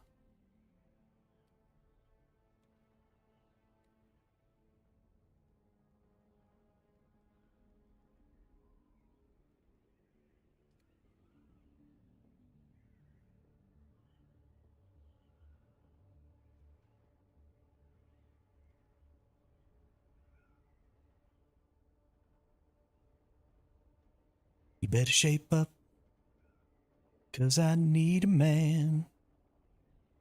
And my heart is set on you. Better shape up. You better understand. To my heart I must be true. Nothing left for me to do. You're the one that I want. You are the one I want. You, honey.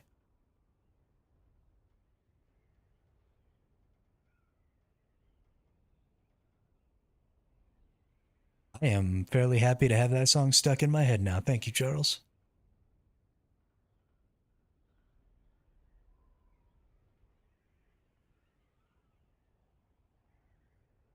I don't care. I love Grease. Grease is the word, is the word, is the word. It's got groove, it's got me, it's got meaning. Grease is the time, is the place, is the motion. Grease is the way we are feeling.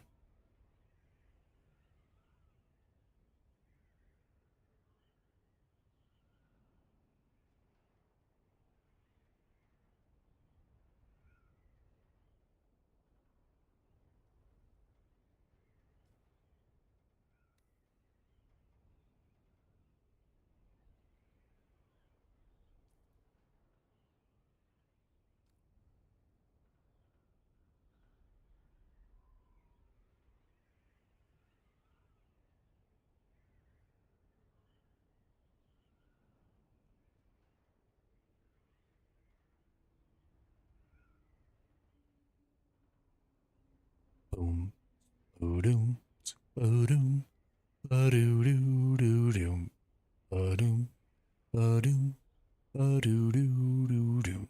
Summer lovin' had me a blast.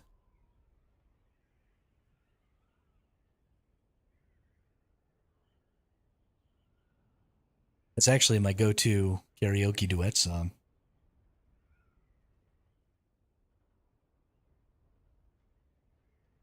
That or I Can Show You the World from Aladdin. Hell yeah. Get after it.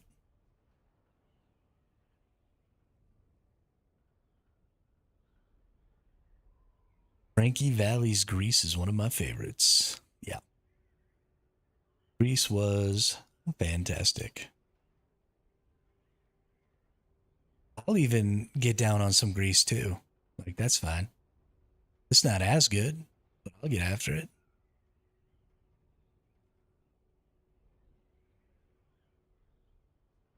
That whole era had some really good musicals because that's when you got um, West Side Story, also, wasn't it? Came out about that same time frame. I guess I say a lot of good movie musicals. I mean, oh shit, I was pressing E, not W.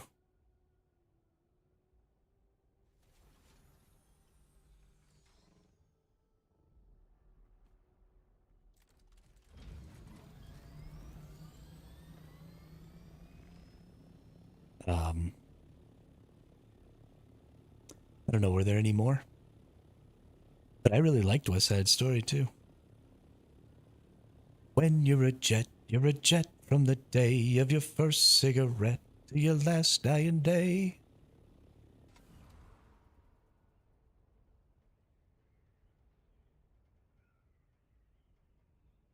I don't know the music to West Side Story as well as I do the music to Grease, but still good stuff.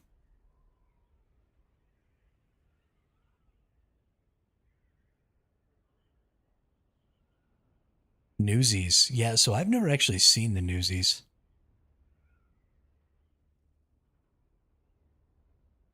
much to my chagrin. But I guess Rocky Horror came out about that same time too, the Rocky Horror Picture Show.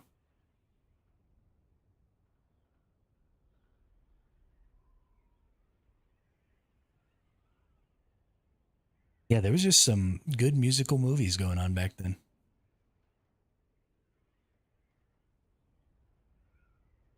Just a decade or so before I was born, or in the decade leading up to me being born.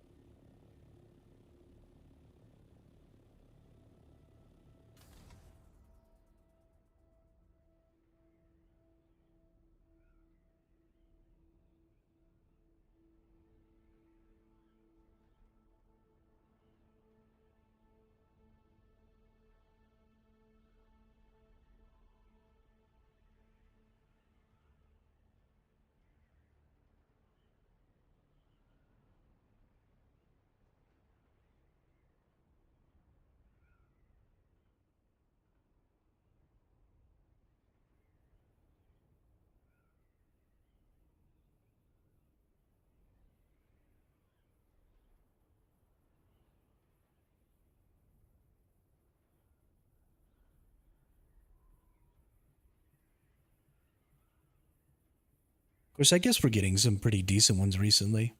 Well, not even decent, really good ones. We had The Greatest Showman, which was phenomenal.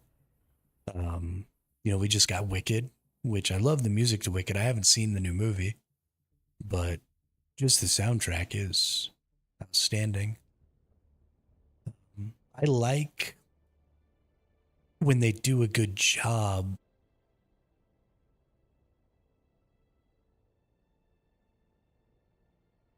I like when they do a good job of bringing stage plays to movie theaters.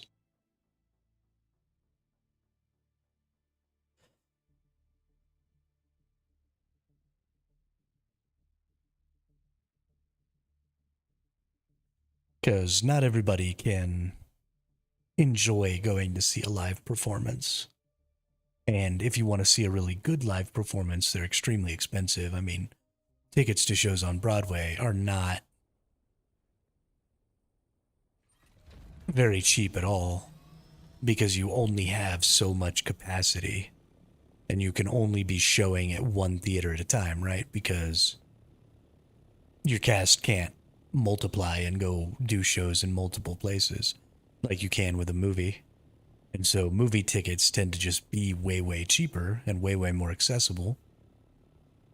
And, people get access to just better quality performances on a larger scale. So if you can make a musical and do a good job with it and stay true to the original stage play, then I'm all for it.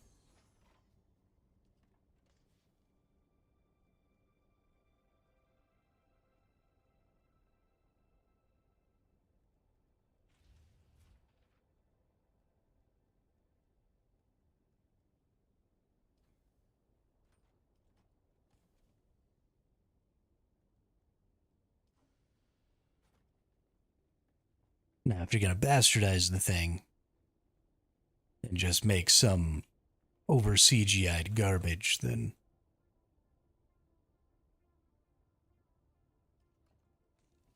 you can probably go ahead and kiss my ass, but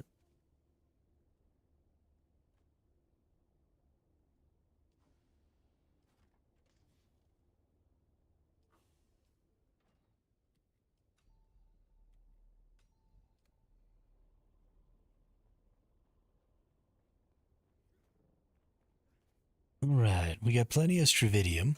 We're going to be able to make probably a couple hundred stravidium fibers. 167. Good enough. Well, plus we got another 100 right here. Nice. Just need some more water. We'll be good to go. Where are we at? Need more Dura. And we can go ahead and make another one of those. Probably should just go ahead and make another one of these.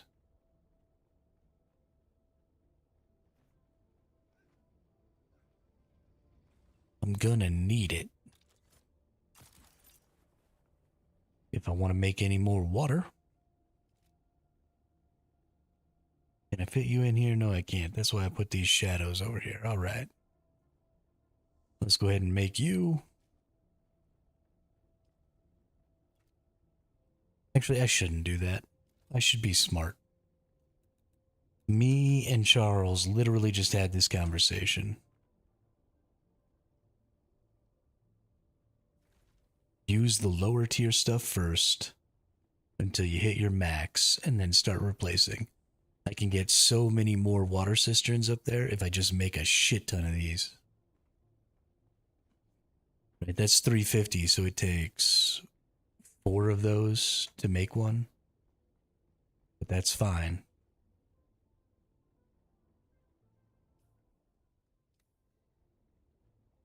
Can we please put this away?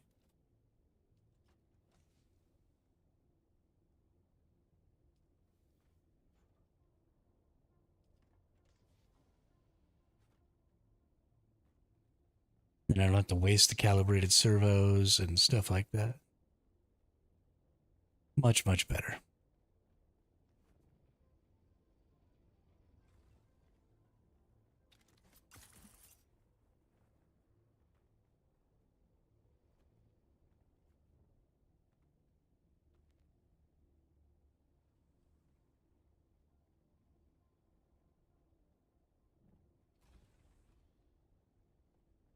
Yeah, I mean, I think that's so I could have 10 of the big ones even. I'm not going to make the steel tier because I'm already too far away from where to gather steel. So I think it's just more difficult for me now. But had I made all of that stuff when I was still living over there by the steel and not tried to skip all the way to the end.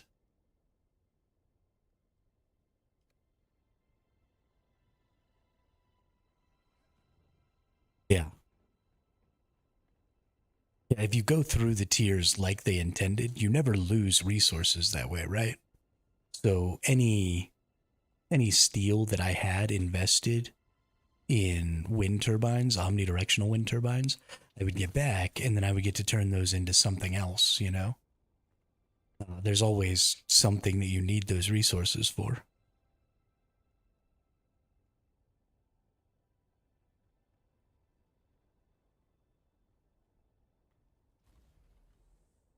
Turn them into more bodies for more buggies or whatever.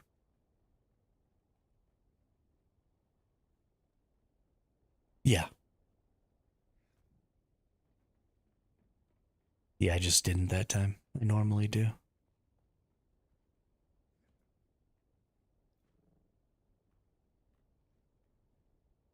I'm aware.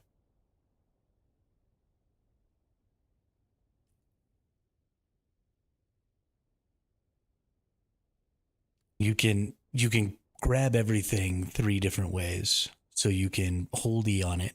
You can press space bar. So if you're standing next to something and you press space, you just take the item. But if there's multiple items, you can actually go through and just press space bar a bunch of times and pick up each item.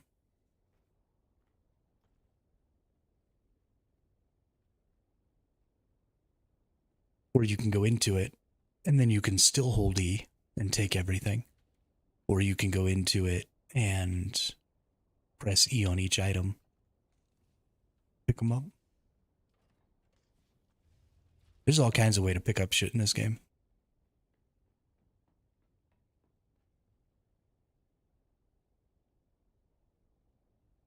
But honestly, I think because there's so many ways to pick shit up in this game, sometimes I forget. I start picking shit up in dumb ways.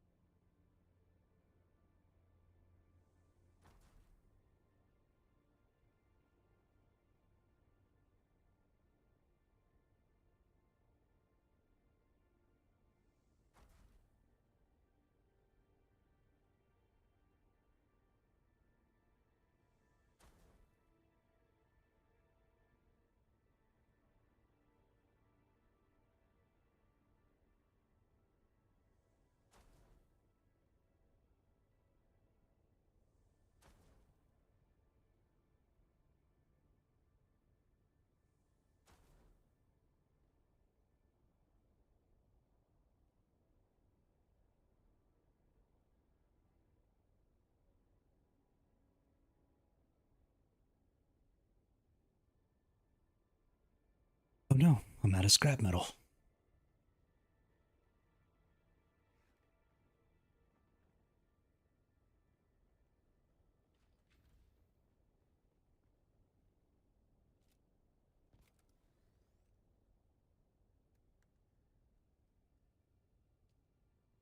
What in tarnation?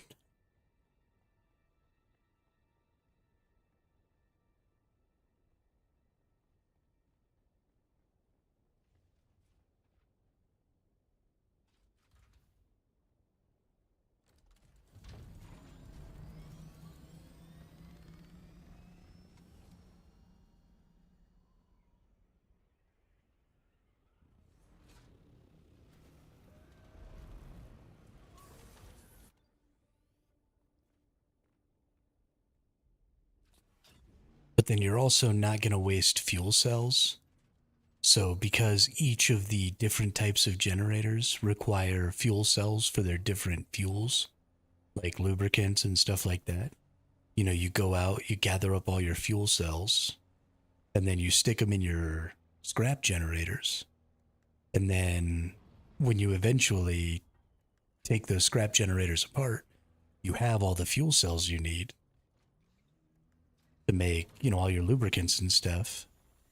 There's a little bit of a problem. You don't get to turn the lower tier lubricants into higher tier lubricants. So you can lose some fuel cells there.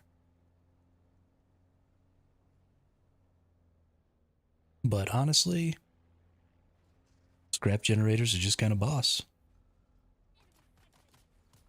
And I drastically underestimate them.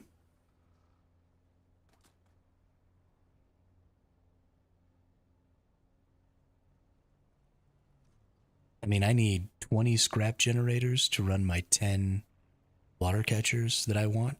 And I honestly don't know if I'll ever need more than 10 water catchers as a solo. So there's a possibility that I don't need anything but freaking scrap generators.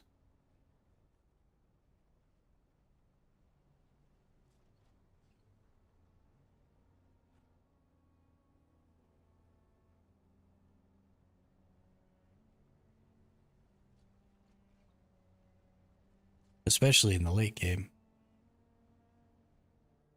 When all I'm doing, I'm not building infrastructure anymore. Eventually I'll just be repairing and making new equipment when I lose it. There comes a point where you're just not building new buildings anymore.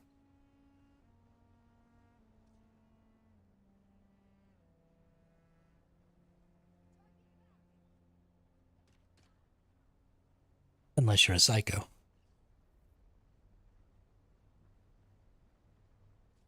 Granted, that's going to be a couple thousand hours, I think, but still.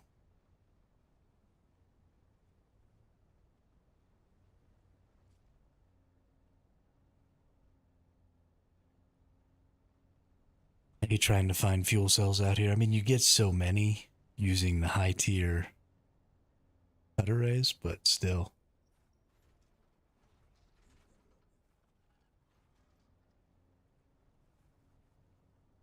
So obnoxious looking for them.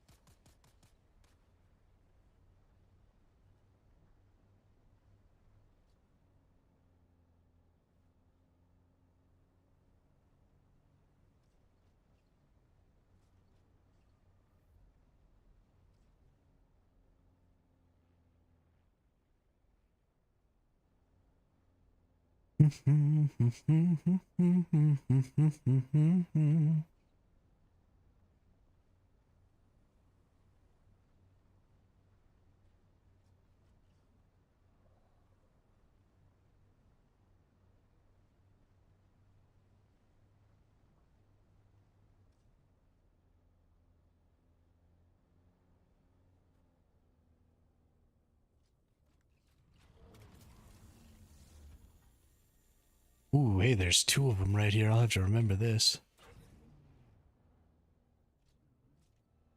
Or is that a third one back there too? No, it just looks like two.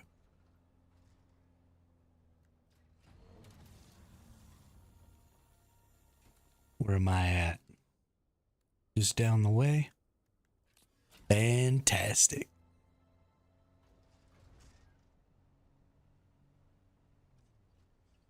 Oh, this is right near where the guild base was. Okay. I can remember how to get. Of course, it's only going to be there for another day.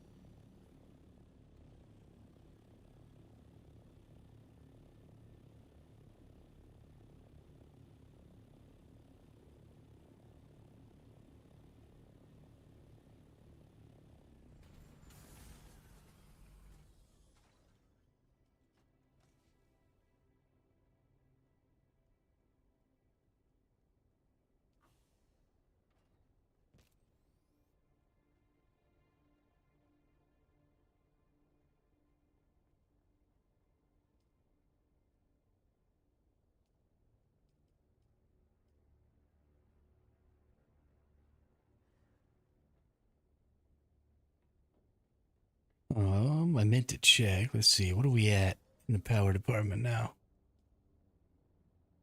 We've got an extra 700. Just short of 700. Nice.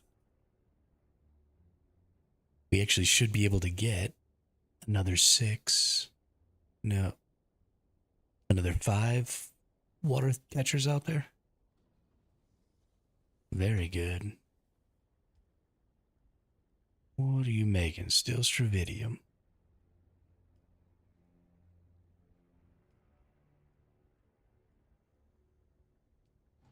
Make some more melange.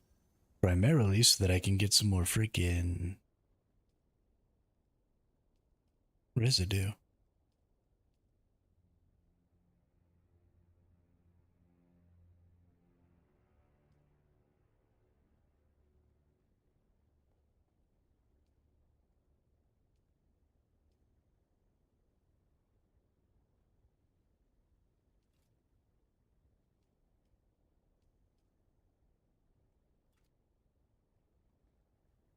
All right, need to make some duraluminum. We should have, yeah, we got lots of aluminum. But we're really just waiting on water, and we need jasmium. Okay. While we're waiting on water, let's go get some jasmium.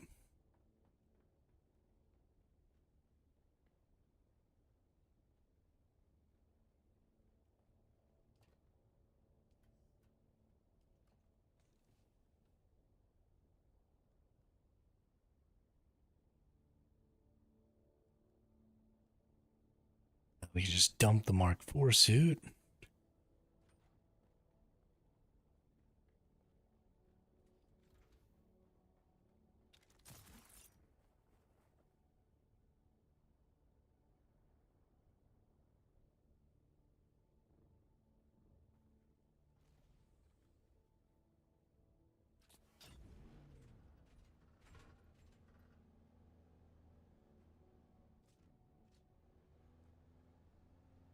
Let's go get some jasmium.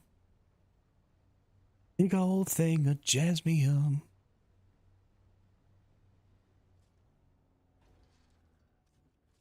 Oops.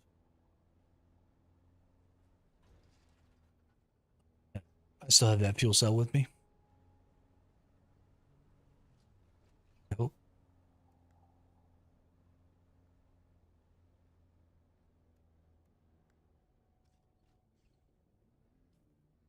nope. I lied.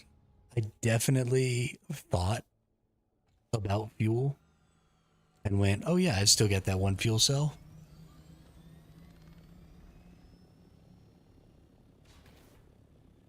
But it appears that I used it.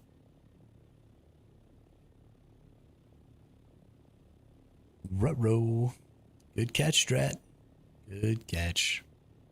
Almost drove my dumb ass all the way out there.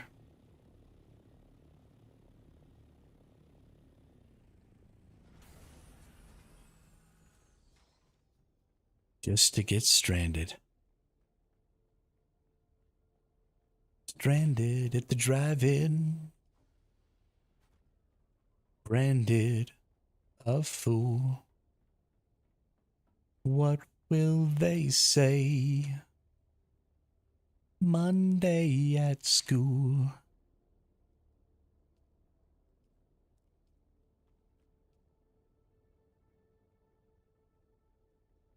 Yeah, I leave without fuel all the time. It's why I had to get good at that stupid glide, the infinite glide, because I just was always not with fuel. And if I didn't get good at the infinite glide, I'd just be fucked.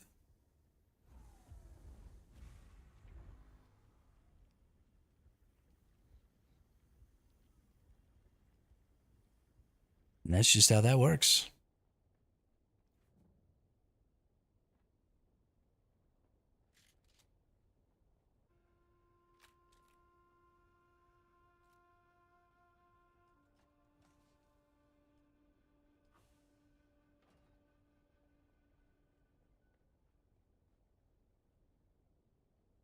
Say what now?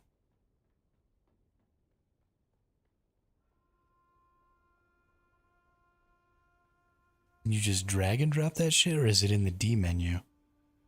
Oh, dude. I didn't notice that.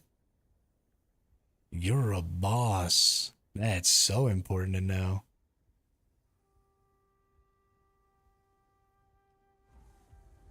Damn. Oh, I think I accidentally turned it off.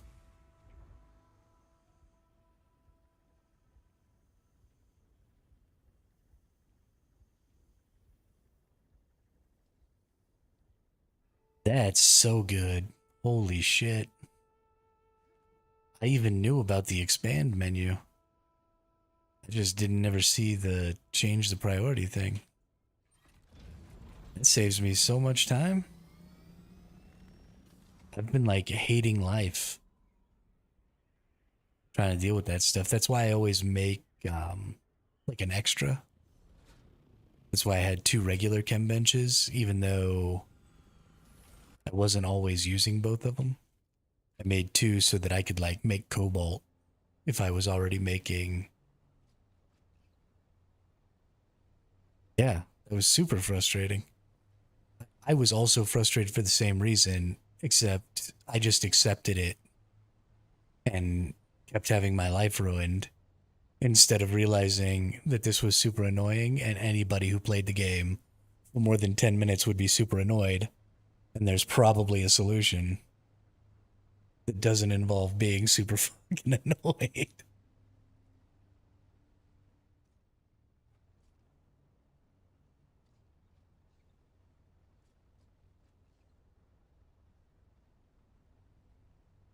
I need to readjust how my brain thinks about things because that's always the way I get around things in video games is instead of realizing that there's probably something the devs did to alleviate whatever that pain point is, I find some in-game way to try and alleviate the pain point myself.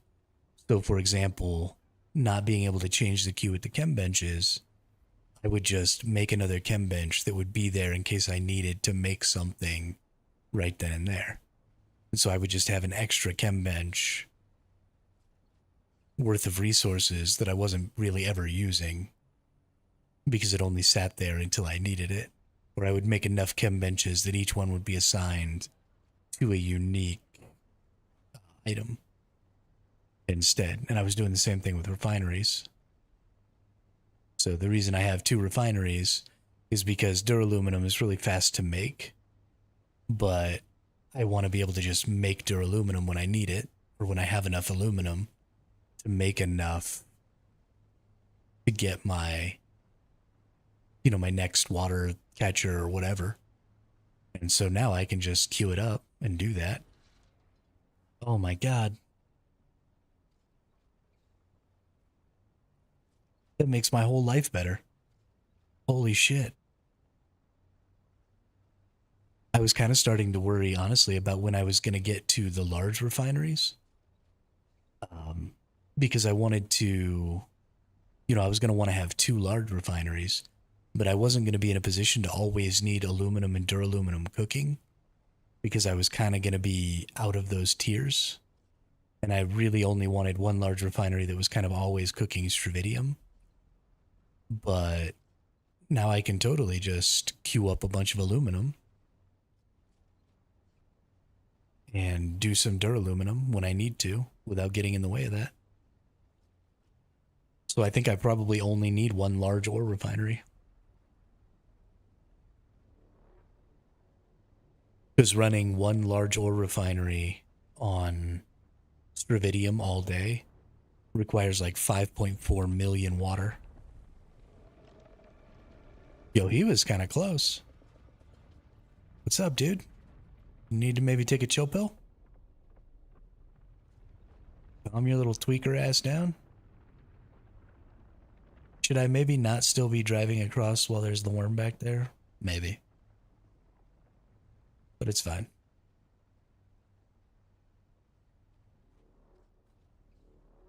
We're gonna do it anyway.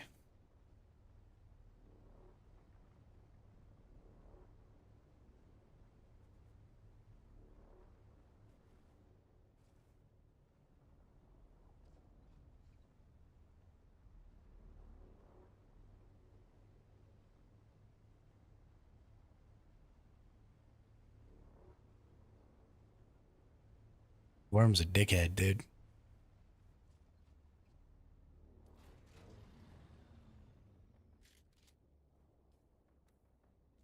Make sure, did I actually put my... Yes, okay. Yo, Cyrus, what's up, dude? Long time no talkie.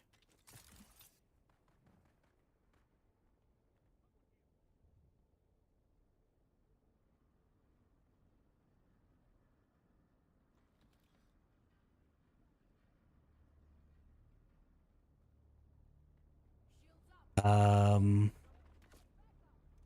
I dissolved the guild and started playing solo. That's what you missed. Oh, no. Ah, nerd. Pick up the identification card. There we go.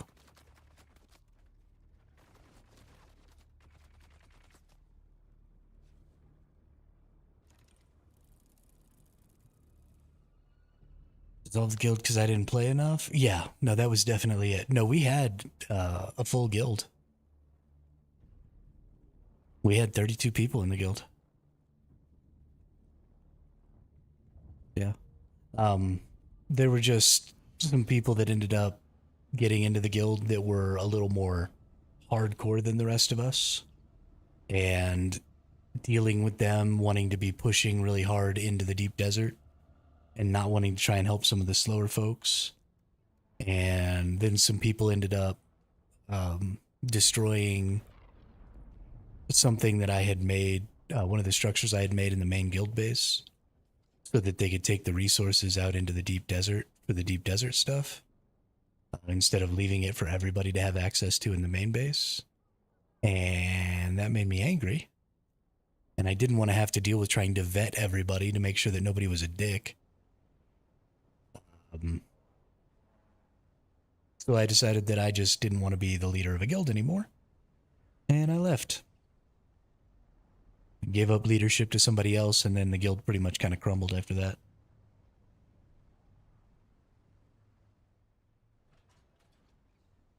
But yeah, it was interesting. No, now I want to play all by myself. I have all of my information about where I am and all that stuff all blocked. I love you, Cyrus. I really do. But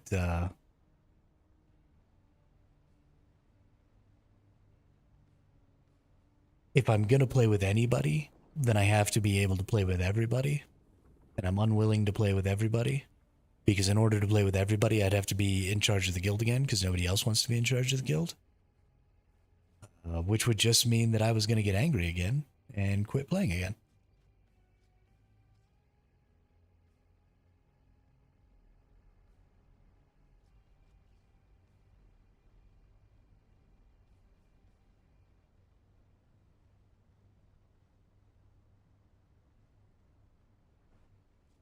And what's the point in that?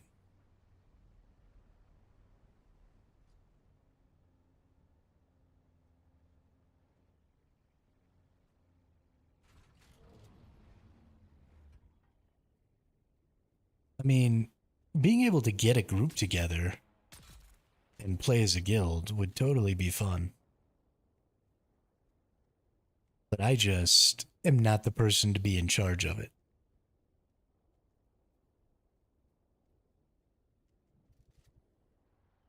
And I'm never going to be the person to be in charge of it. You have to have a clear...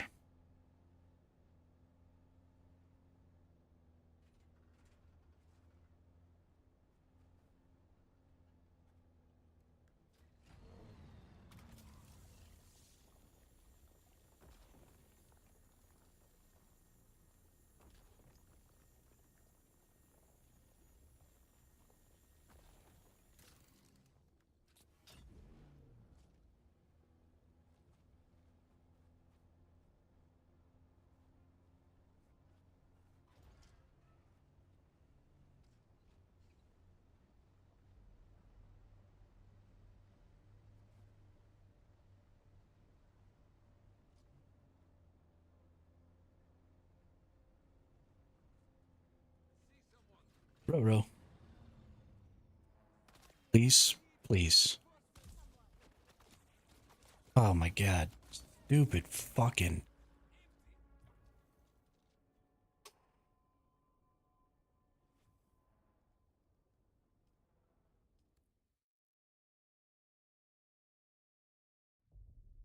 Don't get me trapped in the stupid vehicle. You asshole game.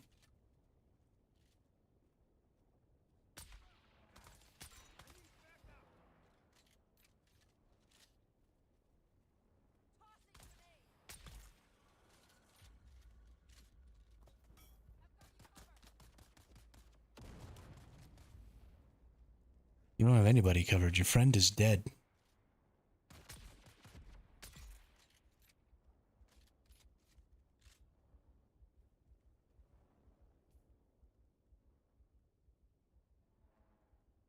Okay, drink my water.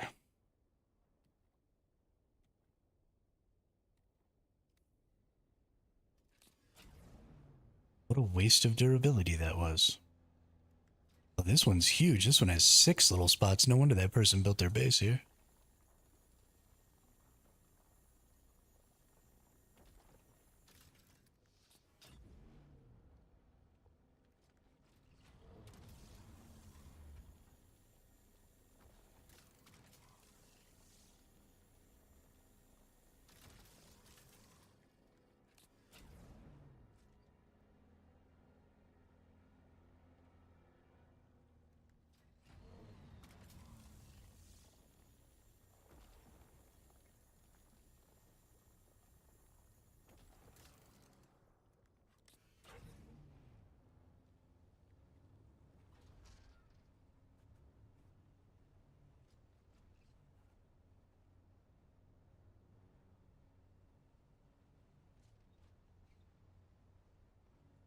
Can I go in here?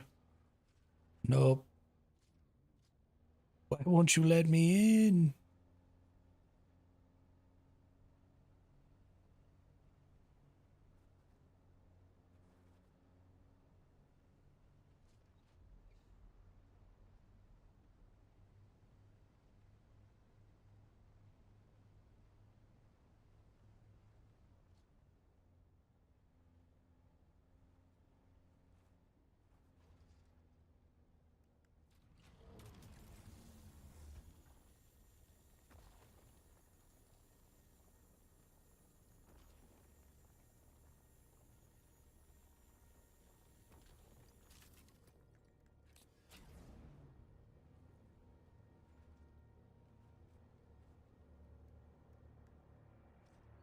Oh yeah, we're gonna get so much jasmium.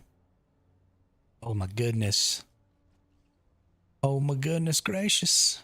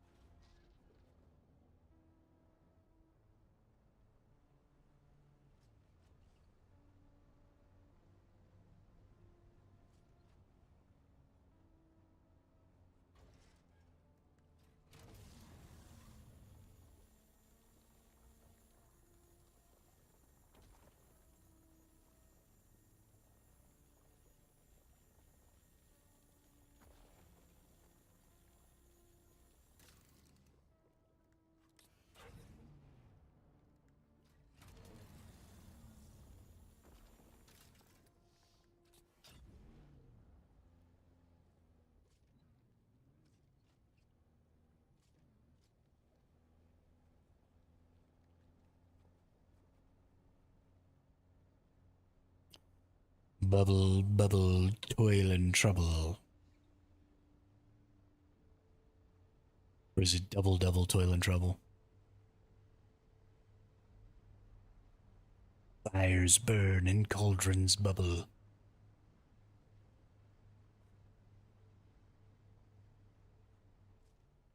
I think that's it.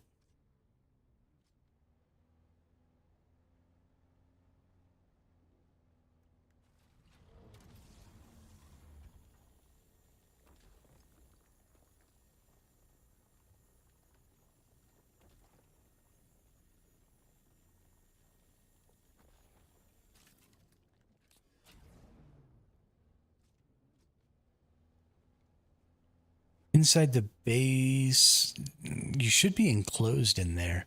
So at the very least, you probably can't die inside of the base.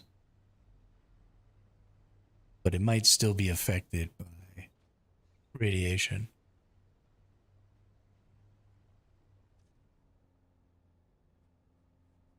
But I'm honestly not 100% on that.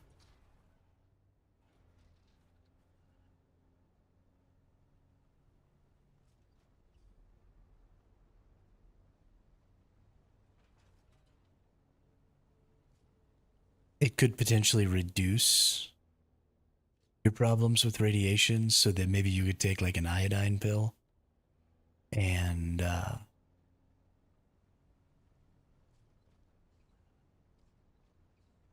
gain back enough of your radiation exposure to go out again, maybe.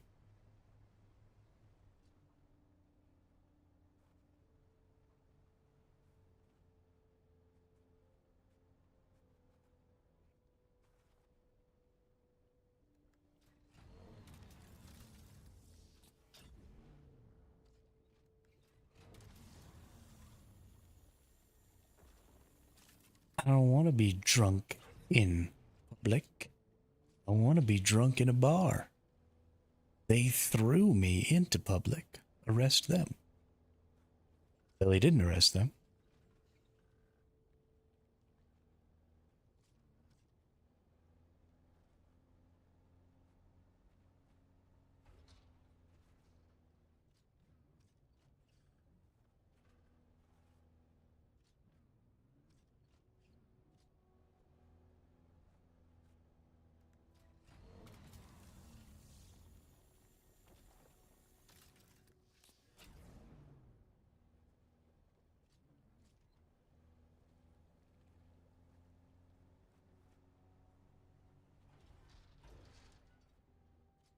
Boo-doo-doo. Boo-doo-doo-doo-doo. Boo-doo-doo. Boo-doo-doo. I love that they've made places where you can just drive everywhere over here. Such good world building design.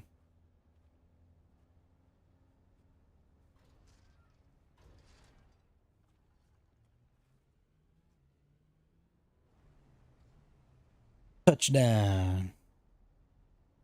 Ooh, I'm gonna die. I don't think I'm gonna make it, ladies and gentlemen.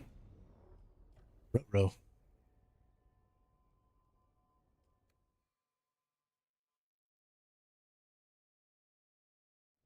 I suddenly got very irradiated very quickly there. I'm mildly confused. I was at 137 and then I was just dead. And now I'm getting irradiated very quickly again. Is my rad suit broken? My rad suit is broken.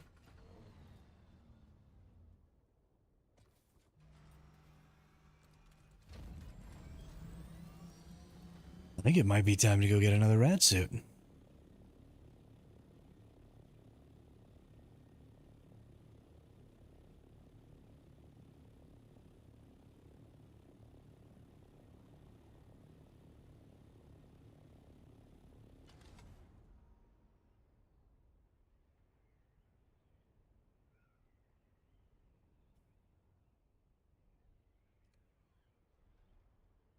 All of my gear is almost broken too, but these syndicate pants, I think, is another new...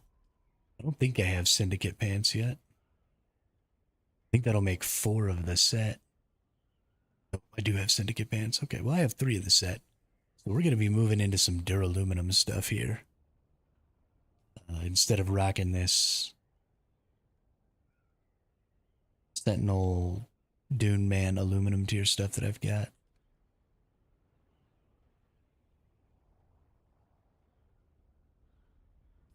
I think, let's actually check again here real quick though. Is it, yeah, it's gloves. So we're still going to use our boots because we got a good soft step boot. We'll wear 3 pieces of syndicate and then we'll think of something for the helmet. We might just go ahead and throw on the mercenary helmet. That'll be fine. Um,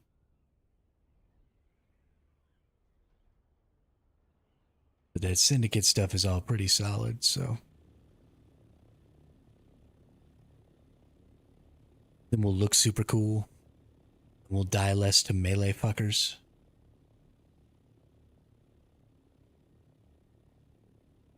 Which will definitely increase the quality of my day.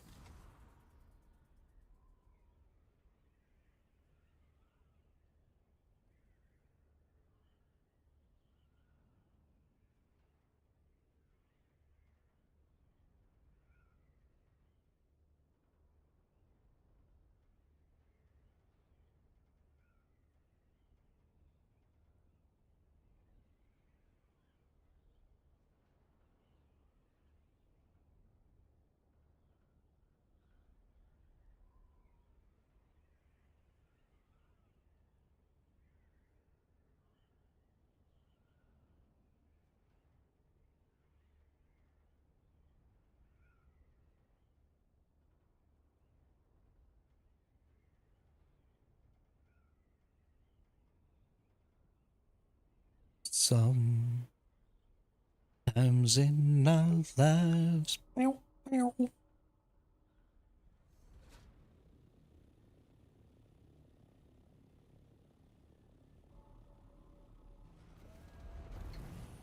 My poor unfinished building.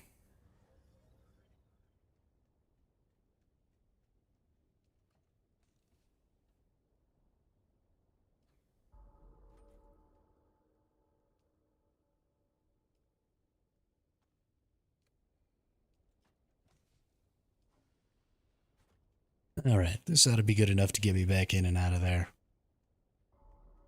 I'm mostly full. So we're probably just gonna check a couple of things real quick and then just bail.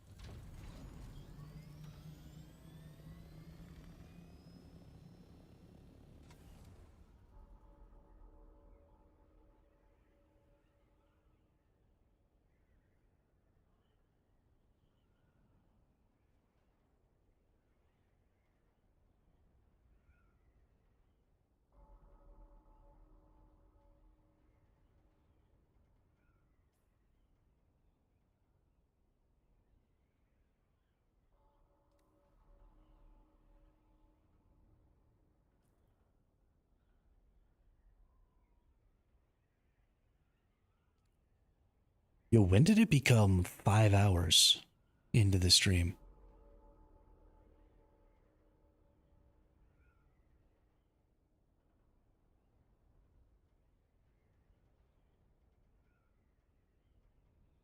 What in the holy hell is going on in my life? I swear to God, we've only been playing for like 3 hours.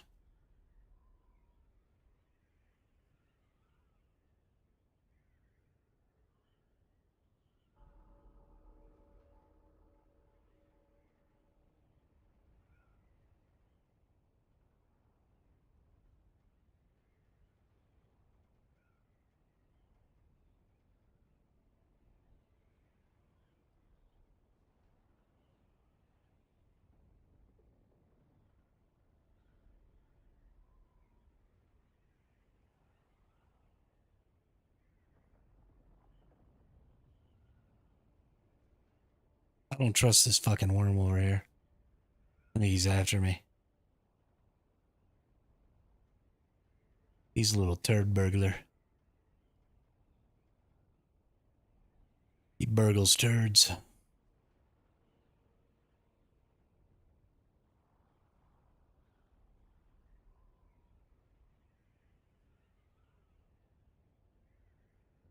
You bob for apples in the toilet.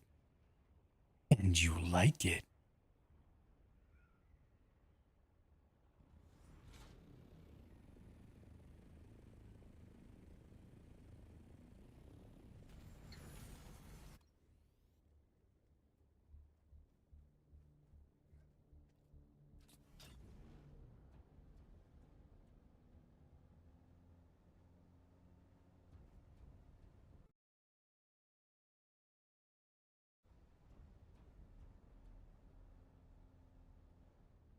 Nope. Started going out onto the sand. And then we got really bad music. And then the sound went out, and then the worm appeared right in front of my fucking face.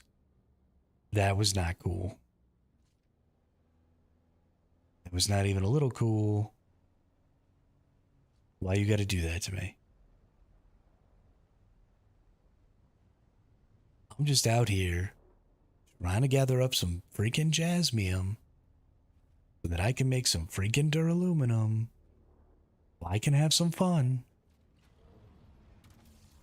You got this worm just like chasing me around the map. I'm gonna get eaten by a worm on the rock outcropping, and then I'm gonna be really upset. Like, inconsolably upset.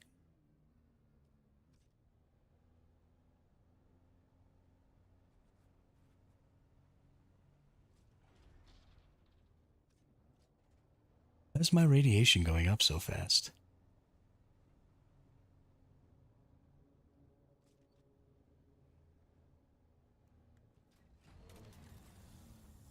You have a Mark V suit on, dude. This is what they need. They need a new front end for the buggy that's completely enclosed to help protect against like radiation and stuff. Make it a module, make it a different front end. Anything. Anything is cool with me. But it's something that protects from like the heat and radiation and stuff so that you don't lose as much water and stuff like that while you're in the buggy. Would be super cool.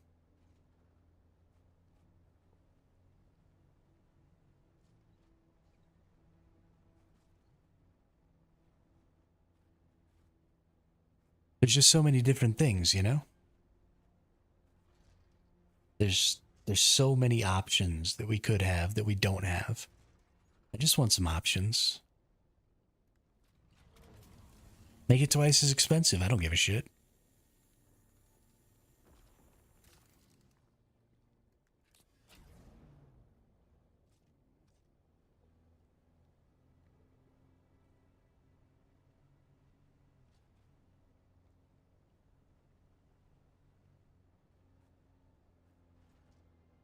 Boom. Oh, I am close enough. That was actually kind of a shock.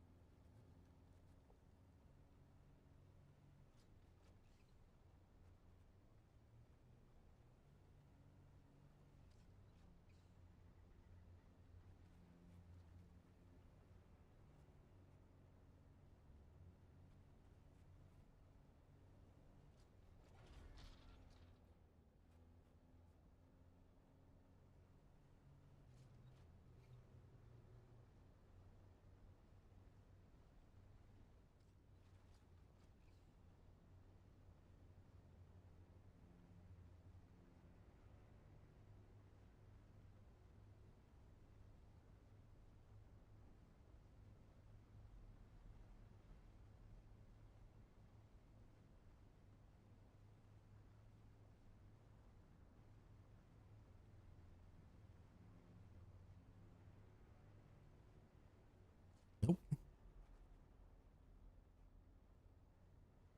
Okay, where the fuck am I?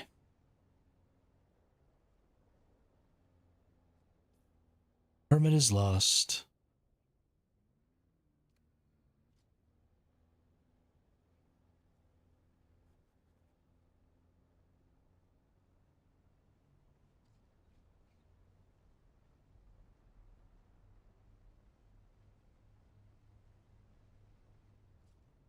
A couple of more nodes in here. Yeah.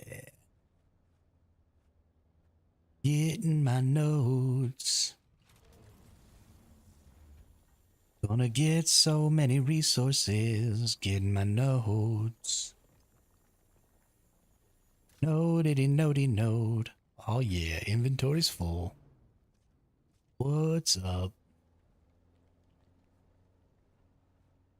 Only had to die a couple of times and lose a bunch of durability on my gear and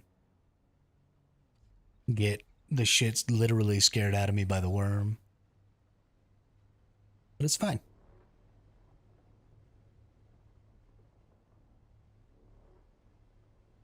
We'll just chalk it up to vengeance for all the times I ate the worm at the bottom of the tequila bottle.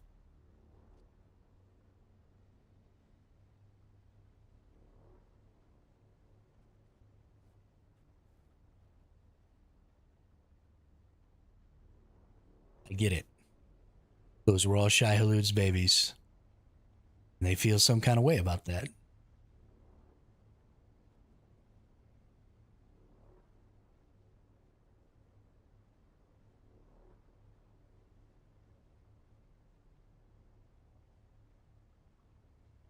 That's right.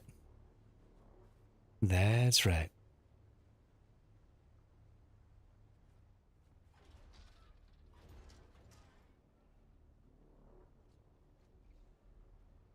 You do fucked up shit in your youth, fucked up shit happens to you in your old age.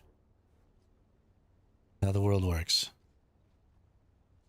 I ate a bunch of worms. Now worms trying to eat me.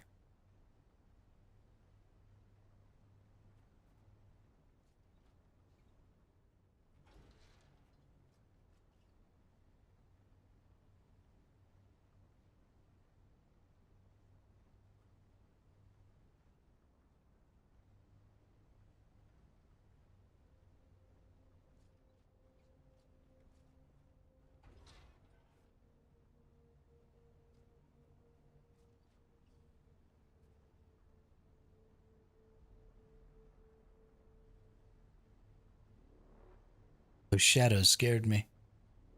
It like leapt up at me. I was like, oh no, it's a worm. See, now the worm's over here, like in my path again. It's like he knows. The worms are getting smarter, like on Tremors. We're not going to be safe on the rocks for much longer.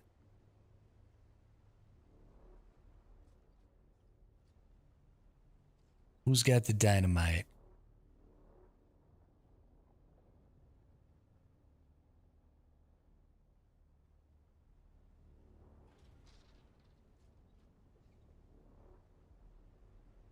Dynamite.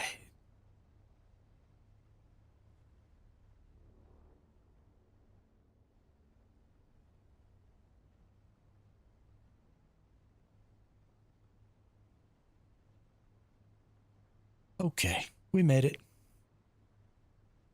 No more worms.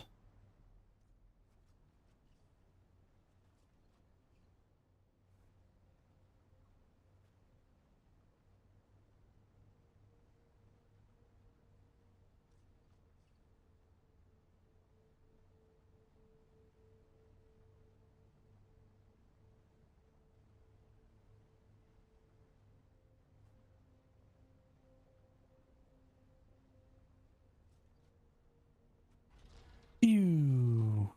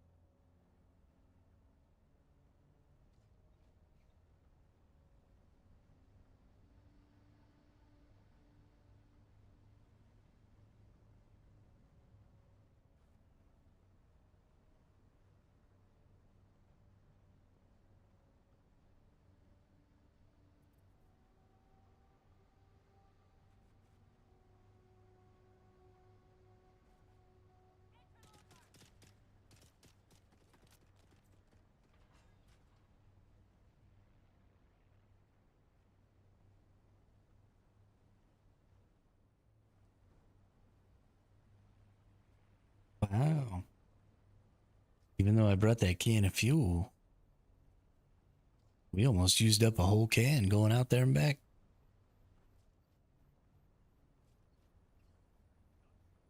Crazy. That'll have to be something we remember.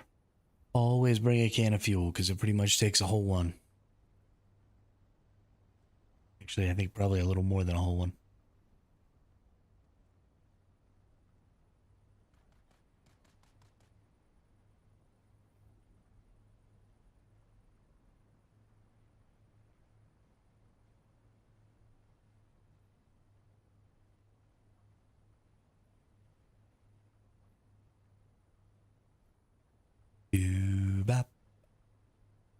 boo doo bop doo bop.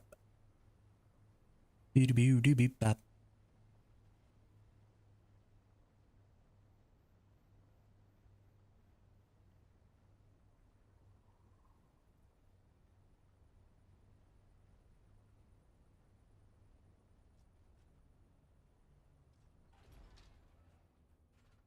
Really?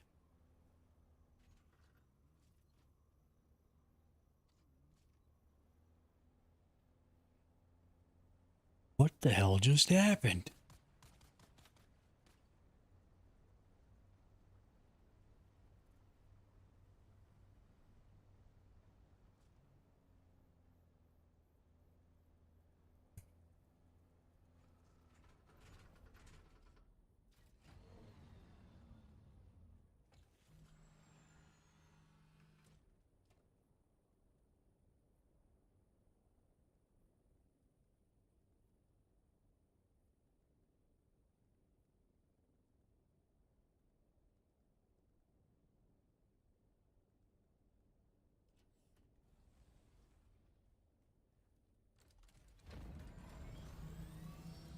I rebuilt the scrap one. Because it's not going to be in PvP at all, because there really wouldn't be any way for me to effectively use it in PvP until I get a carrier. At which point, I'll make a full Mark 6 buggy. The chassis and the hull just don't take damage. So I got a... It's a scrap chassis and a scrap hull. And then I put a Mark 3 utility hull and PSU and engine in it. And then it's got the unique Mark 5 storage and then a Mark 5 cutter. But yeah, I mean, there's just no value at all in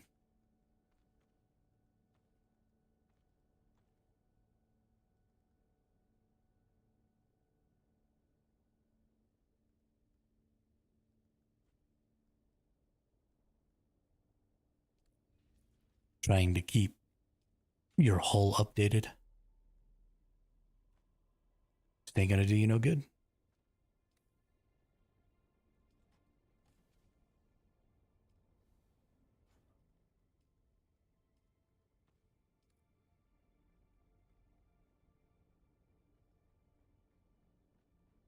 Saves you like 60 steel also.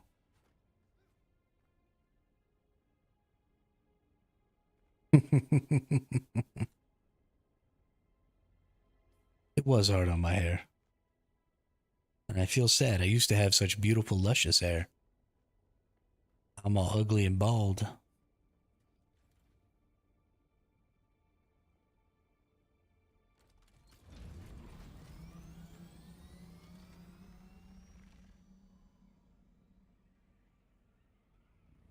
What am I supposed to do with that, you know?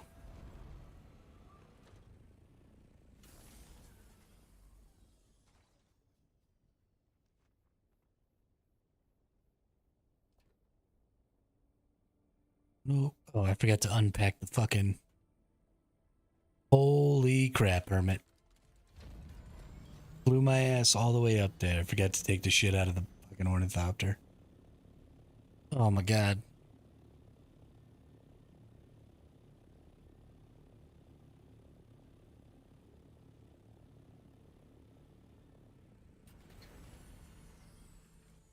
Dumb.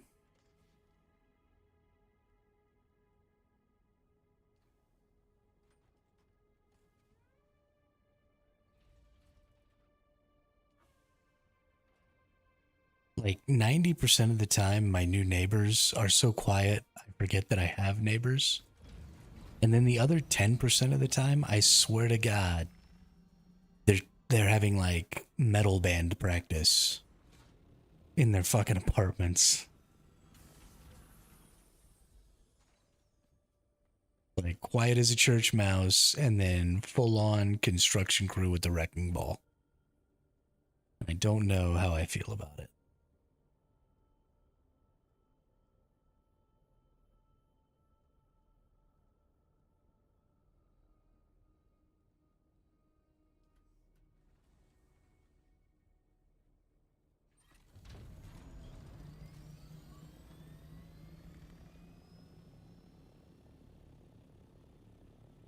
It's actually honestly probably not that bad. I just am like hypersensitive to sudden noises.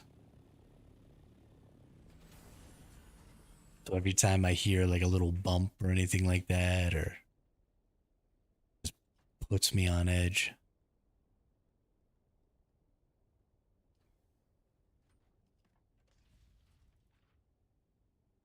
I don't think I have enough storage space. I think probably I have to build a new chest here.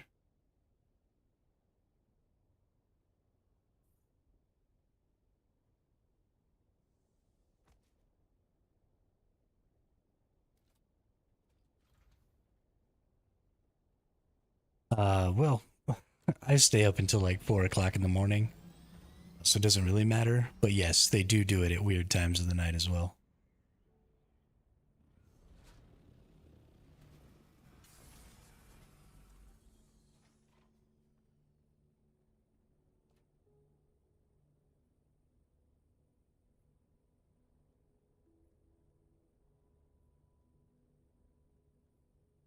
It's not every day, it's not all the time, but it does happen each day, and it does happen at a bunch of random different times. There's not really any way to plan, and there's no time where I'm safe. Thankfully, I'm also really, I have a really short memory for stuff like that. So it's not like I'm stressed out because I'm waiting for the sounds to start again, which is nice. It just makes me angry when I hear them. It's not really a big deal. And like I said, it really is just a me problem. They're honestly probably just going about their lives, like making food and walking around, and I'm just a psycho.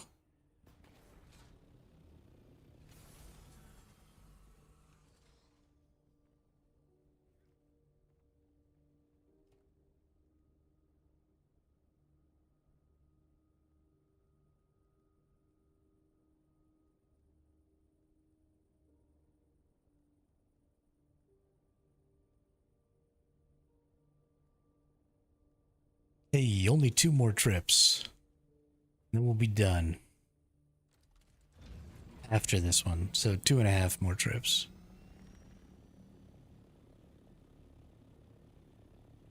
And then we can make a bunch of duraluminum, which would be great. Then we can maybe make another water cistern, which would be even greater.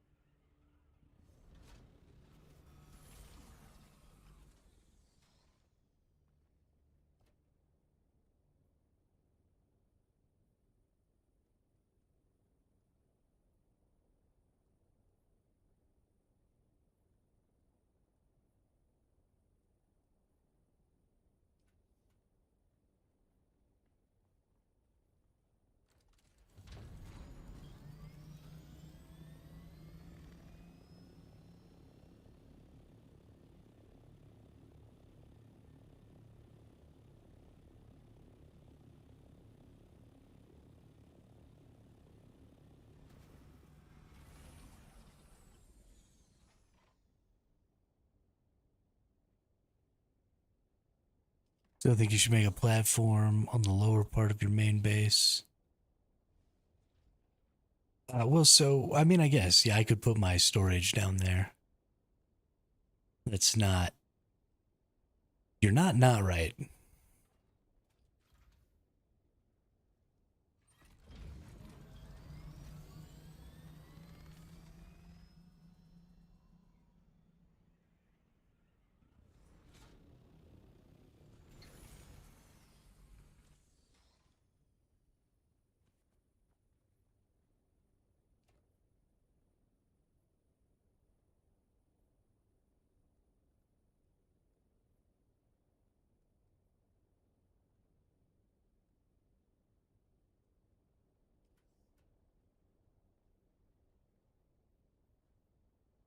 Well, you would still need to put your storage there, because otherwise, flying to the platform wouldn't matter.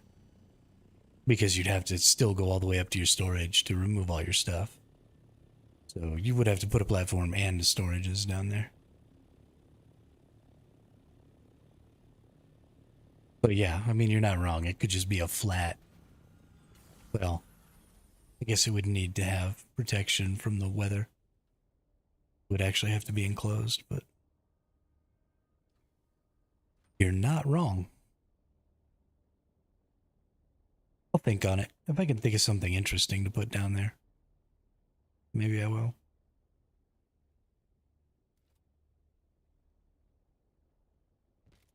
Yeah, I can't get the buggy up there. So,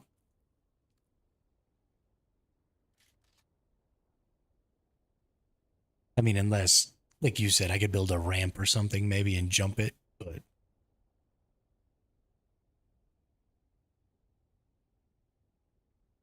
I don't know. I guess we could do that. That would be kind of fun. I don't know.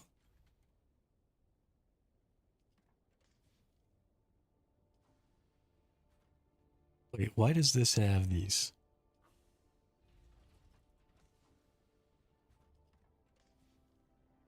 All of the disorganization is my fault now. I can't just blame it on other people. And that's sad.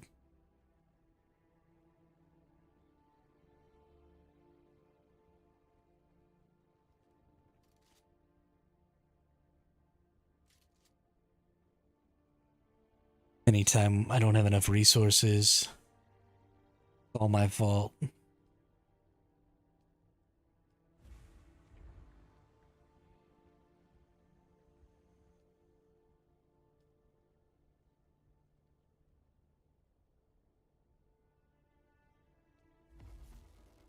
It's just all my fault.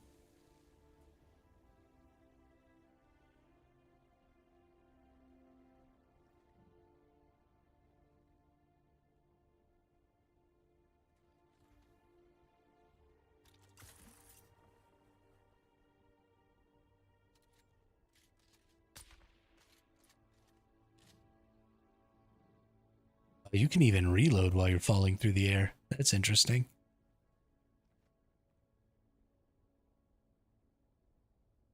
Very, very interesting. What did I come down here for? Let's take a look.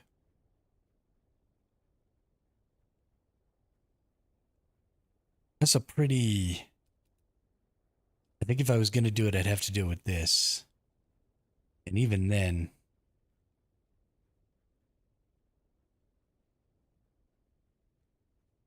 It's a fairly large... So I'd probably have to put some verticals on there.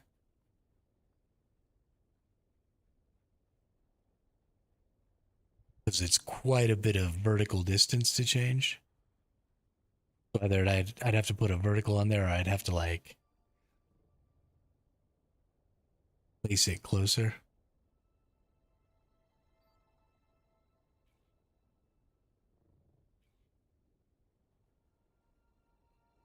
Or, I mean, the other option is to try and do it from here.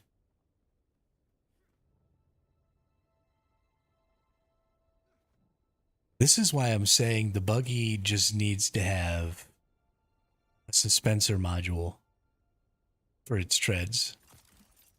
Because then I could totally make something. I wouldn't even have to build anything up here. Right? I could just try and drive the buggy up, and I'm pretty sure I can get up here.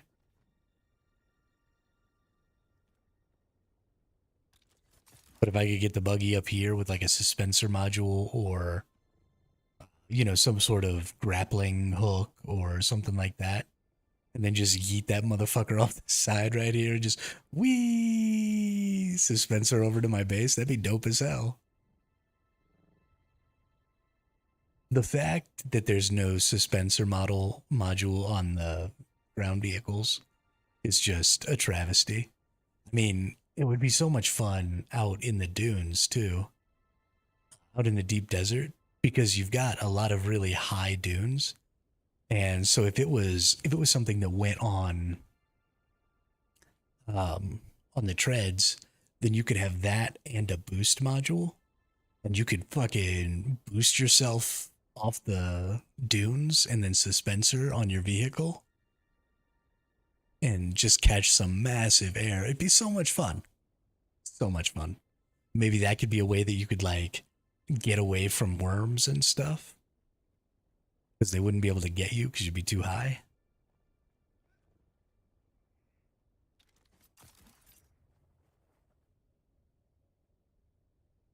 Give a little more value to some ground play, you know? You could drive buggies out. Heck, you could maybe even get over the quicksand that way and go between the regions. Then they'd have to change it so that you could actually do that with ground vehicles. Or even if you didn't want to do it for the buggy, do it for the bike, right? Give the sand bike some love. If I could suspensor on the sand bike, I would lose my shit. I might put away my ornithopter and never take it out again.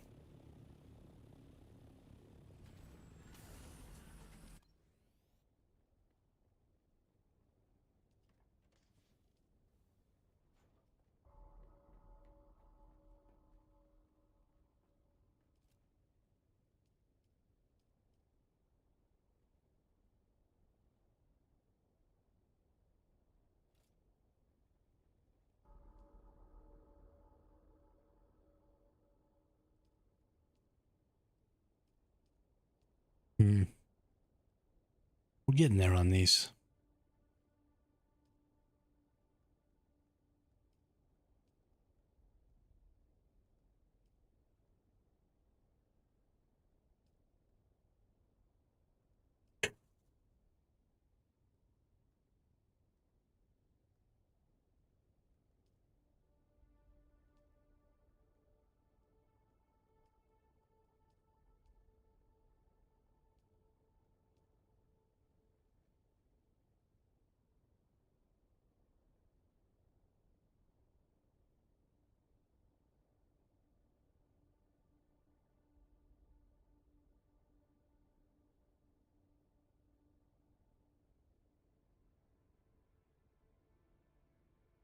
I didn't delete it. I mean, when we leveled up the guild, well, they didn't level up the guild. When we grew the guild, we got all the 32 people in there. It was actually looking really nice. There were a couple of people who were building really hard on it and stuff, but as soon as I left, they just tore it down. Took all the resources and stuff out of it and destroyed it.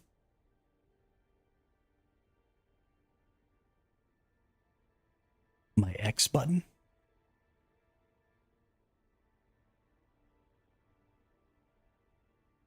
Oh, yeah.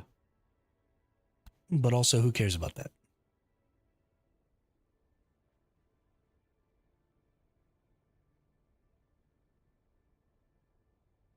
I'm only level 80.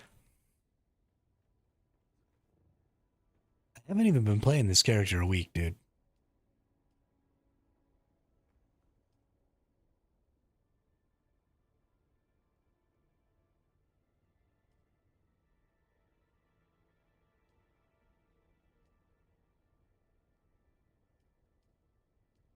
Granted, I've been playing this character for like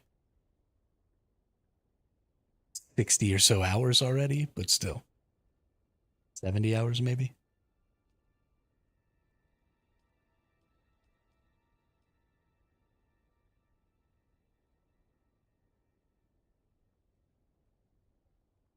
Yeah, I noticed that you were in another server. I figured that was probably what happened was we were just too small for you and you wanted more people around. If only you had waited a couple more days. It wasn't very long after you left that we started recruiting really hard.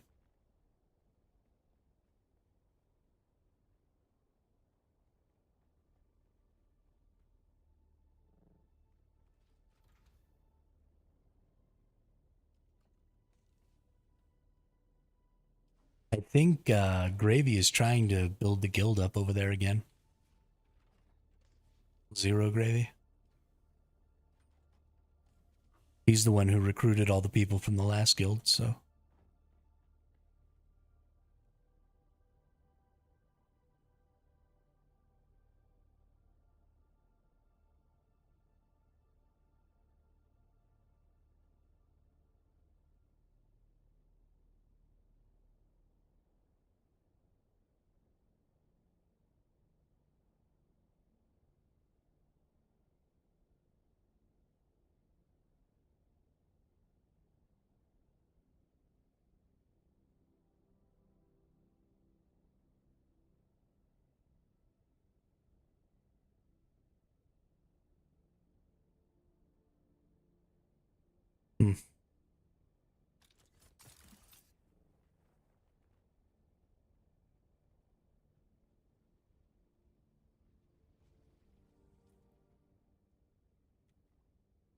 Yeah, guilding in games like this is hard because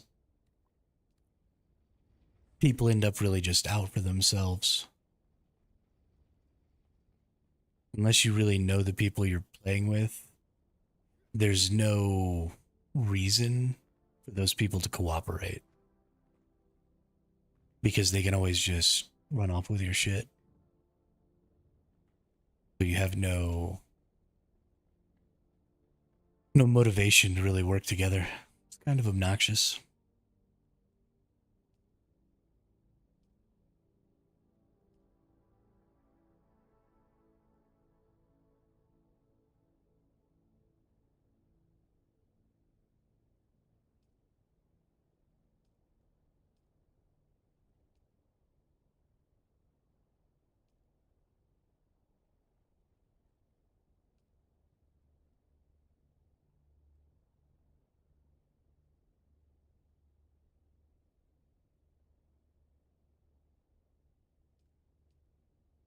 Of course, I'm still going, Gravy.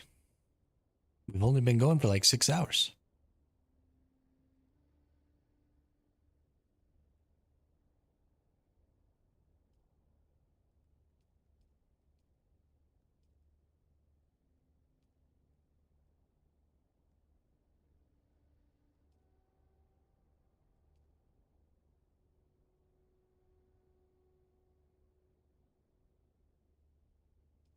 You know, I haven't done any PvP yet. Yeah, I just started going to sleep later, started waking up later, Gravy, so we start the stream a little later.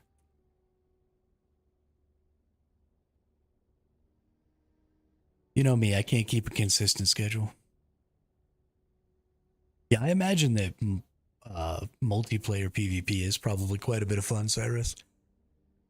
But again, once they fix the faction system, um, you won't need to be in a guild to have access to that. Once they fix the faction system, then you can go out solo and you can go defend spice fields for your faction.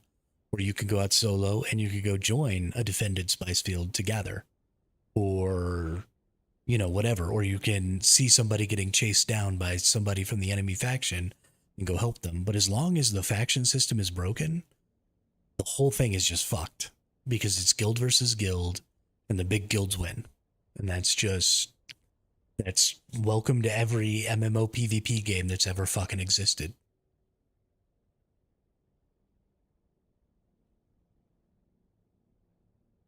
But I got to reset my GeForce Now session here real quick.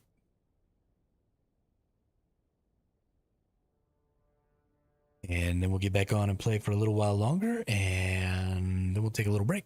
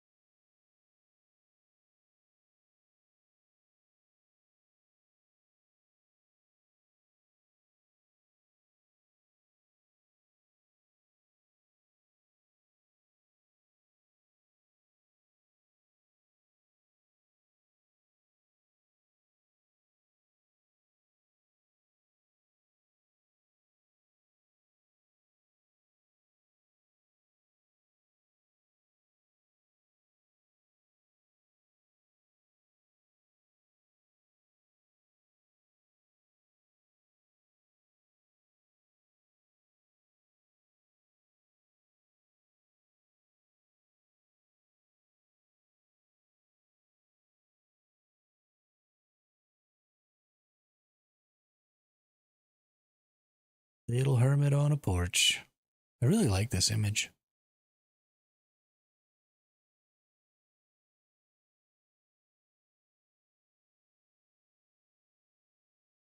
It's very soothing.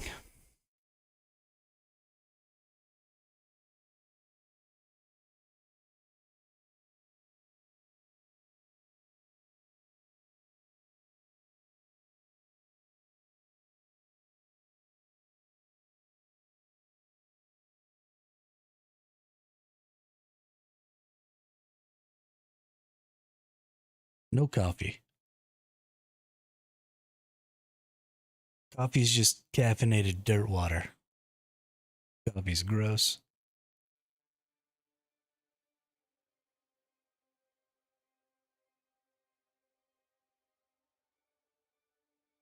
Good night, Gravy.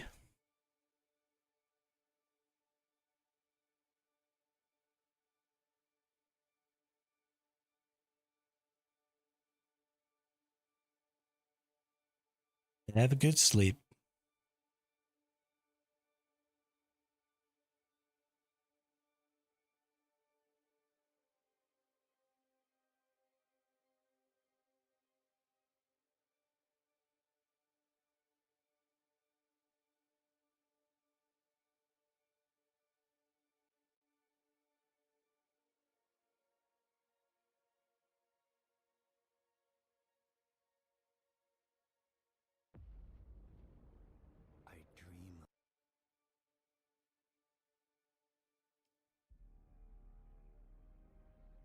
Yeah.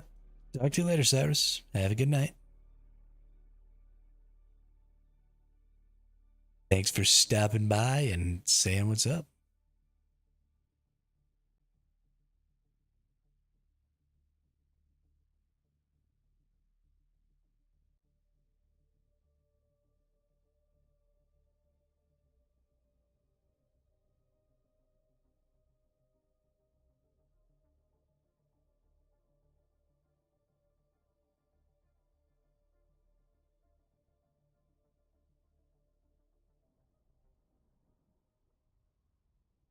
Sector weather alert. A large sandstorm is. A large sandstorm. No. No.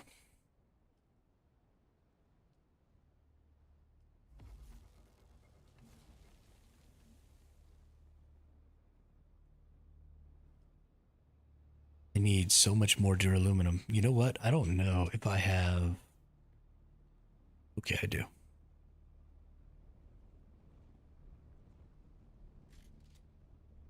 I try to be good about putting my ornithopter inside my backup tool, but sometimes it gets away from me.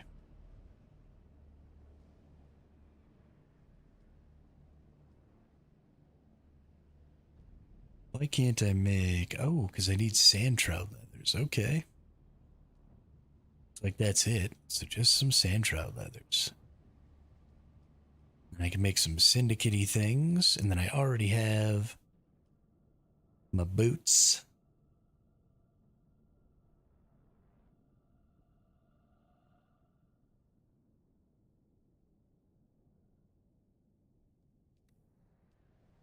And then what'll I wear on my face? A mercenary helmet? See, I can make this stuff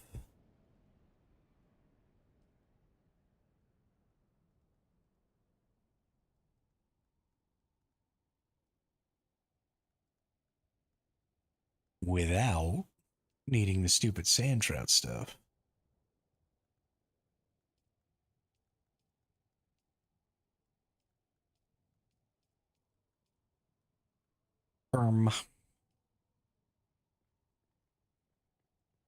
I don't know.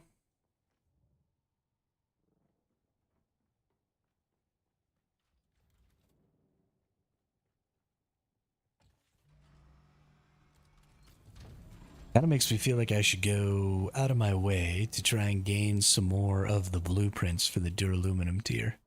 Because I'm sure there's probably a heavy armor blueprint for the tier as well. I'd like to honestly probably just have some heavy instead. The syndicate's nice, but especially for PvE, I think that probably being able to resist explosions and darts is just better. Better. Butter.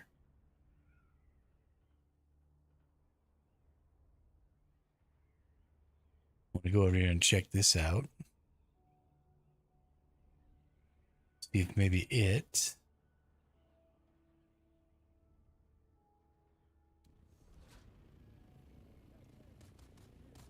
It's the same layout.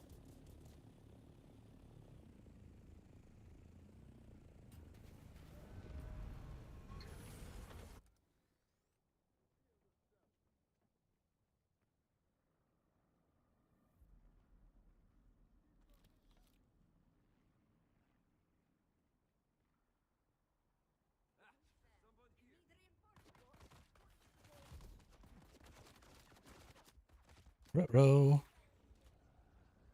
Okay, maybe that was a terrible idea.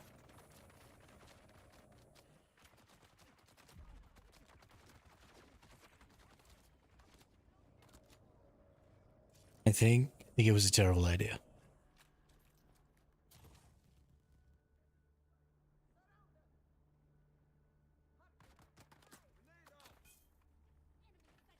Run! Run! No!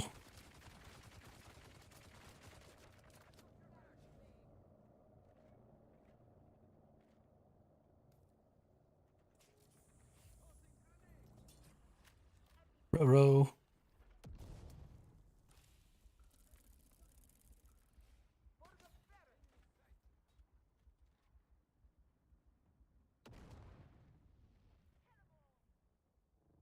Okay, so the important thing about that,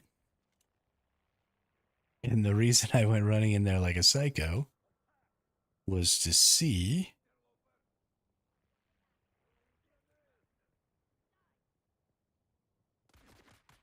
if it gave duraluminum tier stuff.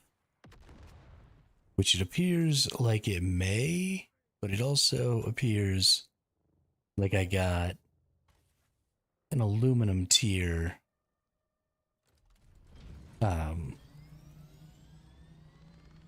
Yeah, so I got an aluminum tier blueprint, and then I got duraluminum ingots, and an assault ornithopter Mark V generator, and then a duraluminum tier weapon. So I don't really know what the fuck's going on there.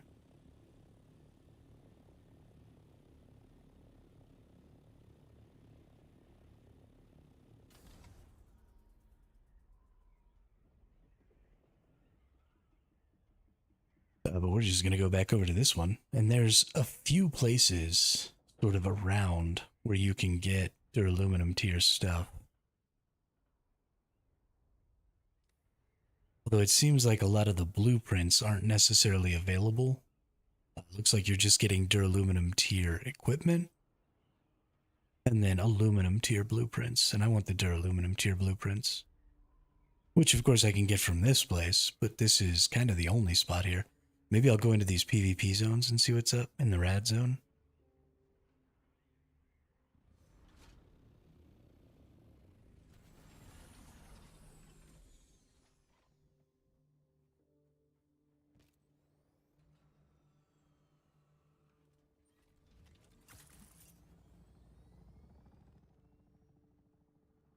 Or this dude just came in here and killed all these. Oh wow, it's still not. Oh, it's a PvP zone. That's right. This is technically a PvP zone.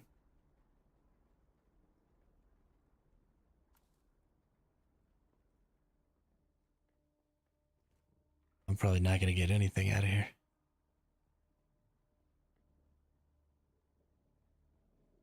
Damn.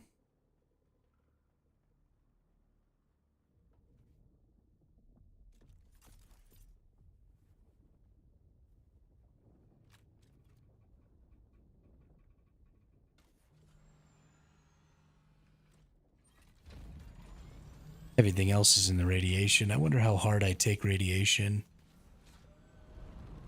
in the tier 1 rad zone.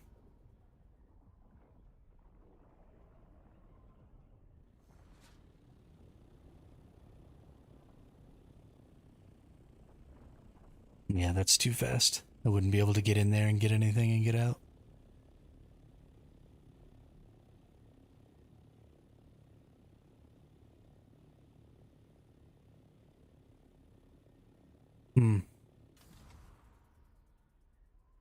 Honestly, might end up just being best to go do the freaking A row.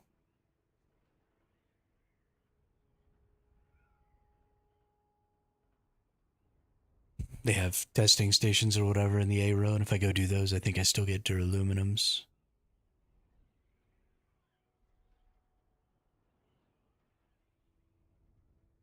I don't know. Guess I can go ahead and stop off over here. I need to get some diamondine dust anyway. So let's stop off over in Misataril. Get some diamondine dusts, and we'll get some sand trout leathers.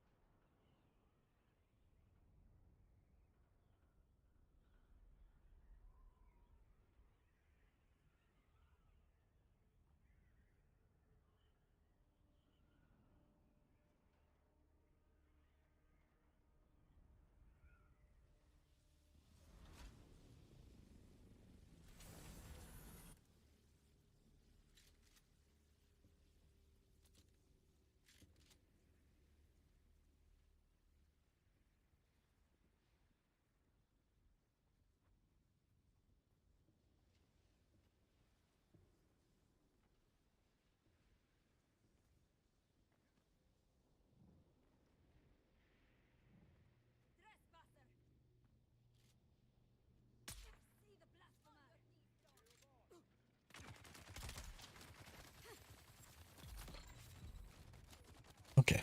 Stop stopping me from sprinting.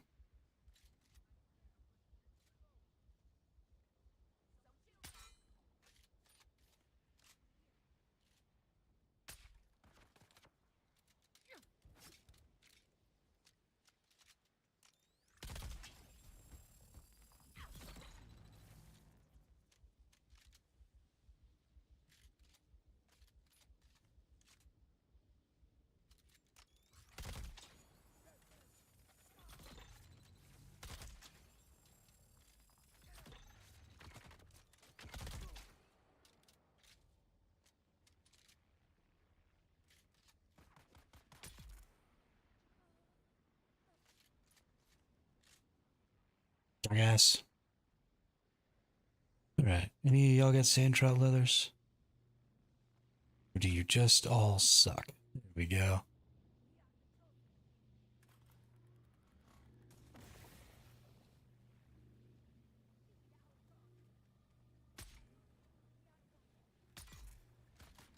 I think I was totally freaking oblivious.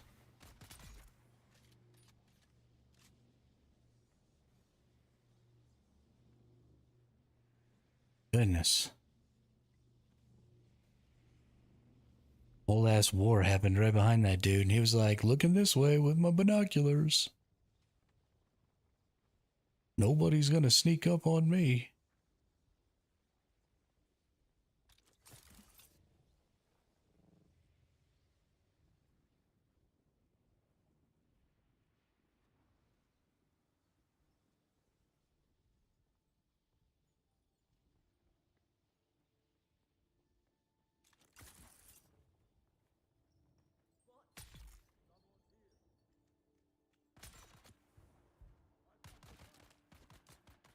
Not sure what these two are doing all the way out here. But okay.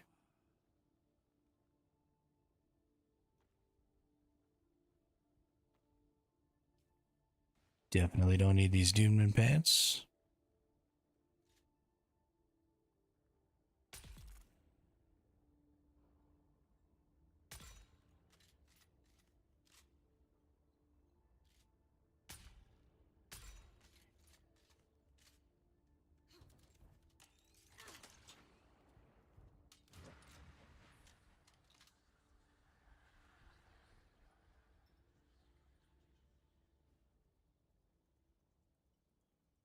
Which way did she go, George?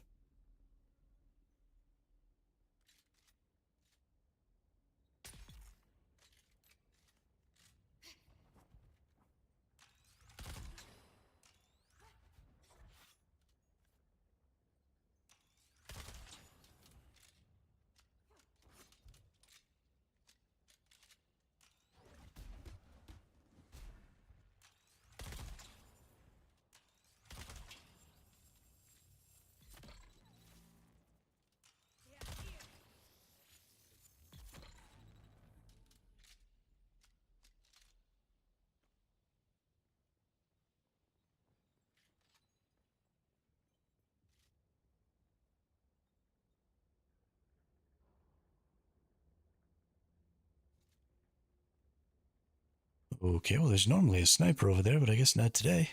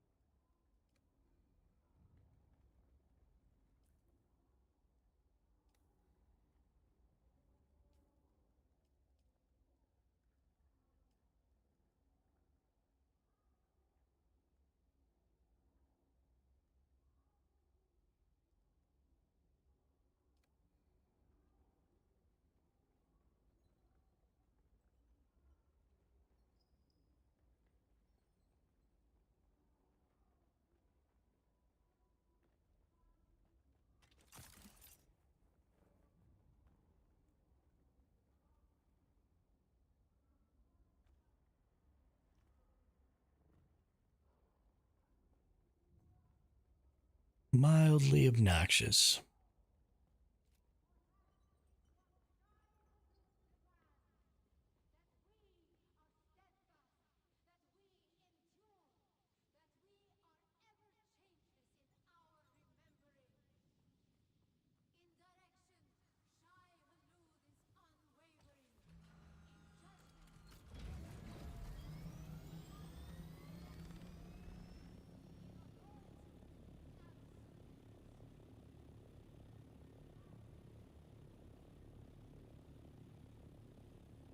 And I wish you could build up on top of here, too.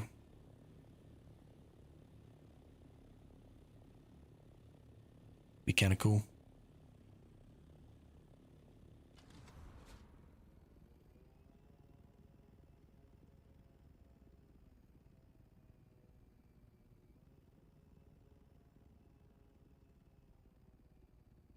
Despite all the cool ass places you can build, there are also a lot of cool ass places you can't build in this game,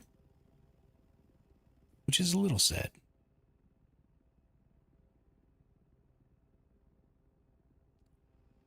Just a little bit, though. Un poquito. So we're going to put all this stuff away real quick. We're going to grab some fuel, and then we're going to go out into the testing stations in the A row of the deep desert, because again, I want to try and get um, some more of these.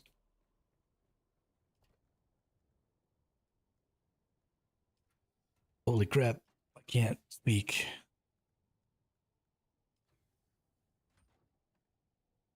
I'm going to try and get some more of these schematics. There we go.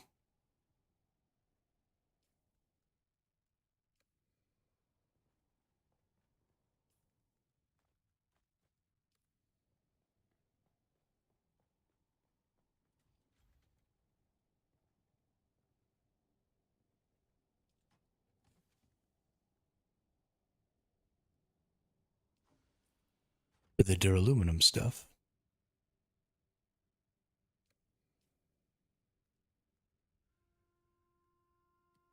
I can't learn the thumper one because I don't have the thumper yet. That is comedy right there.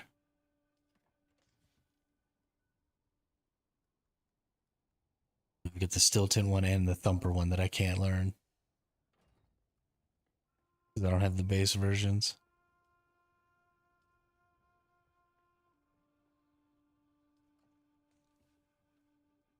Find that fairly entertaining. All right, we got some fuel. Pretty well set on bullets and stuff. Let's go do some basic tier 5 testing stations.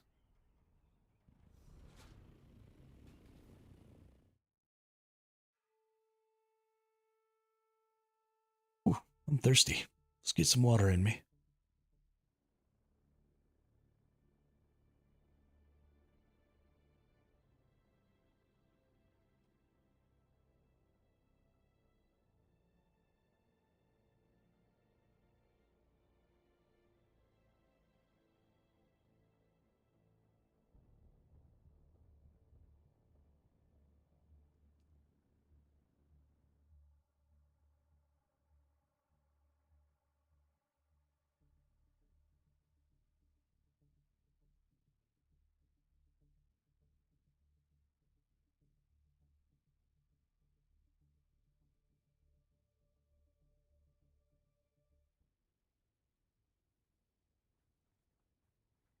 Everything's about to break.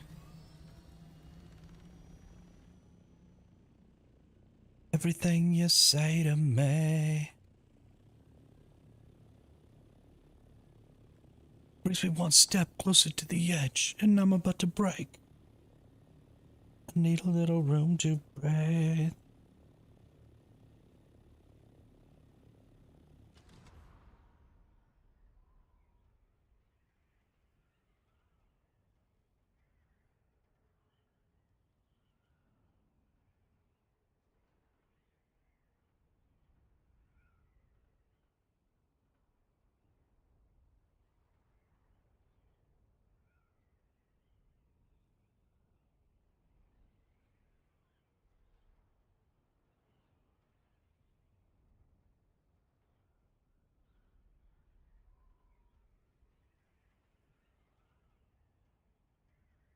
Looks like this person's going for some duraluminum blueprints as well.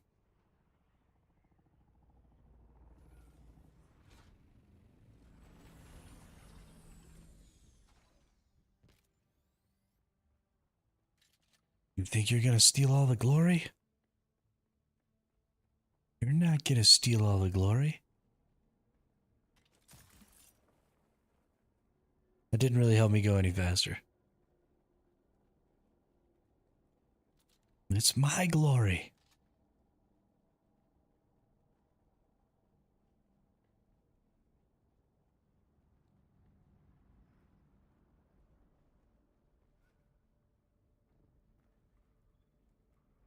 Well, looks like somebody might have cleared it out already.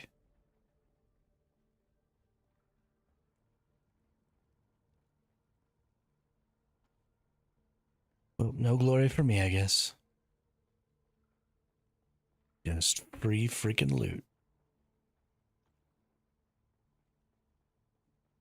Which, admittedly, I don't mind. Hey.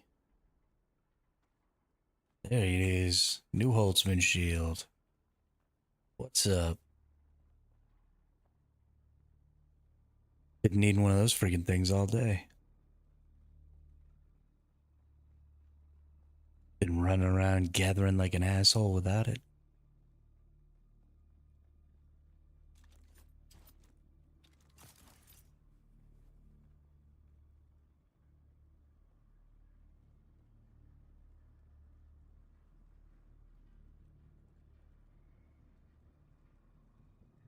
Not actually a chest down here, is there?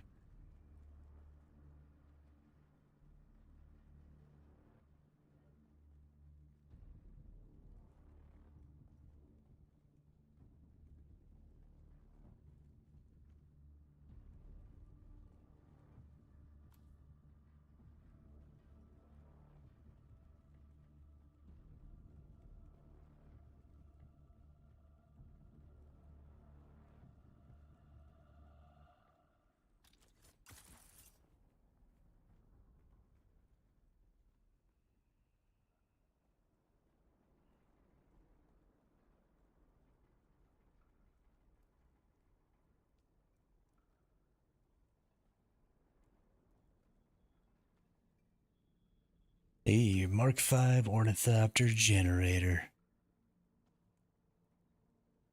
Station gauntlets. I think those are like heavy tier. Or heavy armor class. Nice.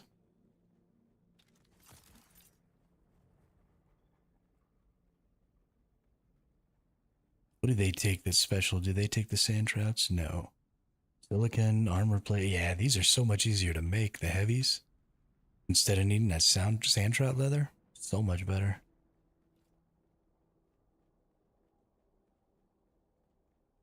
You don't get to dash as much and stuff, but for PvE, I definitely think the heavy armors are better. For PvP, since there are so many people running around with swords, probably the light armor's better.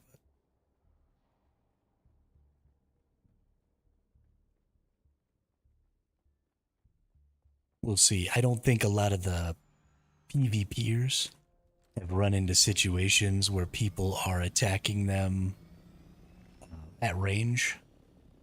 I imagine that they're probably mostly fighting people inside of those testing stations where everything's really close up. And, like, for example, my sniper rifle would do me almost no good there. But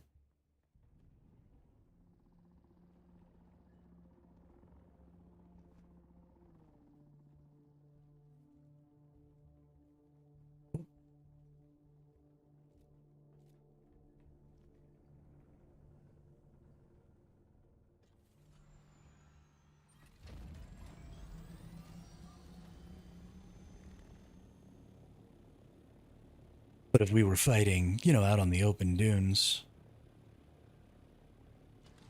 which I intend to start some fights at the spice areas, even if I'm not carrying missiles, I'm probably going to start shooting people in the spice areas.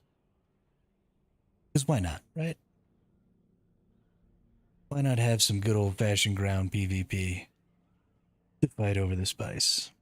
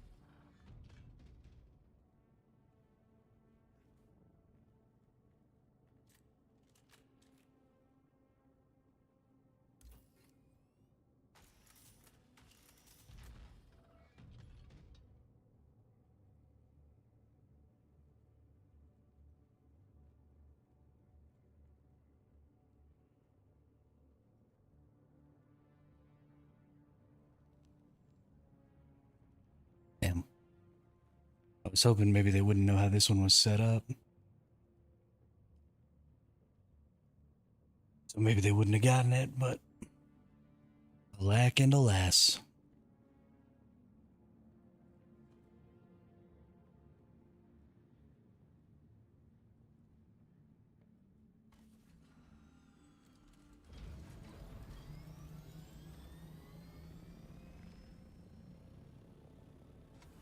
Ooh, another one. Doom, doom, doom.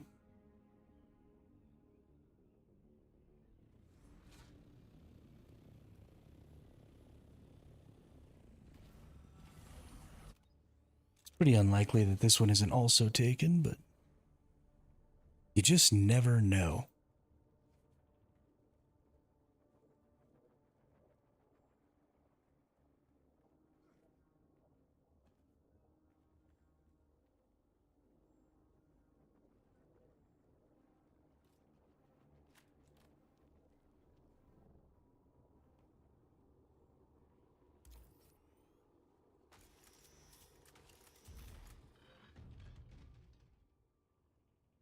Uh,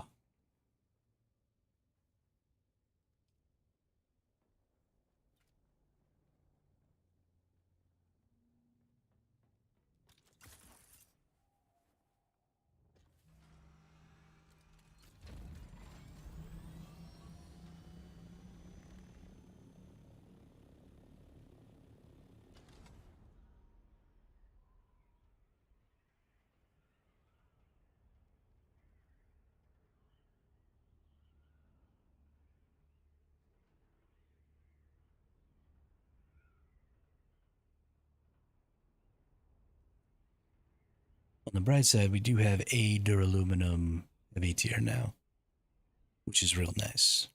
I really want the whole station set. That'd make me real happy.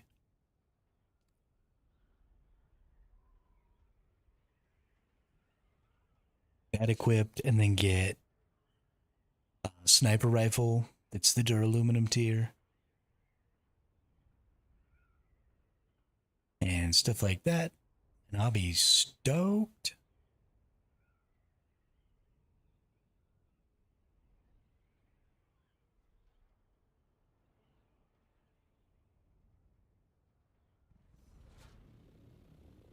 And then we'll have to start fighting people who are gathering.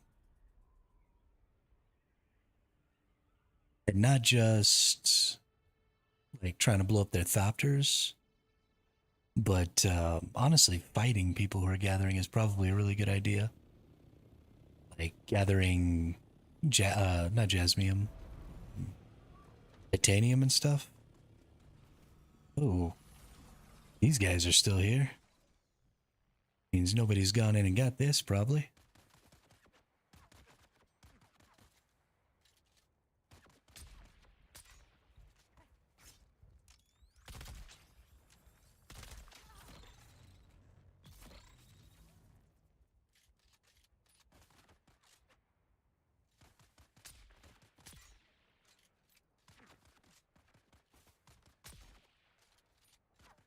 Okay. Why are you still alive? How many bullets can these fools take? Jeebus.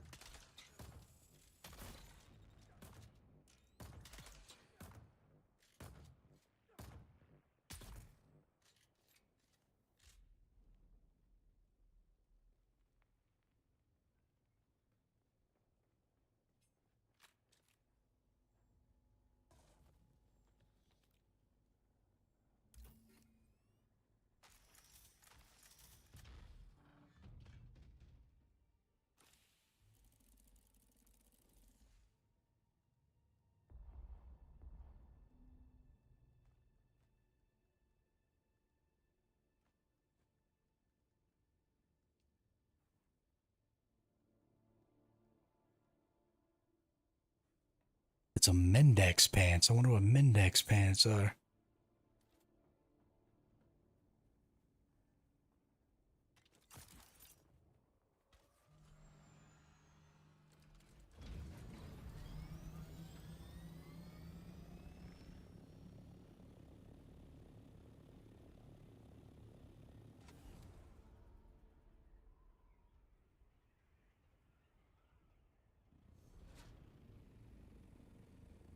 And a testing station. Nice. All right, let's look at these Mendex pants. Their duraluminum tier.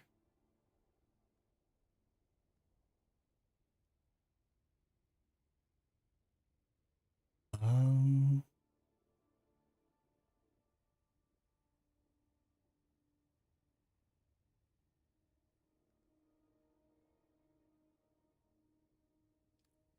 really know.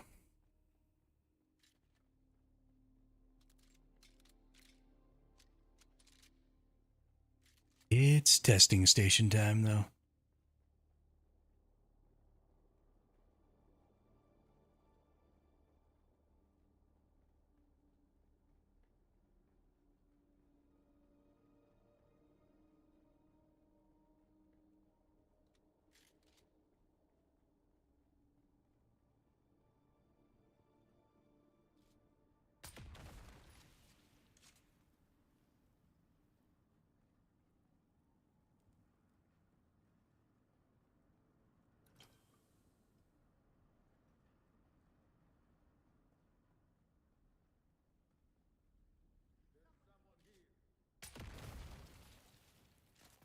Blew myself up.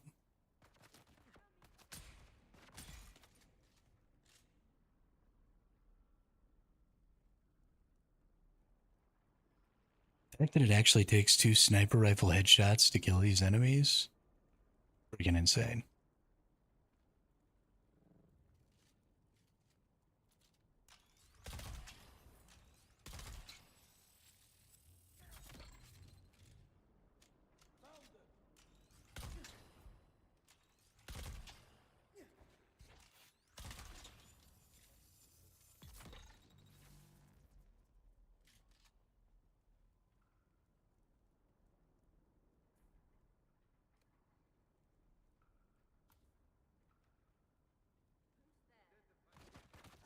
That is not a player.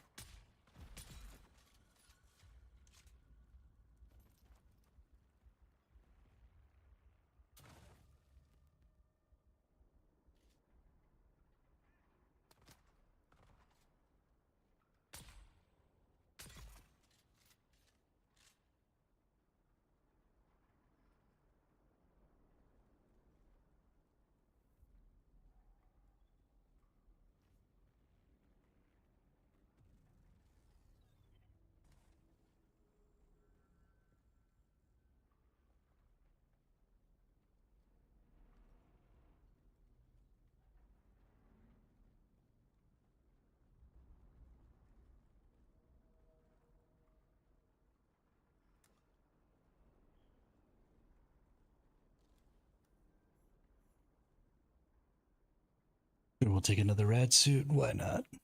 I don't ever have to repair them. I can just keep throwing them away. Ooh. Oh, it's a still suit. Still suits are useless.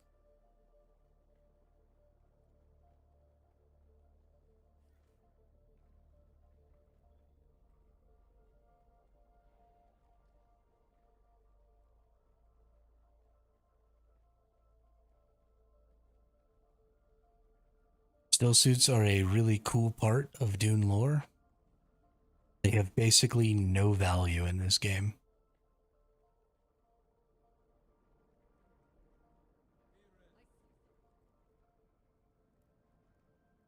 At least none that I can determine.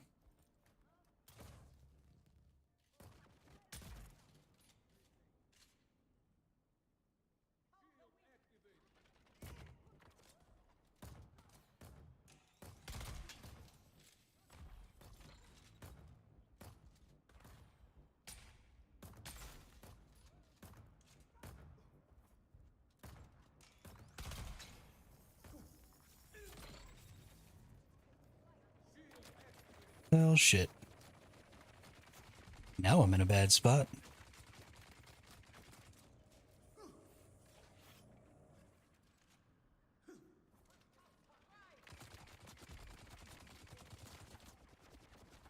Oh no.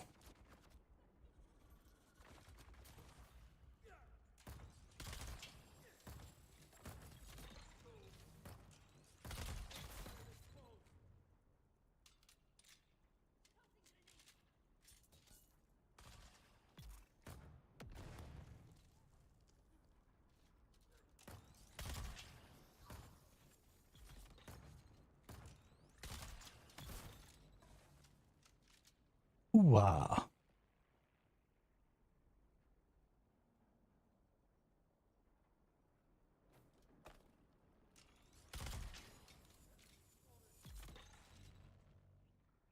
It's nice of that guy to go get himself trapped in a corner there. Sure, we'll take those. We'll take the complex machinery.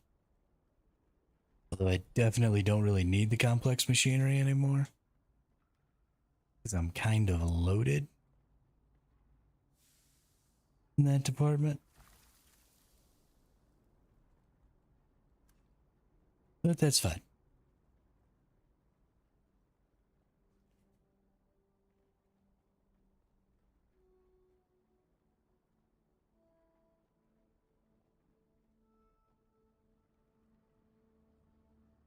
Definitely want to get to my unique duraluminum stuff, though. The little bit of stuff I've fought out here in the deep desert is making it very obvious that that's a necessity. I also need to get some more skill points so I can level up, my rifle damages. And oh, I can actually level this one up. Nice. Just increase my rifle damages and stuff because I want to be able to get those kills in one headshot on the basic melee enemies and the basic gunner enemies. Not necessarily the heavy gunners, because I don't think I'll ever be able to kill them in one headshot, but if you can sneak into a room and get at least one of the enemies downed in one go, especially one of those shieldy melee enemies, that can be really valuable.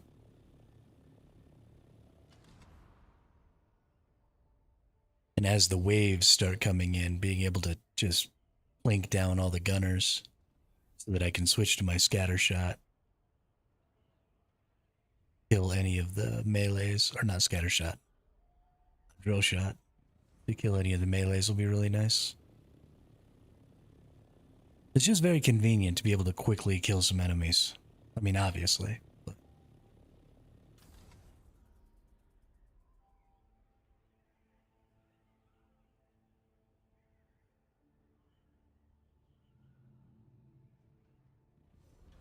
But this is a much larger one.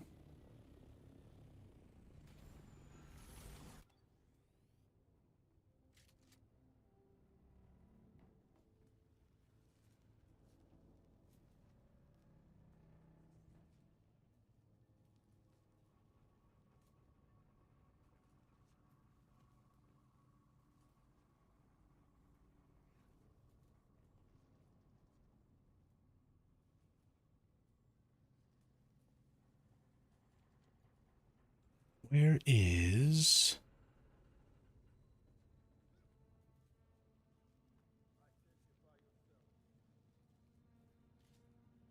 I think not.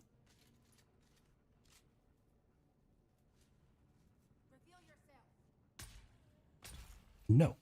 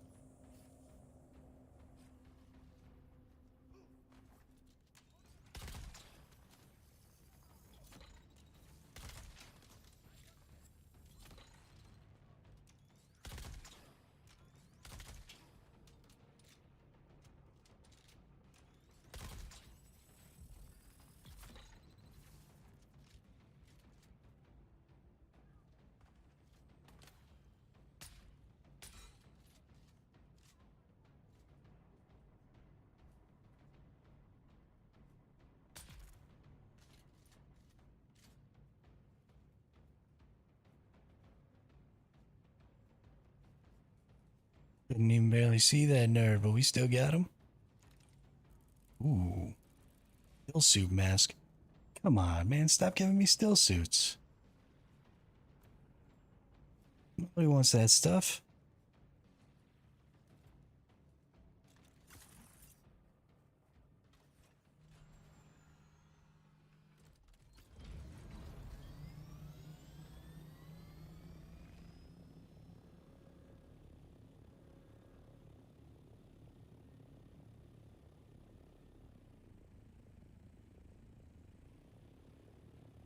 Are there two? Does this count as two shipwrecks? Is that what it's trying to tell me?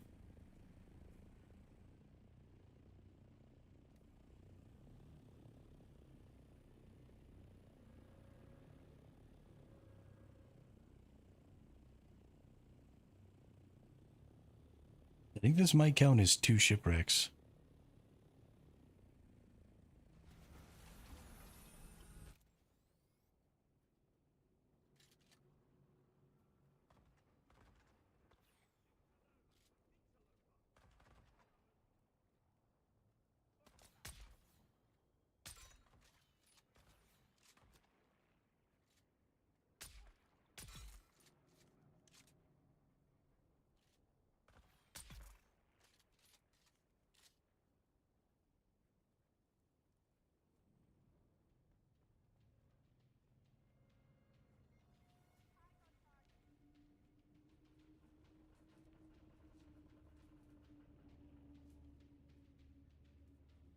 I should likely try to be a little more careful. I do have one blueprint that I actually want.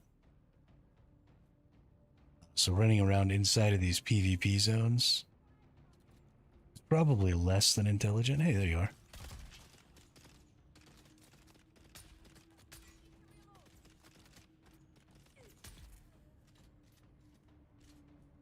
Because I could just get attacked at any time in here. And that sounds bad.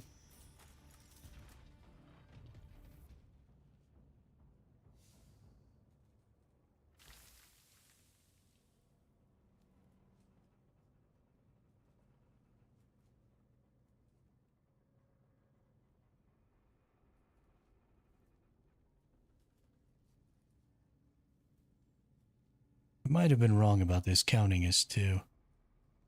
It seemed like they wanted it to. But it looks like it's still just the one zone. It just has like two indicators because it's so large, maybe?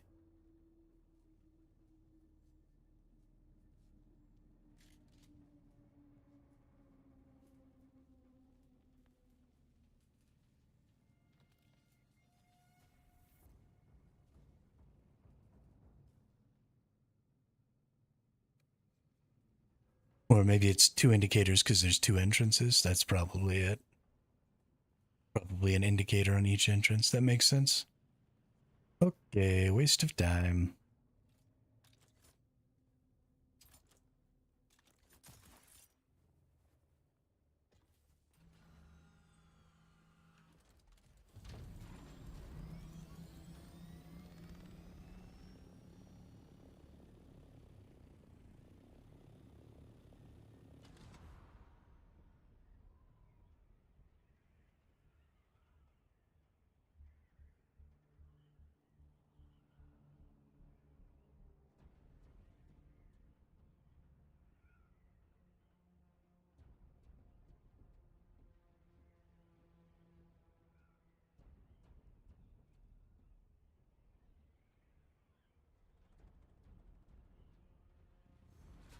Testing station. Whoops.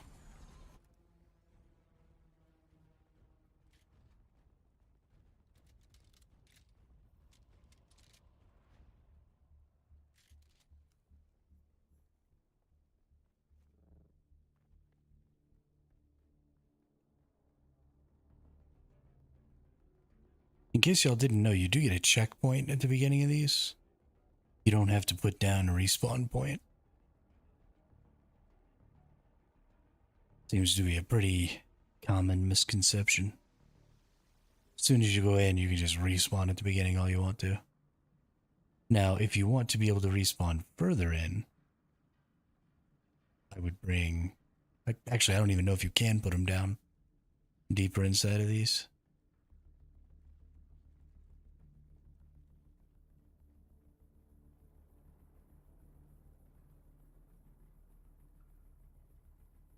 That honestly seems like a pretty abusable thing.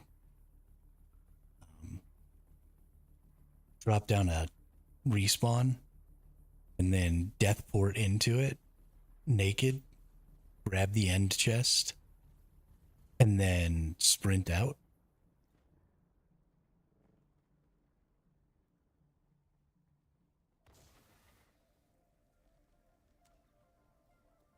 Surely that's not possible.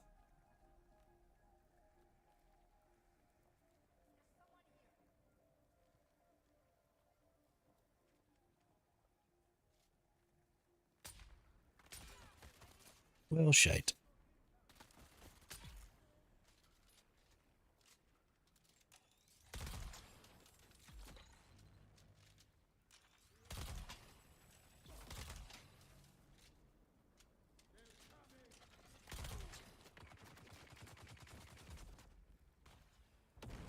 Oh, you little bastard.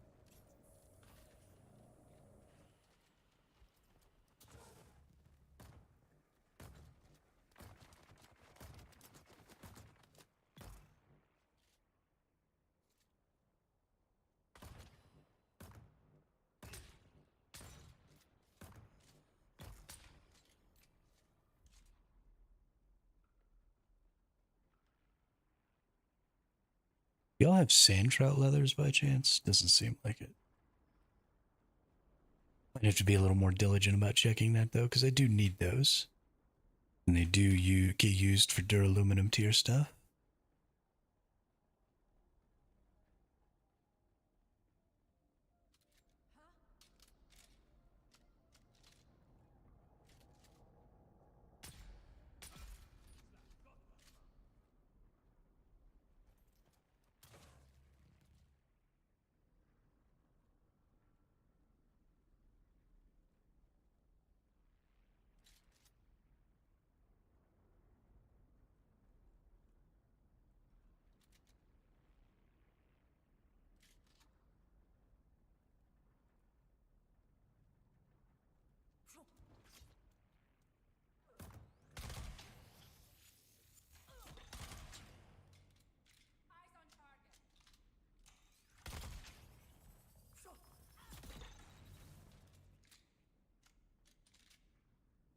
Jackass. Oop.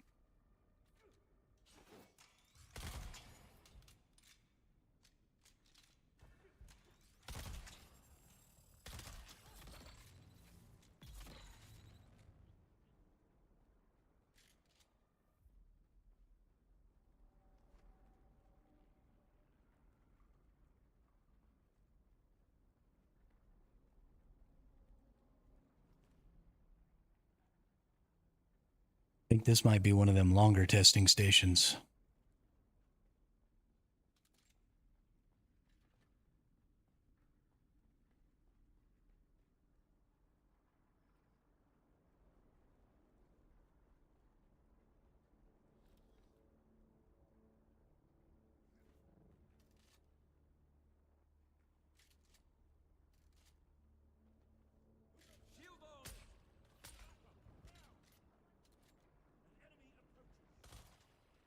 Yep. Bye bye.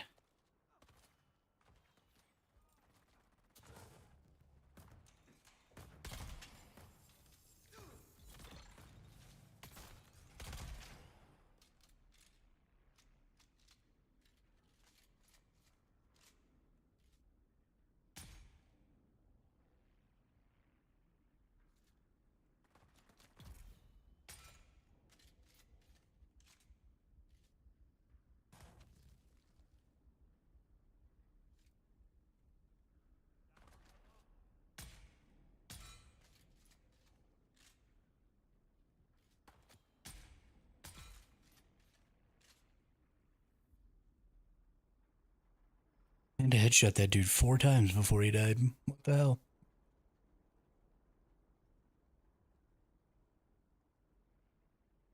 Another still suit piece. I am gonna fight somebody.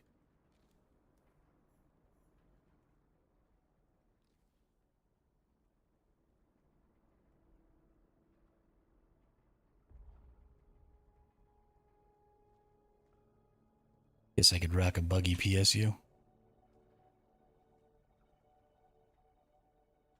Be nice to replace the one I'm currently using.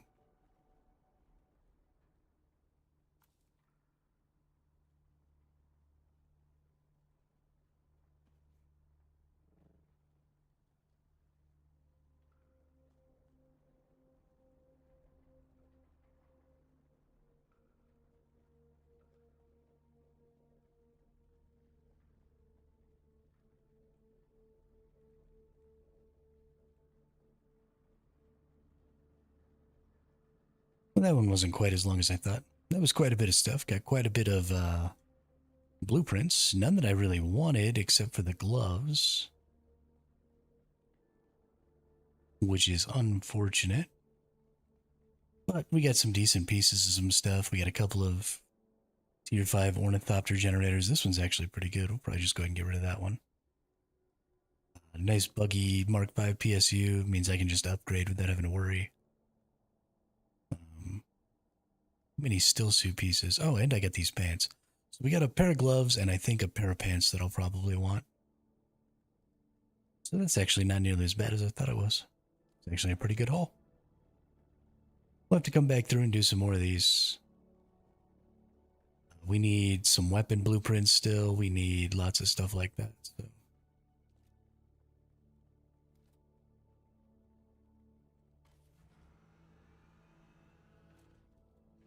Probably need to try and come in an assault thopter next time or something so I can do more of them. We started having to make decisions. Of course, if I do an assault thopter, I can't really go into the PvP areas. I guess I could leave it outside the PvP zone and then just run into the PvP area. That way I could keep it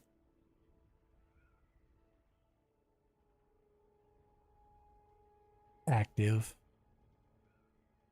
and keep filling up its inventory. That would probably be okay.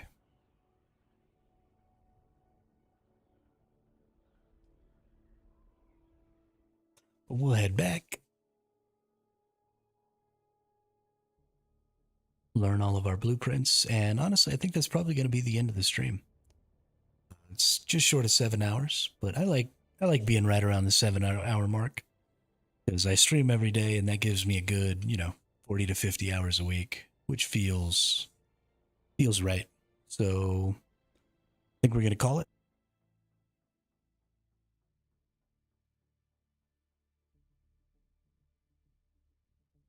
What am I getting notifications on here?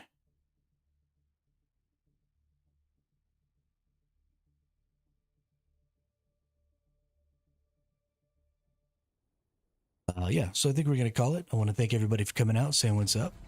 It was nice to see some folks I hadn't seen in a little while in the chat, so that's cool.